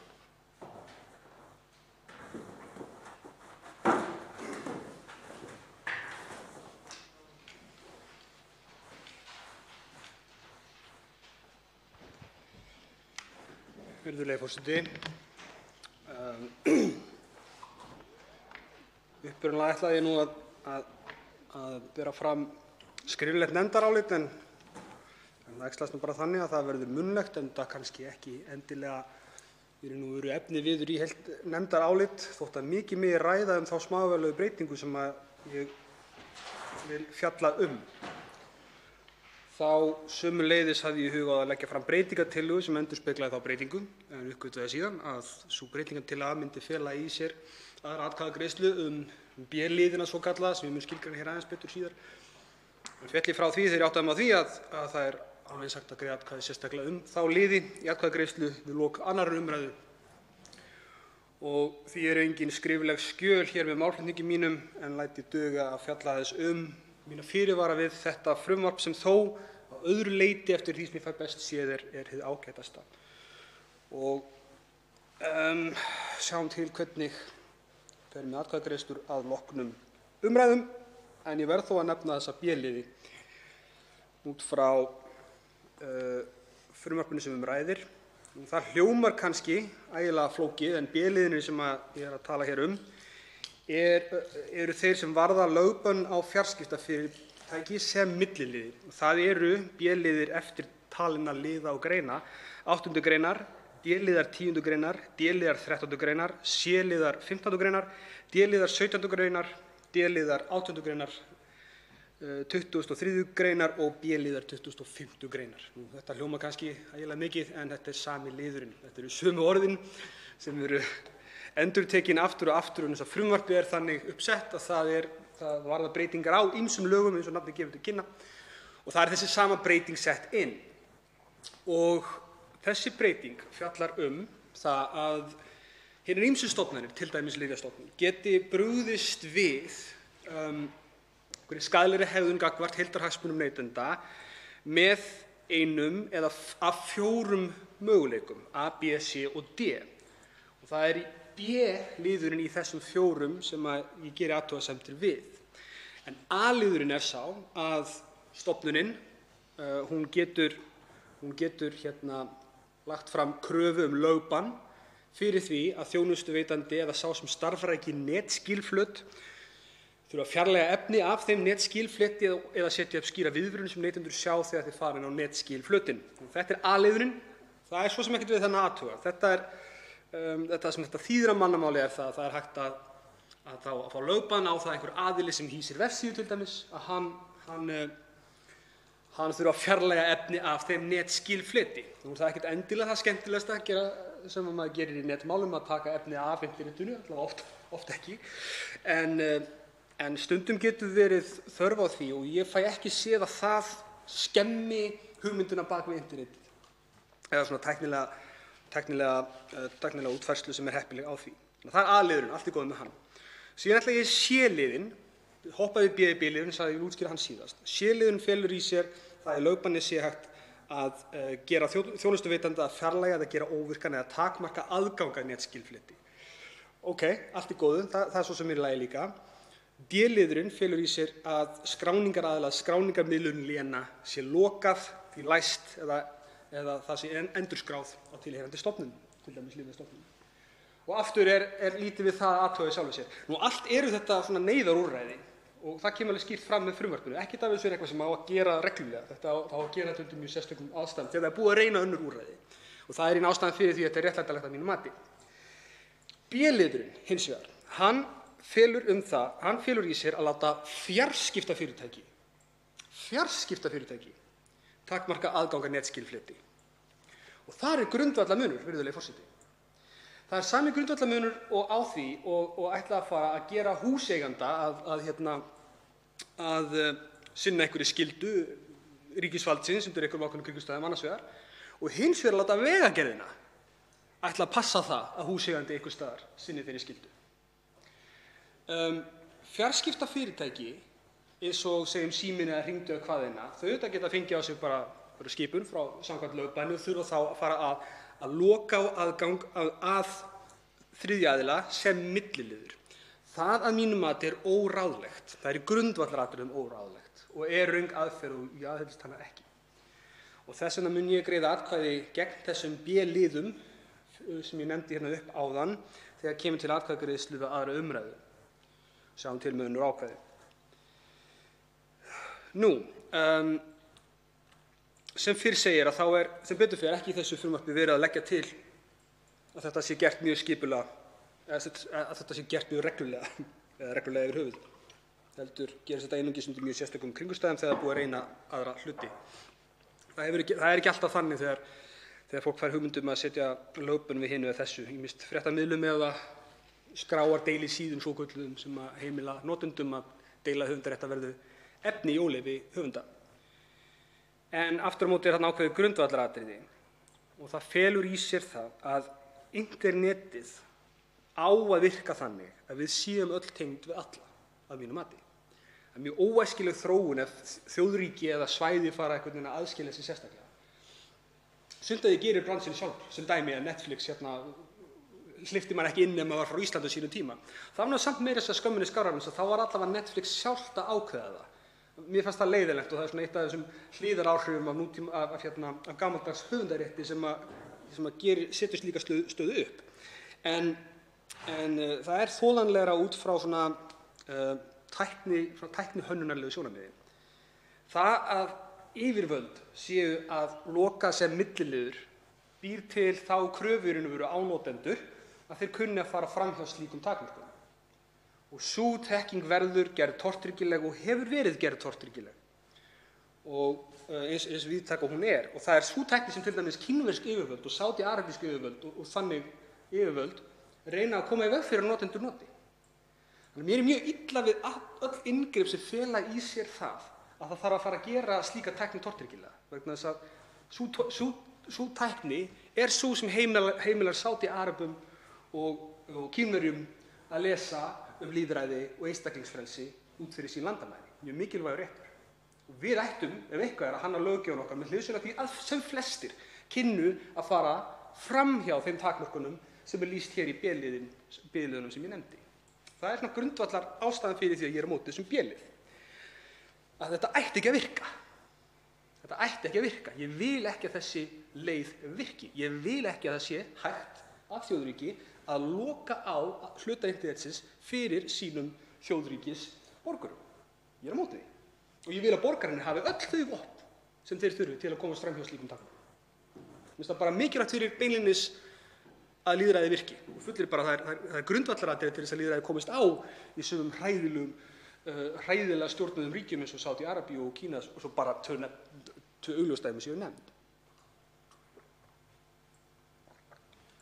Nú, þetta frumvarp og hitt málið nr. 331, þau grundvallast á Evrópu tilskipun minnir mig.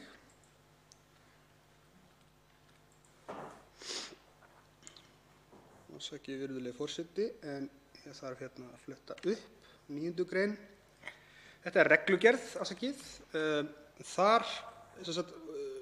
Þar er kveðið á í 9. grein þeirrar Evrópureglugerðar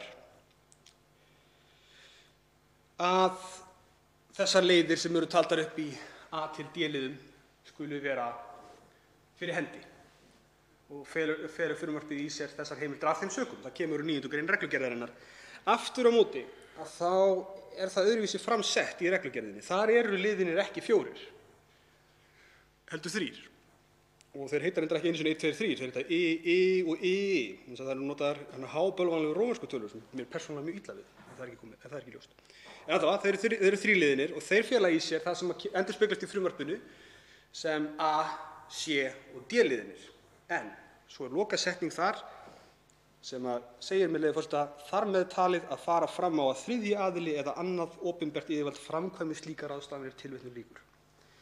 Nú spurðist ég fyrir það í nefnd við meðferð allsherjar- og menntamálanefndar á málinu hver lagatúlkun ráðuneytisins væri við þessu og sú lagatúlkun er sú að B-liðurinn sem ég nefndi hérna áðan að hann sé nauðsynlegur til þess að uppfylla þessa reglugerð og það er mögulegt að það sé rétt.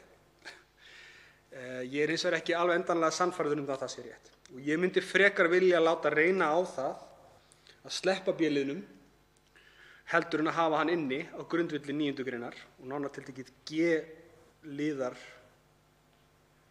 4.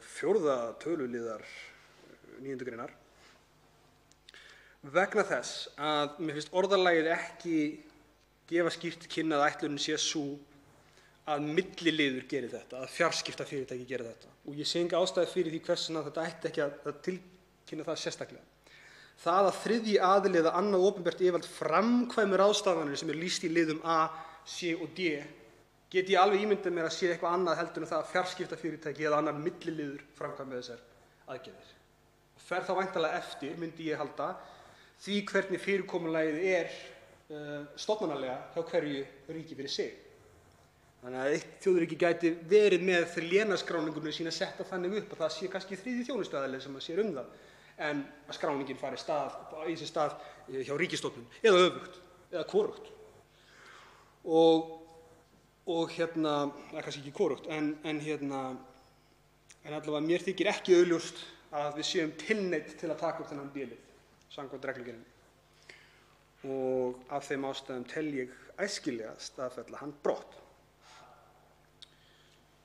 Nú spurði ég einnig við meðferð málsins í allsherjar- og menntamálanefnd það hvernig væri utanumhald svona lögbönn sem eru sett. Og verður nú haldið til haga svo sem að það má ekki búast við því að þeir verði eitthvað ægilega mörg nokkur þar sem að lögbanns verður krafist á grundvelli B-liðarins eða B-liðana sem taldi hérna upp áðan þegar fram líða stundir og vonandi ekki. En þegar það eru sett lögbönn eins og til dæmis á deildu.net og thepiratebay.co á sínu tíma, það finnst mér afskaplega mikilvægt að fyrir liggi opinber listi yfir það sem að lögbann hefur verið sett gagnvart. Það er gallinn við það er að þá er ríkið í sömu andrá að auglýsa hvað það er sem að ríkið er að hindra notendur í að komast í. Það er nú svo sem meira við þegar kemur að skráardeilisíðum og þess háttar, þau andrök, vegna þess að hér er verið að tala þjónustu, svo segjum kannski smálánafyrirtæki eða eitthvað því um líkt, sem að notendur kannski leggja ekkert mikið á sig til þess að komast í. Ólíkt, þeir myndi ekkert endilega reyna að komast í þjónustuna ef þau gætu ekki flett henni upp bara svona á 0-1, sko. Ólíkt því sem að varðar til dæmis höfundaréttarvaraefni, þar sem að fólk er alveg til í að eyða mínútu eða 2 í það að komast fram hjá einhverjum takmörkunum, ekki að það sé í sjálfu sér það erfitt. Það er einfalt mál að komast inn á Pirate Bay. Maður fer inn á Google og segir inn Access Pirate Bay og fer á fyrstu síðuna og þá er maður komin inn á Pirate Bay. Flóknara er þetta nú ekki. Merkilegri er nú ekki þessi tækni sem er notuð í dag og eðlilega ekki vegna þess að hún getur ekki virkað nema hún gangi of langt, eins og ég hef haldið hér nokkra pistla Þannig að ég verð að viðurkenna vandinn við þessa b-liði er kannski ekki hrikalega alvarlegur í samhengi við aðra önnur sambærileg ákvæði sem hafa verið lögfest eða lögð til. Aftur á móti að þá, eins og ég rakti hérna áðan, að þá finnst mér mikilvægt að öll lögbönn að þá sé skýrt opinberlega einhvers staðar miðlægt listi yfir allt sem er búið að einhvern veginn að takmarka aðgang að, hvers vegna og hvenær það renni út. Og við þessu fengust ekki skýr svör, fannst mér í allsherjar- og menntamálanefnd, það hvenær slíkt lögbann myndi renna út, hvenær því myndi linna. Þannig að segjum svo að einhver setji upp smálánafyrirtæki, gerir það í Kasakstan eða einhverju svæði þar sem við eigum mjög erfitt með að einhvern veginn hafa áhrif á gangmála. Og það er sett lögbann Síminn og hringdu, Vodafone og Co. og öll þessi fjarskiptafyrirtæki. Þeim er sagt að þið skuli banna fólki að fara inn á þessa síðu og þau verða við þessu. Svo hættir smálánafyrirtæki. Það bara líður fyrir lok og það kemur eitthvað annað, bara dúkkulísufyrirtæki eða einhver sem selur brauð og kökur. Eða hvað eina. Og það er notuð sama svokallað IP-tala, það er notað sama vistfang og er þá lögbannið úr gildi. Ég fæ ekki séð að það sé sjálfkrafa gildi. Ég fæ alveg séð að það væri að fara í gegnum einhvern svona prósess og afnema þetta lögbann vegna þess að skilyrðin fyrir lögbanninu væru ekki lengur til staðar. Og þau svör fengum við í allsherjar- og menntamálanefnd, en ég bara sé ekki fyrir mér að þannig muni þetta virka í reynd. Þannig að ef þessu ákvæði, þessu b-liði væri beitt að einhverju ráði, þá værum við alltaf að tapa smá hluta af internetinu, allir smáum að vísu, en samt einhverju. Og það er bara, fyrst mér í grundvallaratriðum, ekki gott. Þegar við erum að setja lögbönn eitthvað svona takmarkanir með því að láta milliliði framkvæma það þarf í það minnsta, jafnvel ef við setjumst á að það sé réttmætt undir einhverjum kringumstæðum, að þá þarf samt að vera gott utanumhald utan það hversu lengi þessi takmarkanir eiga að lifa og undir hvaða kringumstæðum nákvæmlega þær fari sjálfkrafa úr gildi. Ef þær fari ekki sjálfkrafa úr gildi, þá hef ég enga trú á því að einhver muni bara fatta það að ætla að fara að afnema eitthvað lögbann á einhverja síðu sem viðkomandi veit ekki sér til vegna þess að það er lögbann á. Þannig að það eru svona tæknilegar, bæði lagatæknilegar og bara internettæknilegar ástæður fyrir því að ég er á móti þessum b-lið. Nú er afskaplega freistandi að fara út í það hvernig sambærileg ákvæði sem samt eru mun alvarlegri og hafa miklu skaðlegri áhrif á gangverk internetsins, en ég ætla að sleppa því hér í þetta sinn. Þó það ekki nema væri vegna þess að ég efast að einhver fari í gegnum alla þessa ræðu bara til að hlýða á þann annars mikilvæga boðskap. Ég kem honum að síðar, en að því sögðu þá leggst ég gegn téðum b-liðum og mun sjá til með stuðning minn við önnur ákvæði og málið í heild við lokaafgreiðslu.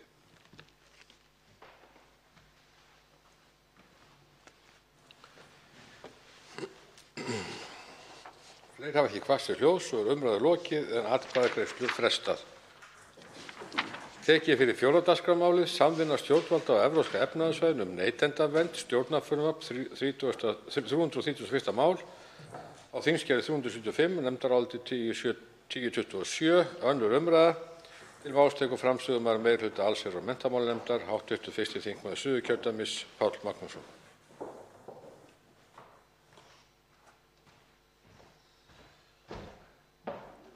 Virðulegi forseti.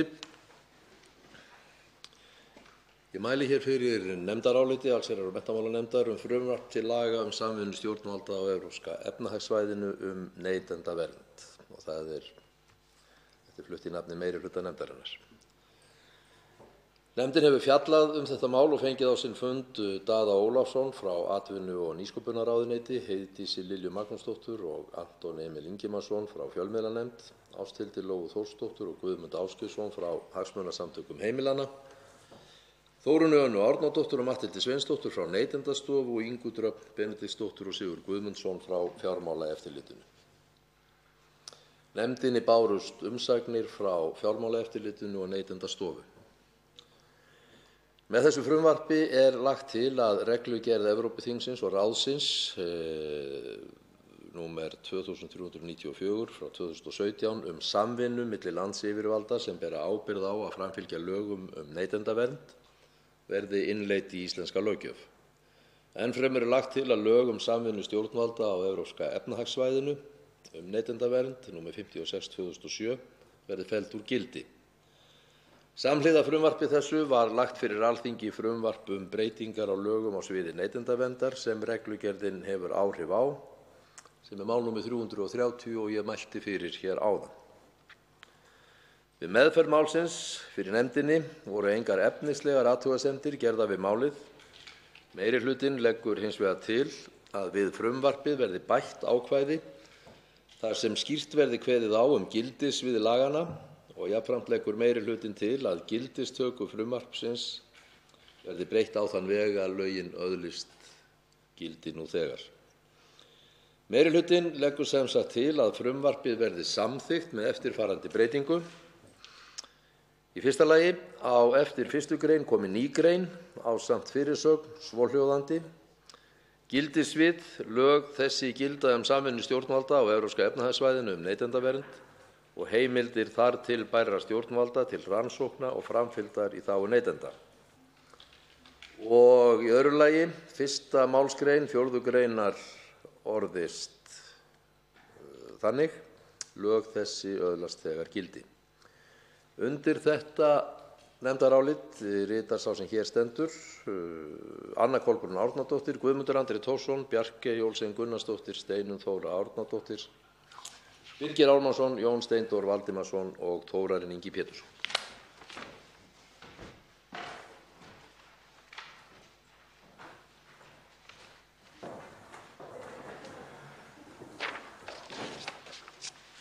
Fleiri hafa ekki kvarað sér hljóðs og umræðu lokið en atkvæðagreiðslu frestað. Tekið fyrir 5. dagskrármálið, breytingu á ýmsum lögum varðandi leyfisveitingar, stjórnarfrumvarp 332. mál á þingskjali 376, nefndarálit 1025, önnur umræða. Til máls tekur framsögumaður efnahags- og viðskiptanefndar, hv. 10. þingmaður Suðvesturkjördæmis, Óli Björn Kárason. Herra forseti, ég mæli hér fyrir nefndaráliti með breytingartillögu frá efnahags- og viðskiptanefnd frumvarp til laga breytingu á ýmsum lögum varðandi leyfisveitingar. Líkt og hv. forseti sagði þetta á þingskjali 1025. Meginefni frumvarpsins lýtur að því að felldar verði niður kvaðir leyfis- og skráningarskyldu vegna nánar tilgreindar starfsemi sem ekki talið nauðsynlegt að séu í lögum. Jafnframt með frumvarpinu lagt til að felld verði úr gildi lög sem talin eru úrelt og hafa ekki sjálfstætt gildi lengur. Efni frumvarpsins vísast að öðru leyti til greinargerðar sem fylgdi frumvarpinu. Í 12. og 13. grein laga verslunaratvinnu, nr. 28/1998, kveðið á leyfisskyldu til að reka verslun eða umboðssölu með notuð ökutæki, auk þess sem skilyrði slíks leyfis eru skilgreind. Með 5. grein frumvarpsins lagt til að þessi ákvæði falli brott og að starfsemin verði þar með ekki lengur háð starfsleyfi. Við meðferð málsins hjá nefndinni sætti þessi breyting nokkurri gagnrýni og var meðal annars bent á að leyfisveitingin skapaði aðhald fyrir sölufyrirtæki og stuðlaði að auknu trausti og fagþekkingu í viðskiptum með notuð ökutæki. Hins vegar hefur verið bent á í þessu sambandi að réttindi neytenda séu mun betur tryggð nú á dögum en þegar leyfisskyldan til sölu notaðra ökutækja var sett árið 1994, ekki síst með tilkomu laga eftirlit með viðskiptaháttum og markaðssetningu nr. 57/2005 og samkeppnislaga nr. 44 frá sama ári. Þau lög gildi alla atvinnustarfsemi og sérstök rök þurfi að koma til svo að rétt sé að auka opinbert eftirlit með tiltekinni starfsemi umfram aðra. Að öðru leyti vísa ég að þessu leyti til nefndarálitsins. Samkvæmt iðnaðarlögum lögreglu falið eftirlit með löggjöfinni. Við meðferð frumvarpsins var nefndinni bent á að eftirlitið væri ómarkvisst og að því væri áfátt og ábótavant. Tilefni væri til að endurskoða eftirlit með iðnaðarlögum með heildrænum hætti. Þá var bent á að þörf væri á að halda og birta skrá yfir þá einstaklinga sem hlotið hafa réttindi samkvæmt lögum. Nefndinni er kunnugt að ráðherra hafi þegar skipað starfshóp sem ætlað að skila skýrslu með tillögum til úrbóta á þessu leyti. Í skipunarbréfi ráðherra kemur fram að eftirlit með iðnaðarlögum hafi í einhverjum mæli færst yfir á markaðinn og á skortur sé á úrræðum til að stöðva ólöglega starfsemi ófaglærðra í löggiltum greinum. Flestar kærur séu látnar niður falla og þá sjaldan sem mál rati fyrir dóm séu sektar fjárhæðir ólíklegar til að hafa varnaðaráhrif. Starfshóp ráðherra ætlað að taka eftirlit með iðnaðarlögum til endurskoðunar með það að markmiði að bæta framkvæmd þess þannig að allir sem starfa á sviði lögverndaðra iðngreina starfi eftir sömu leikreglum. Vinnan á einnig að taka til styttingar málsmeðferðartíma hjá stjórnvöldum og aukinna skilvirkni eftirlitsins, til dæmis þannig að viðurlög við brotum hafi raunveruleg varnaðaráhrif. Nefndin hvetur til að vinnu starfshópsins verði meðal annars tekið til skoðunar hvort og með hvaða hætti skynsamlegt sé að halda og birta lista yfir útgefin sveins- og meistarabréf samkvæmt iðnaðarlögum. Þá er rétt að geta þess að við gildistöku frumvarpsins falla brott ákveðnar leyfisveitingar og þar af leiðandi verður ekki lengur grundvöllur fyrir gjaldtöku þeirra leyfa. Nefndin leggur til að felldir verði brott viðeigandi gjaldtökuliðir í lögum aukatekjur ríkissjóðs til samræmis þessu. Nefndin leggur jafnframt til að bráðabirgðaákvæði laga verslunaratvinnu falli brott þar sem það þjónar ekki lengur tilgangi. Herra forseti, að framan sögðu þá leggur nefndin til að frumvarpið verði samþykkt með breytingartillögum sem fylgja með nefndarálitinu. Sigmundur Davíð Gunnlaugsson, Smári McCarthy og Silja Dögg Gunnarsdóttir voru fjarverandi við afgreiðslu málsins. Silja Dögg Gunnarsdóttir, hv. þingmaður, skrifar undir álitið samkvæmt heimild í 4. málsgrein 18. grein starfsreglna fastanefnda Alþingis. En undir þetta nefndarálit rita hv. þingmenn Bryndís Haraldsdóttir, sem er framsögumaður en ég hleyp í hennar skarð í hennar fjarveru, Þorsteinn Víglundsson, hv. þingmaður Brynjar Níelsson, Oddný G. Harðardóttir, Ólafur Þór Gunnarsson og Silja Dögg Gunnarsdóttir, eins og áður segir, auk þess sem hér stendur Óli Björn Kárason. Þá veitir andsvar hv. 12. þingmaður Suðvesturkjördæmis, Guðmundur Ingi Kristinsson. Virðulegur forseti, við erum að fella hérna breytingu á lögum á ýmsum lögum varðandi leyfisveitingar og einföldun regluverks. Og ég bara verð að segja fyrir mér leyti, mér er gjörsamlega óskiljanlegt að það skuli vera að ákveða að falla frá leyfisskyldu sölu á notuðum ökutækjum.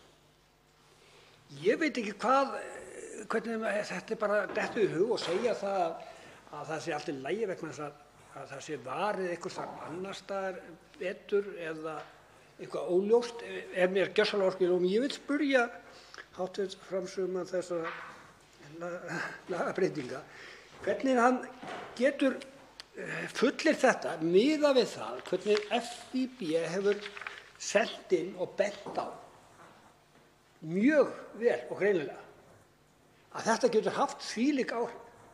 Og þetta getur haft líka þau áhrif eins og hefur komið fram úti í Evrópu, þar sem er eiginlega hálfgerð stríðsástand í svona ástandi, þar sem menn geta sett upp falskar bílasölur og svindlað. að það sé að við erum að fara í þá leið í stað fyrir að auka og eiginlega stór auka, hvort það væri ekki rétt að kröfur löggildi gagnvart bílasölu, vegna þess að rökin fyrir því að til dæmis að þetta sé óverulega fjárhæð að ræða, þá er það bara stellstæki, þó að þessi kannski einhverja 20.000, þá getur líka verið á annan 2 milljón sem eru þarna undir. Og ég sé fyrir milli, ég sé engin rök fyrir því að taka þetta út. En ég spyr hv. framsögumann, hvernig sér hann þessi rök fyrir sig? Hvers vegna í ósköpunum erum við ekki að taka aðvörun frá Evrópu það sem þetta getur valdið því að alls konar ólögleg starfsemi fara að þrífast inn í þessu. Og er það ekki eðlilegt að leyfi sé fyrir þessu vegna þess að þarna verið að fara með mikla fjármuni? Já, svarar andsvari hv. 10. þingmaður Suðvesturkjördæmis, Óli Björn Kárason. Herra forseti, það kannski kristalliserast hér grundvallarmunur á hugmyndafræði sem að við hv. þingmaður fylgjum. Ég er nú bara á því að það þurfi sérstök rök fyrir því að leyfisbinda einhver ákveðna atvinnustarfsemi. Það kunna að vera að það hafi verið þannig hér á árum áður að það hafi verið rök gild, og ég ætla nú að draga það í efa, en gefum okkur það að það hefur verið gild rök fyrir því að það eigi að vera sérstakt leyfi fyrir því að fá að selja notuð ökutæki. Ég held að þau séu bara ekki fyrir hendi og auk þess sem ég sagði hér áðan má nú benda á að það eru einkaréttarleg úrræði til handa neytendum að ná fram sem rétti sínum gagnvart seljendum sem felast í lögum úrskurðaraðila á sviði neytendalána númer 81 árið 2019, hv. þingmaður. En samkvæmt lögunum mun kærunefnd vöru og þjónustukaupa leysa af hólmi kærunefnd lausafjár og þjónustukaupa. Ég tel að það sé alveg augljóst að þegar við höfum þessi lög í huga, úrskurðaraðili á sviði neytendalána, þegar við höfum samkeppnislögin í huga og þegar við höfum í huga lög viðskiptahætti og markaðssetningu, að þá séu ekki verið með neinum hætti að ganga á hagsmuni neytenda nema síður sé. Og það gæti jafnvel leitt til þess að þjónusta við þá sem eru að kaupa notaða bíla munu aukast vegna aukinnar samkeppni sem felst í því að fella niður leyfisskyldu. Það veitir andsvar síðar í sinni hv. 12. þingmaður Suðvesturkjördæmis, Guðmundur Ingi Kristinsson. Virðulegur forseti, ég bara get ekki verið sammála hv. þingmanni vegna þess að hann bendir á þarna kost kæruheimild en hefur að lesa það hvað það kostar. Viðkomandi verður að standa undir þeim kostnaði sem af því hlýst.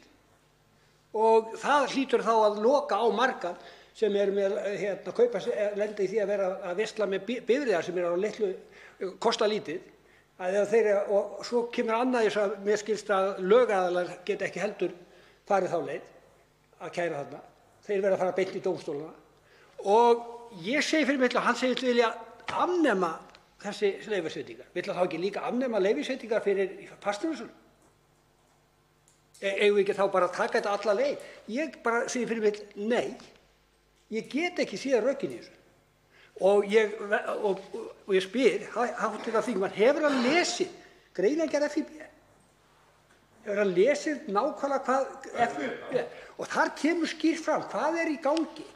Og ég segi fyrir mitt leyti, þetta er ekkert, ég sé ekki hvaða stórmál og hvers vegna í ósköpunum það þurfi að fara þessa leið. Vegna þess að það gilda nákvæmlega sömu rökum það að hafa þessa leyfisveitingu inni fyrir bifreiðar og nota bíla eins og fyrir fasteignir, nota og annað. Þetta er, þú kannski hristir hausinn yfir því, en ég sé fyrir mitt leyti og skýri það út eins og þarna kemur og það er skýrt í að þeir sem ætla að fara þessa kæruleið sem þú ert að benda á, þeir þurfa að standa undir þeim kostnaði. Þá svarar andsvari síðar í sinni hv. 10. þingmaður Suðvesturkjördæmis, Óli Björn Kárason. Herra forseti, ég meina munurinn á mér og hv. þingmanni er sá að ég vil einfalda regluverkið, ég vil einfalda þær reglur sem gilda hér almennt atvinnulífið og atvinnustarfsemi. Hv. þingmaður vil leyfisbinda það eins mikið og hægt er og ég spyr þá bara hv. þingmann, bíddu, af hverju þá að binda okkur við notaða bíla? Fólk er að ráðast í aðrar fjárfestingur sem eru jafn miklar, svo sem eins og það er hægt að kaupa sjónvarp á 1,5 milljón. Eigum við ekki að leyfisbinda þær þannig að enginn megi selja sjónvörp öðru sem að hafa til þess sérstakt leyfi? Það getum við bara tekið upp raftækjaverslun ríkisins aftur og svo framvegis. Menn eru að ráðast í það að kaupa sér eldhúsinnréttingar fyrir fleiri hundruð þúsundir. Fyrir marga er þetta stórkostleg fjárfesting. Eigum við ekki að leyfisbinda það líka? Hvar ætla menn að enda? Hv. forseti, ég bara skil ekki þessa umræðu. Við eigum að einfalda regluverkið og gera það auðveldara að stunda hér viðskipti og það eitt bætir viðskiptin og bætir hag neytenda, hv. þingmaður. Þetta er svona einfalt, sagan sýnir og sannar, skiptir engu máli hversu oft og hratt hv. þingmaður hristir hausinn.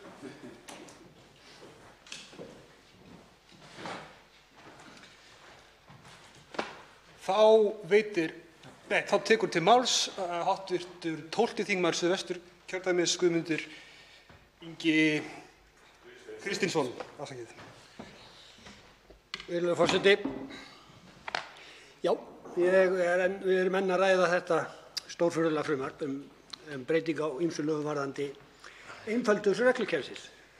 Og ég verð að segja að maður getur alveg orðið orðlaus yfir þessa ræðu áðan frá hv. þingmanni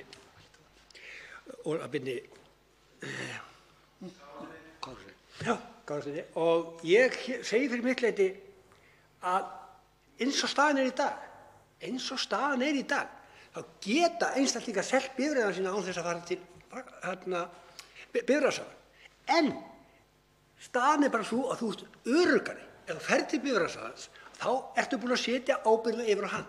Hann er búinn að fara í gegnum leyfisveitingar og búinn að sanna það að hann þekkir reglur og lög sem hann varðar. Og það er bara þetta öryggi sem við erum að biðja um.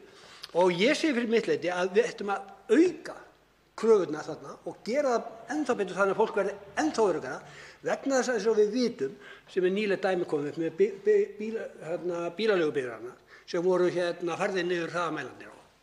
Það segir okkur að það eru brotalög þarna úti og þess vegna þurfum við að herða þessi lög og gera meiri kröfur. Og ég segi fyrir mitt leyti að blanda inn í þetta eldhúsinnréttingum eða sjónvarpum, það er bara útúrsnúningur, vegna þess að við vitum líka, við getum farið á netið og keypt sjónvarp eða við getum keypt notað eldhúsinnréttingu en við höfum ekkert öryggi að garantíra fyrir hvernig það er. En ef við förum í verslun og kaupum í gegnum verslunina, þá erum við með þó allan að koma með ákveðna neytendaöryggi þá leið. Þannig að frelsið er til staðar en það sem við þurfum að gera er að auka öryggið, ganga þannig frá að viðkomandi aðilar sem eru að sjá um sölu notaðra bifreiða eða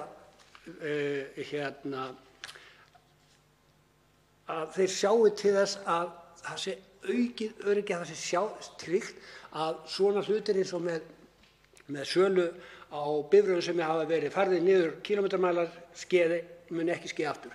Og í þessu samhengi vil ég benda á mjög ítarlega greinargerð FÍB þar sem þeir mótmæla því alveg harðlega að þessi leið sé farin og benda með sig á það að Norðurlöndin sem eru eins og Svíþjóð og Danmörk og sérstaklega var tekið fram Svíþjóð, þeir eru að reyna að sporna við þessum ólöglegu svikasölu sölum á bifreiðum sem er komin upp á netinu og er að tröllrífa hjá þeim bílasölumarkaði með svikum og brettum. Og þeir eru einmitt að benda á hvernig við höfum þetta hér. En hvað erum við þá að gera? Við erum að hleypa inn bara hverjum sem er. Það þarf enga hugmynd hafa lög og reglur. Hann getur bara stofnað bílasölu og byrjað að selja. Án þess að fá nein leyfi, bara byrjað að selja og ég segi bara hver er ábyrgðin á því að gera svona hluti. Ég næði ekki og ég er eiginlega orðlaus vegna þess að ef við erum að tala um eitthvað rosalega dýrt framkvæmd að fá leyfi til að reka bílasölu leyfisgjaldið er ekki nema 41.500 krónur. Þannig að þetta er ekkert fjárhagslega of fyrir einn en einn og þetta er 47 stunda námskeið sem þarna erum að ræða og ég tók líka eftir því að meðaltali eru 100 velta í sölu nota ökutækja á hverju ári á bilinu 60 til 80 milljarðar. Við erum ekki að tala um neina smáeyra. Og þá segir okkur líka að við erum FÍB bendir í sinni umsögn á það í október í síðastliðið vor voru 2.600 ökutæki til sölu á vefsíðunni bland.is. Þannig að það er ekki eins og enginn geti selt þar. Og á Facebook-sjöldu íslenska sölusíða fyrir bíla og það segir á 7 helstu bílasölusíðum á Facebook eru rúmlega 140.000 meðlimir og það eru einstaklingar sem hafa óskað eftir þátttöku. Þannig að það er ekkert verið að hindra neitt en það er verið að búa til ákveðið öryggi með því að segja við neytendur þú getur valið að versla við einhvern, þú veist ekkert hver er, hvort hann hefur nokkra reynslu af bílasölu eða valið að fara til bifreiðasölu sem er með fullgilt leyfi og ber ákveðna ábyrgð. Og það er einmitt þetta sem við erum að ræða hérna og reyna að fá botn í, en það virðist vera búið að ákveða það að það sé bara eigi að henda þessu út og ég vil með leyfi forseta orðrétt eftir því sem FÍB segir: á Norðurlöndum og víðar í Evrópu er rætt leiðir til að koma böndum á óviðunandi ástand í bílaviðskiptum. Fagaðilar í Evrópu hafa horft sérstaklega á íslenska módelið sem leiðir til að bæta viðskiptasiðferði og neytendavernd. Það veldur vonbrigðum að ráðherra neytenda- og viðskiptamála boði niður á einföldu kerfi sem fulltrúar atvinnulífsins og neytendur vilja efla frekar en rífa niður. Og þetta bara sýnir það, svart á hvítu, að það er eitthvað gruggull við þetta og ég segi fyrir mitt leyti að við eigum alls ekki að samþykkja þetta mál og ég bara benda við því samhengi eins og með fasteignasala. Við myndum ekki vilja hafa það þannig að löggiltir fasteignasalar yrði bara afnumið og það væri bara hver sem gæti tekið sér til og farið að selja fasteignir. Og þetta bara gildir nákvæmlega sama þarna og við eigum einmitt, eins og ég hef áður og ítreka, einmitt að festa þetta betur í verki, gera meiri kröfur þannig að við verðum þeir sem versla við löggilta bílasala, þeir séu þá allavega öruggir með það að viðkomandi ber ábyrgð og það sé og jafnvel að það sé búið að herða þannig að það sé tryggt það að þeir sem eru að svindla með því að færa til kílómetramæla að þeir geti það ekki. Og við eigum að tryggja og okkur ber skylda til þess hér í þessu þingi að sjá til þess að svoleiðis viðskiptahættir verði ekki liðnir og með því einmitt getum við gert það með því að sjá til þess að þessi lög verði ekki samþykktir sem þau eru hér. Þá tekur til máls hv. 10. þingmaður Reykjavíkurkjördæmis suður, Þorsteinn Sæmundsson. Herra forseti,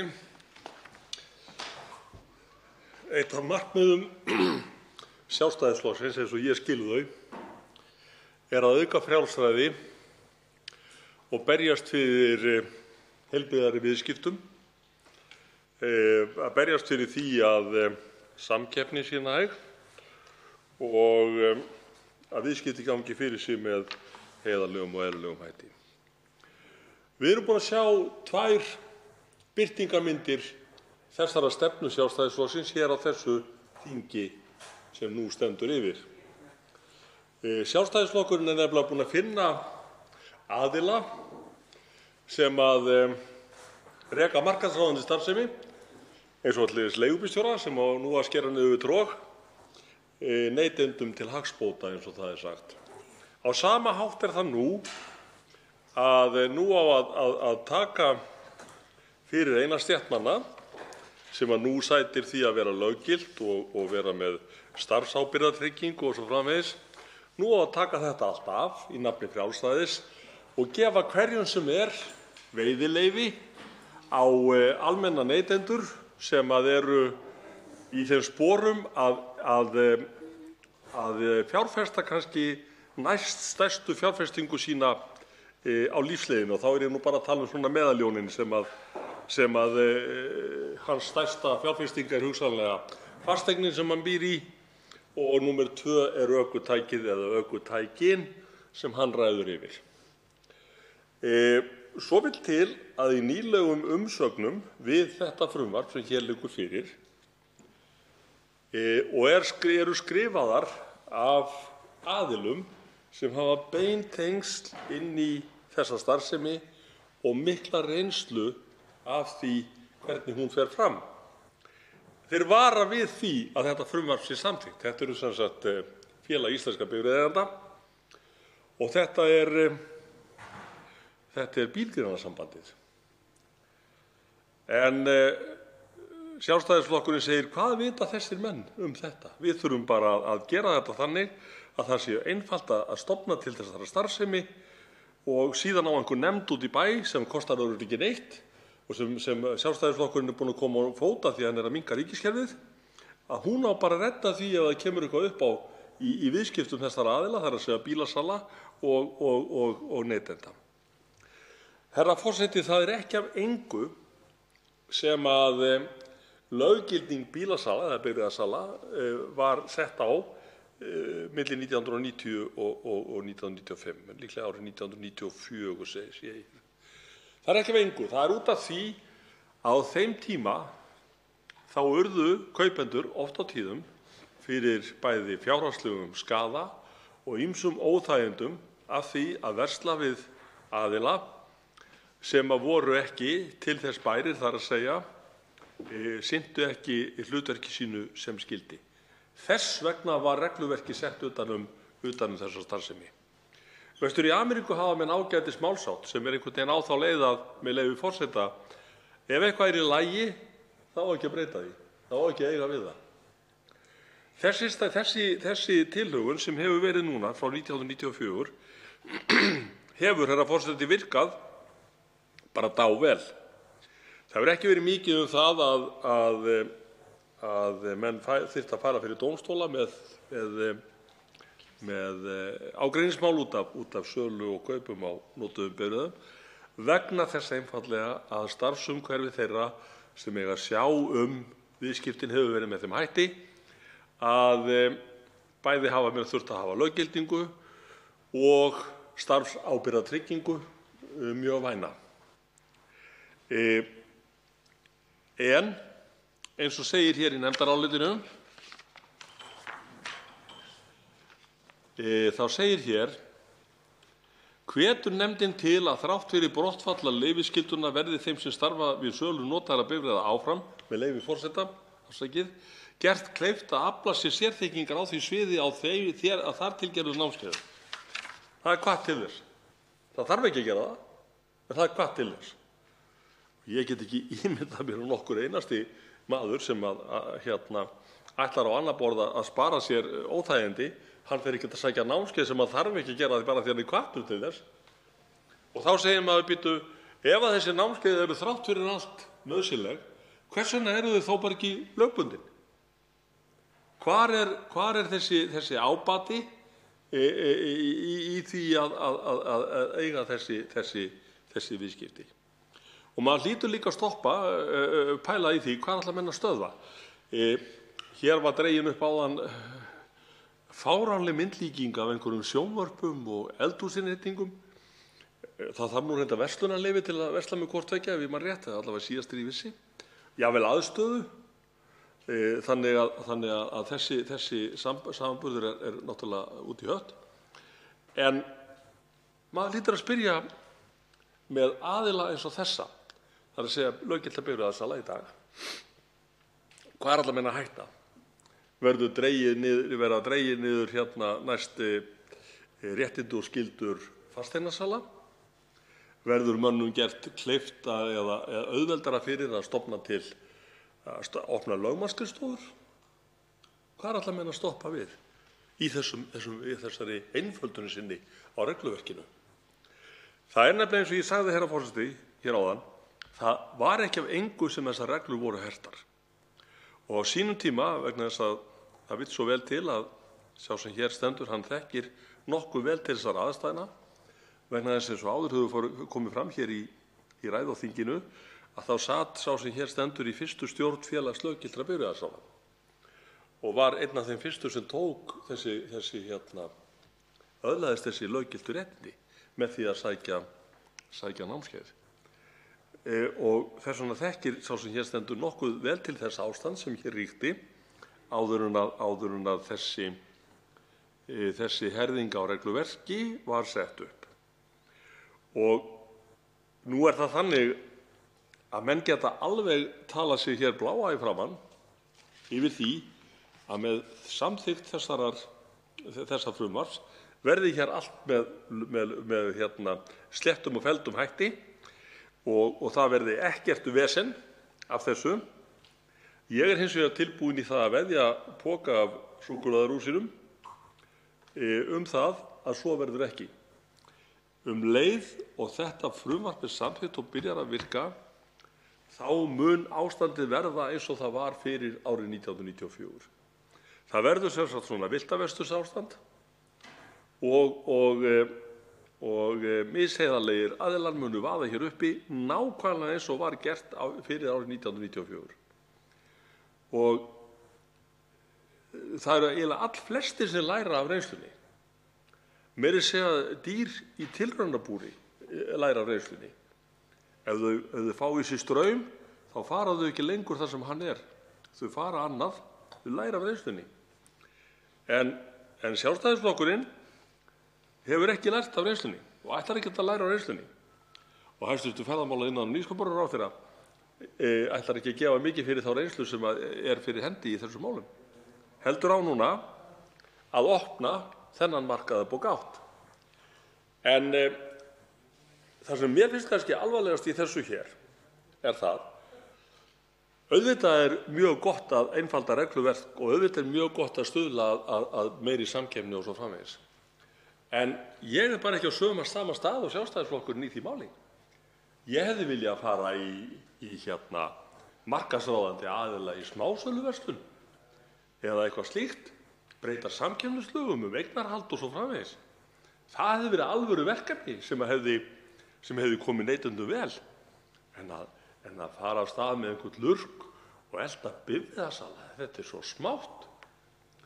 Fyrir utan það að bifreiðasalar eru bara annar aðilinn að viðskiptunum. Hinn aðilinn er kaupandinn eða eru kaupendur. Og þó það sé ofsalega göfugt að gera mönnum kleift og auðveldara að stofna til fyrirtækjareksturs, þá er jafn brýnt, herra forseti, að tryggja rétt þeirra sem eiga eftir að eiga viðskipti við þessa sömu aðila. Og það er ekki síður mikilvægt atriði. En það atriði, herra forseti, er hvergi í þessum blokkum sem við hér eru. Hvergi. Og það er ekki verið að hugsa til þessa hóps að einu eða neinu leyti nema að það er bent á að þeir geti borið erindi sín upp við nefnd sem á að koma á fót, eins og ég segi, sem að kostar væntanlega ekki neitt og það á sem þetta stækka ríkisbúskapinn sem þessari nefnd nemur. Í stað þess að hafa hér bara almennilegar reglur eins og gilda í dag þessi viðskipti sem halda það vel að afar fá mál hafa ratað til dómstóla út af verslun með notuð ökutæki. Það sagði mér ágætur maður sem stundar þessa starfsemi daginn að mikill hluti hans tíma í dag færi í það að leiðrétta ýmis skjöl sem unnið er með þegar seld eru ökutæki í gegnum miðla eins og, man ekki hvað þetta er kallað, brask og bland eða eitthvað slíkt, að þar eru menn að selja hver öðrum ökutæki en ganga ekki rétt frá pappírum. Og þessi ágæti maður, sem ég veit að sannsögull, hann sagði mér það að mikill meirihluti af hans tíma færi núna í það að leiðrétta bæði skráningarskipti, veðaflýsingar, afsölun sem slík, allt væri þetta í skötulíki. En þegar í harðbakkann slær, að þá leitar þetta fólk sem hefur lent í vandræðum til löggiltsbifreiðasala til þess að vinda ofan af málinu. En eftir að þetta frumvarp tekur gildi þá fer þetta sama fólk örugglega bara í þessa nefnd sem Sjálfstæðisflokkurinn ætlar að stækka ríkisbáknið til þess að leita réttar síns ef eitthvað kemur upp á í viðskiptum þeirra við réttindalausa bílasala sem þurfi ekki einu sinni að hafa aðstöðu samkvæmt þessu frumvarpi og geta verið að selja bara á götum úti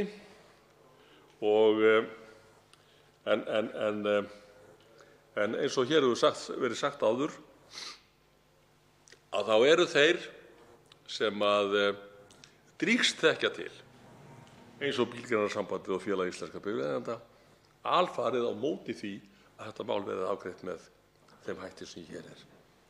Og maður hlýtur að spyrja sig hvers vegna það er að vilji manna til þess að skemma þetta mál er svo einbeittur að þeir hlusta ekki á varnaðarorð. Nákvæmlega eins og þau varnaðarorð sem sá sem hér stendur hefur uppi núna. Og hann gæti tekið undir hvert einasta orð nánast sem að segir í þessum umsögnum sem ég vitnaði til, bæði Bílgreinasambandsins og Félags íslenskra bifreiðaeigenda. En með þetta á ekkert að gera, herra forseti, ekki neitt. Þannig að ég ætla enn að vera sá aðili sem varar við því að þetta frumvarp verði gert að lögum. Og ég vara við afleiðingunum af því ef svo verður gert. Og það getur vel verið að ég sitji þá undir einhverjum frjálshyggju predikurum af hálfu Sjálfstæðisflokksins. Það verður bara að hafa það. En ég mæli bara bendi aftur á það sem ég sagði áðan að ef að menn vilja gera eitthvað sem munar í samkeppnismálum á Íslandi að þá ættu menn að stökkva á samkeppnislögin og reyna að sníða þeim augljósustu gallana í stað þess að breyta hlutum sem virka vel og eldast við fámenna stétt manna sem að vinnur gott verk undir töluverðu álagi og hefur staðið sig bara með miklum sóma núna undanfarna 2,5 áratug sem að liðin eru frá því að tíðarbreytingar voru gerðar. Herra forseti, ég vona það að það verði svo að hér á þinginu verði samstaða það að forðast þessi mistök sem hér er verið að gera. Við gerum nóg af þeim hér á þessum stað en að sjálfsögðu mun ég taka þátt í því að vinda ofan af þessum mistökum þegar þar að kemur með nýrri lagasetningu sem ég veit að mun líta dagsins ljós innan skamms.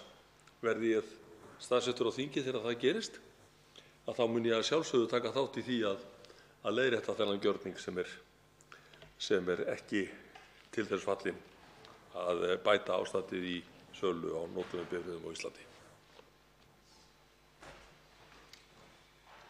Fleiri hafa ekki kvatt sér hljóðs og er umræðu lokið en atkvæðagreiðslu frestað. Tekið fyrir 6. dagskrármálið. Fasteignalán til neytenda, stjórnarfrumvarp 607. mál á þingskjali 1022, 1. umræða. Til máls tekur hæstvirtur fjármála- og efnahagsráðherra Bjarni Benediktsson. Virðulegi forseti, ég mæli hér fyrir frumvarpi til laga um breytingu á lögum um fasteignalán til neytenda, nr. 118/2016. Frumvarpið var samið í fjármála- og efnahagsráðuneytinu í samráði við helstu haghafa og er markmið þess tvíþætt. Í fyrsta lagi að ljúka að fullu innleiðingu tilskipunar 2014/17 ESB um lánasamninga fyrir neytendur í tengslum við íbúðarhúsnæði. Tilskipunin er almennt kölluð fasteignalánatilskipunin með lögum til fasteignalána til neytenda nr. 118/2016 og reglugerð um sama efni nr. 270/2017 voru efnisákvæði fasteignalánatilskipunarinnar að mestu tekin upp í íslenskan rétt. Þar sem tilskipunin var þá ekki orðin hluti EES-samningsins voru ekki tekin upp ákvæði um heimildir lánamiðlara til að stunda viðskipti við landamæri, hvernig haga ætti eftirliti með slíkum aðilum og samstarfi lögbærra yfirvalda innan Evrópska efnahagssvæðisins. Nauðsynlegt er að bæta slíkum ákvæðum við fasteignalánalögin nú og ljúka með því innleiðingu tilskipunarinnar, enda var hún tekin upp í samninginn með ákvörðun sameiginlegu nefndarinnar nr. 125/2019 frá 8. maí 2019. Í dag starfa engir lánamiðlarar á Íslandi. Ef það breytist kallar það á nokkurt eftirlit af hálfu Fjármálaeftirlits Seðlabanka Íslands og Neytendastofu. Ekki eru þó taldar miklar líkur á því að lánamiðlarar hefji starfsemi hér á landi á næstunni, bæði vegna sérkenna og smæðar íslenska lánamarkaðarins auk þeirra takmarkana sem eru í lögum á lánveitingum í erlendum gjaldmiðlum til neytenda. Í öðru lagi er það markmið frumvarpsins að breyta þeim ákvæðum fasteignalánalaganna og laga um neytendalán nr. 33/2013 sem fjalla um lán sem tengjast erlendum gjaldmiðlum. Megintilefni þeirra breytingartillagna eru ábendingar og fyrirspurnir sem borist hafa fjármála- og efnahagsráðuneytinu að undanförnu frá einstaklingum sem fá laun í erlendum gjaldmiðli eða eru búsettir erlendis að þeim standi hvorki til boða að taka fasteignalán né neytendalán á Íslandi því lánveitendur bjóði ekki upp á láni þær aðstæður þótt lög heimili það. Með láni tengdu erlendum gjaldmiðlum er átt við lánssamning þar sem lán er tilgreint í eða bundið öðrum gjaldmiðli en tekjur lántaka eða eignir sem hann ætlar til greiðslu lánsins. En undir þetta falla líka lán sem eru tilgreind í eða bundin öðrum gjaldmiðli en gjaldmiðli þess aðildarríkis þar sem lántaki er búsettur. Framangreind skilgreining er afstæð í þeim skilningi að mat á því hvort lán telst vera tengt erlendum gjaldmiðlum ræðst fyrst og fremst af högum neytandans en ekki stöðu íslensku krónunnar. Í því felst að þegar íslenskur lánveitandi veitir lán í íslenskum krónum kann lánið eigi að síður að falla undir hugtakið, svo sem ef tekjur neytanda eru í öðrum gjaldmiðli en íslenskum krónum eða ef neytandi er búsettur í öðru aðildarríki EES. Eðli málsins samkvæmt ræðst mat á því hvort lán flokkast sem slíkt af þeim tímapunkti þegar samið er lánveitinguna.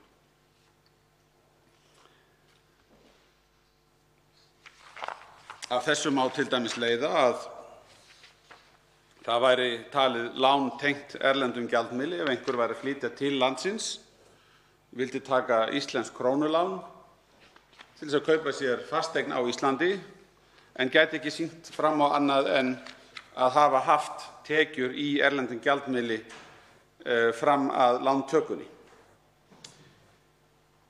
Hér verður að hafa í huga að með lögum nr. 36/2017 breytingu á lögum um vexti og verðtryggingu, lögum um Seðlabanka Íslands, lögum um neytendalán og lögum um fasteignalán voru gengistryggð lán heimiluð hér á landi að nýju en þau höfðu verið óheimil frá gildistöku laga um vexti og verðtryggingu nr. 38/2001.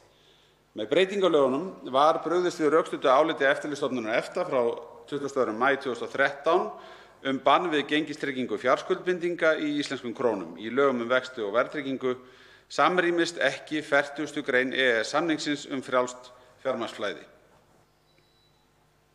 Sem sagt að rökstudda álitið var að bannið samrýmdist ekki 40. greininni frjálst fjármagnsflæði. Með lögum nr. 36/2017 var einnig kveðið á ýmis ný réttindi og skyldur neytenda og nýjar skyldur lánveitenda til að tryggja neytendavernd vegna slíkra lána. Jafnframt var Seðlabanka Íslands veitt heimild til að nota þjóðhagsvarúðartæki, það að setja lánastofnunum reglur sem takmarka útlán tengd erlendum gjaldmiðlum til aðila sem ekki eru varðir fyrir gjaldeyrisáhættu. Þessi heimild hefur ekki verið nýtt enn sem komið enda hafa lánveitendur ekki boðið þessi lán að undanförnu og hafa því ekki skapað sérstaka áhættu. Þeir sem fylgdust með umræðu þetta efni á sínum tíma muna eflaust að þetta úrræði Seðlabankans var svona eins konar öryggisventill gegn því að þurfa að opna að nýju á möguleikann fyrir erlend lán og ég held að það hafi tekist ágætlega til við þessa lagabreytingu en sem komið eru erlendar lánveitingar ekki til staðar á íslenska fjármálamarkaðnum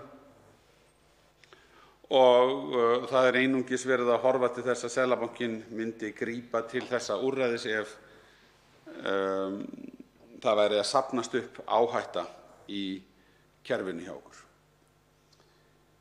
Nú aftur að þessu efni hér að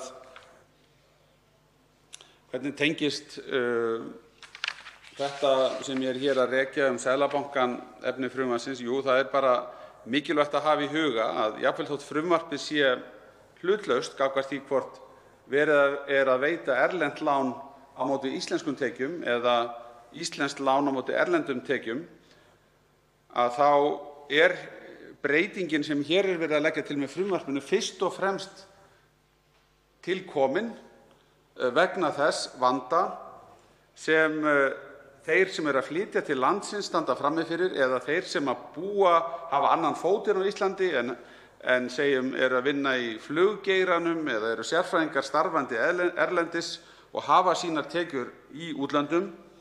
Þetta er frumvarpið fyrst og fremst komið til þess að mæta þeim vanda sem þeir lenda í á Íslandi. Standa sem frammi fyrir því að fá hvorki í raun og veru erlent lán sem að bankarnir almennt ekki að veita og er mjög óæskilegt og við erum flest sammála að við viljum ekki sjá slík lán byggjast upp á fasteignalánamarkaði né heldur á neytendamarkaði.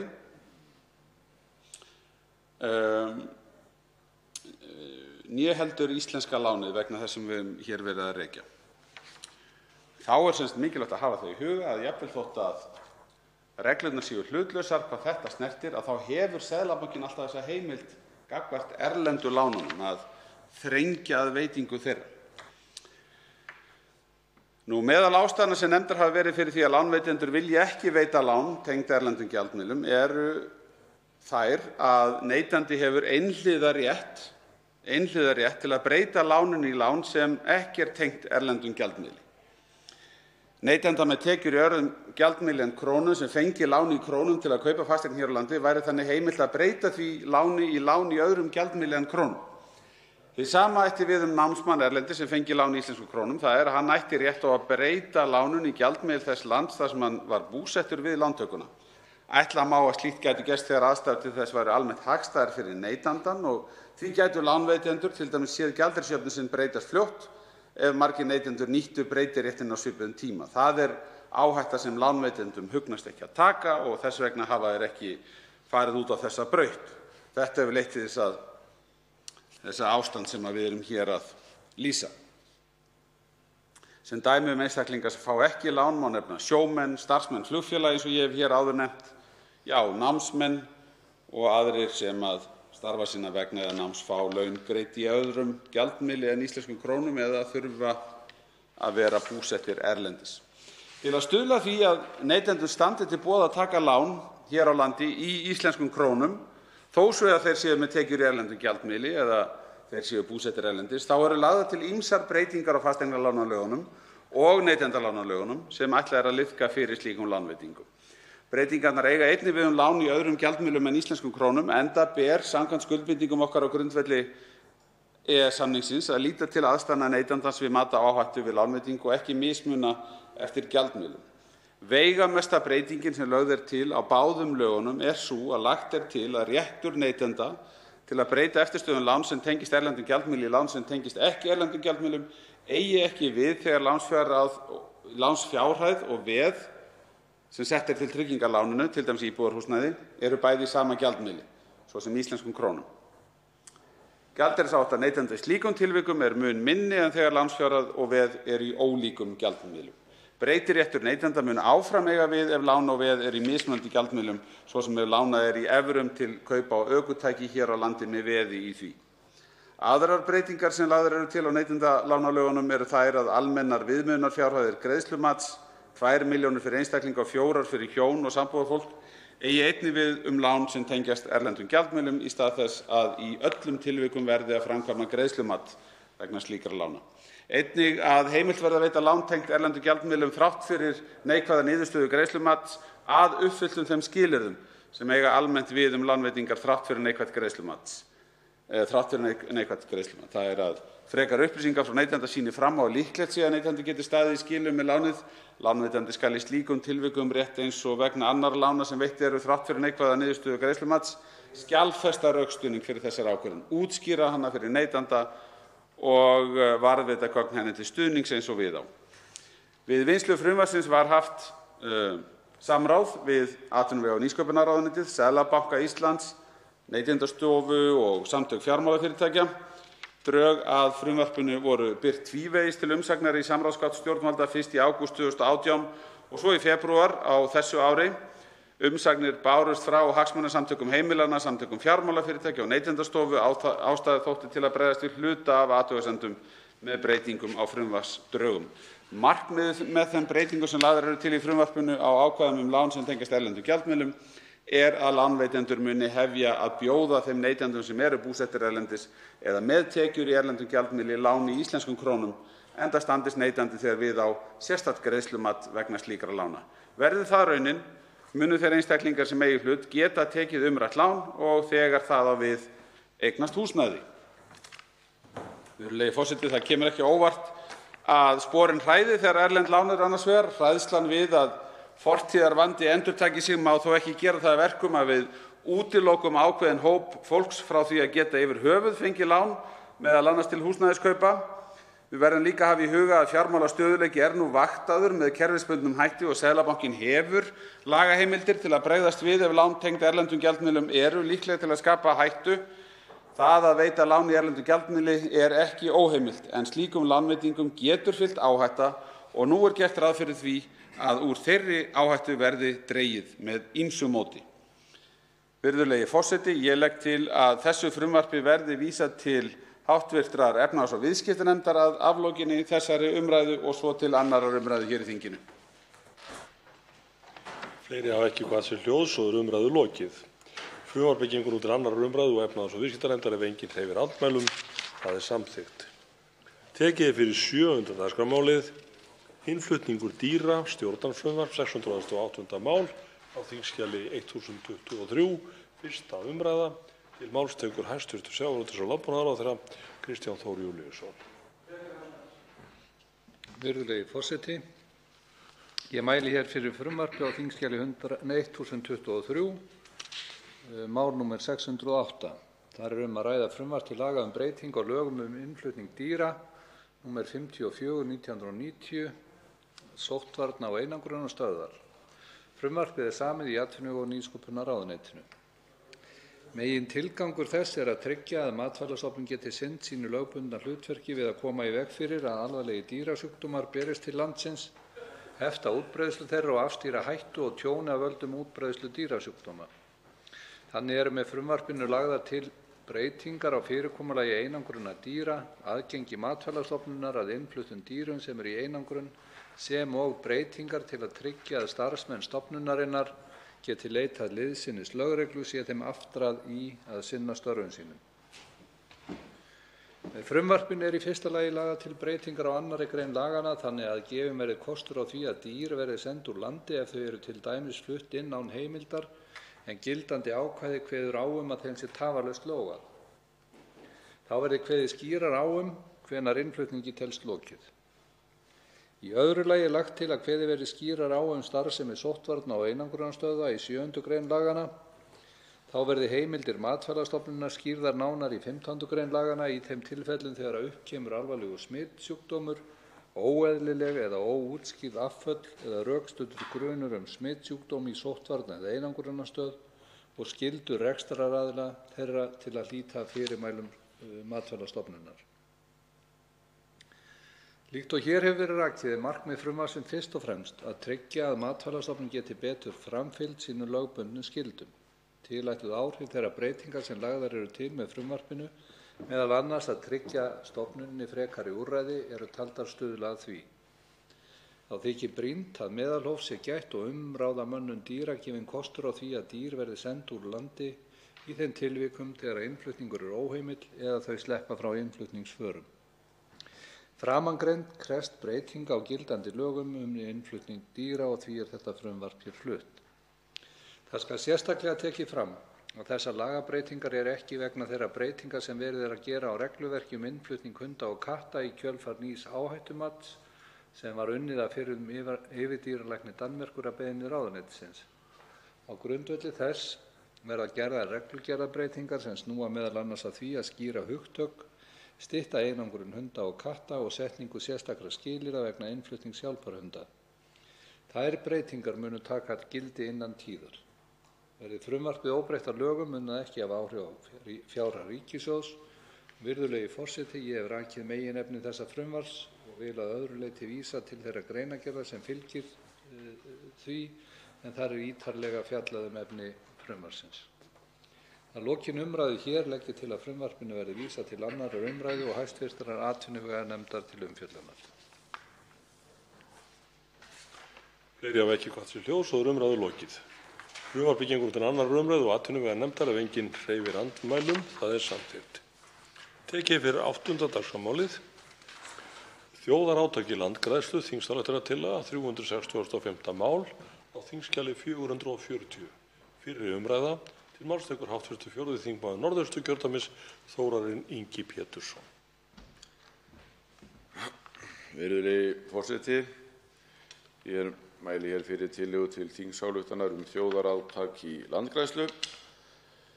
Flutningsmenn að þessari þingsályktun hv. þingmenn Ágúst Ólafur Ágústsson, Ásmundur Friðriksson, Halla Signý Kristjánsdóttir, Helgi Hrafn Gunnarsson, Silja Dögg Gunnarsdóttir, Vilhjálmur Árnason og sá sem hér stendur Þórarinn Ingi Pétursson.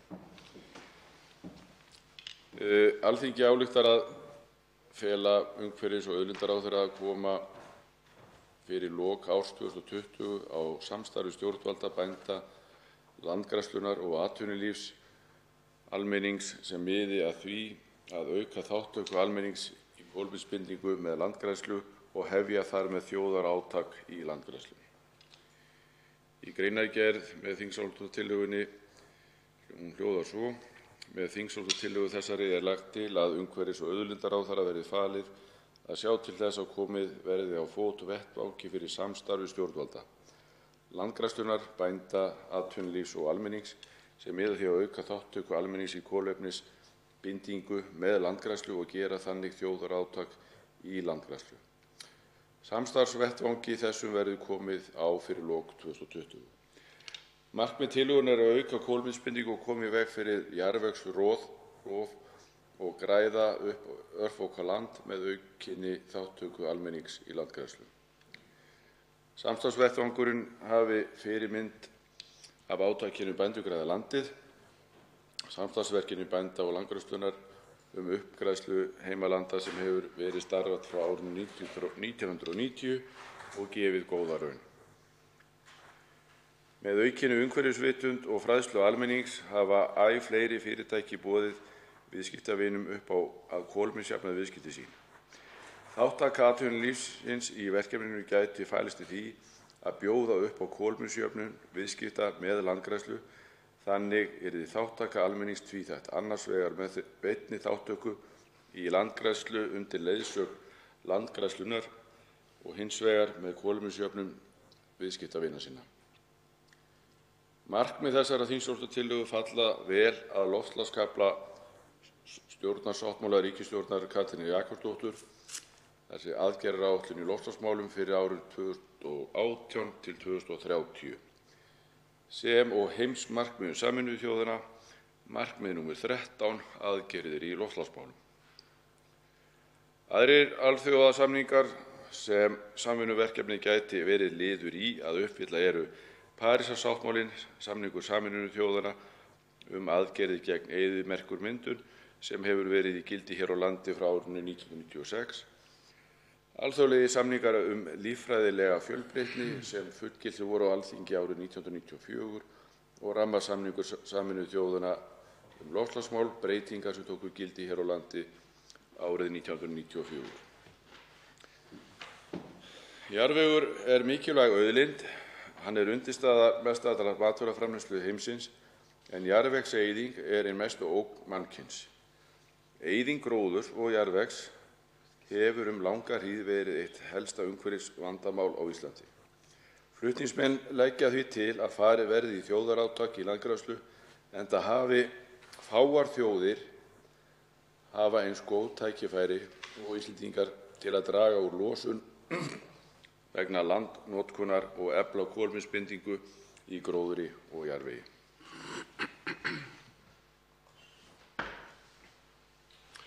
Fleiri hafa ekki kvatt sér hljóðs og er umræðu lokið. Tillagan gengur nú til síðari umræðu og umhverfis- og samgöngunefndar ef enginn hreyfir handmælum. Það er samþykkt. Útbýtt er á fundinum. Þingskjali 1045, fagháskólanám fyrir sjúkraliða, fyrirspurn flutningsmaður Ágúst Ólafur Ágústsson. Þingskjali 1046, fullgilding valkvæðis viðauka við samning Sameinuðu þjóðanna réttindi fatlaðs fólks, fyrirspurn flutningsmaður Ágúst Ólafur Ágústsson. Þingskjali 1048, fjöldi íbúða sem Landsbankinn HF eignaðist á tímabilinu 2008 til 2019, fyrirspurn flutningsmaður Ólafur Ísleifsson. Þingskjali 1049, fjöldi íbúða sem félög tengd Landsbankanum HF eignuðust á tímabilinu 2008 til 2019, fyrirspurn flutningsmaður Ólafur Ísleifsson. Þingskjali 1050, fjöldi íbúða sem Íslandsbanki HF og tengd félög eignuðust á tímabilinu 2008 til 2019, fyrirspurn flutningsmaður Ólafur Ísleifsson. Fleira liggur ekki fyrir á þessum fundi. Boðað verður til næsta fundar með dagskrá. Fundi er slitið.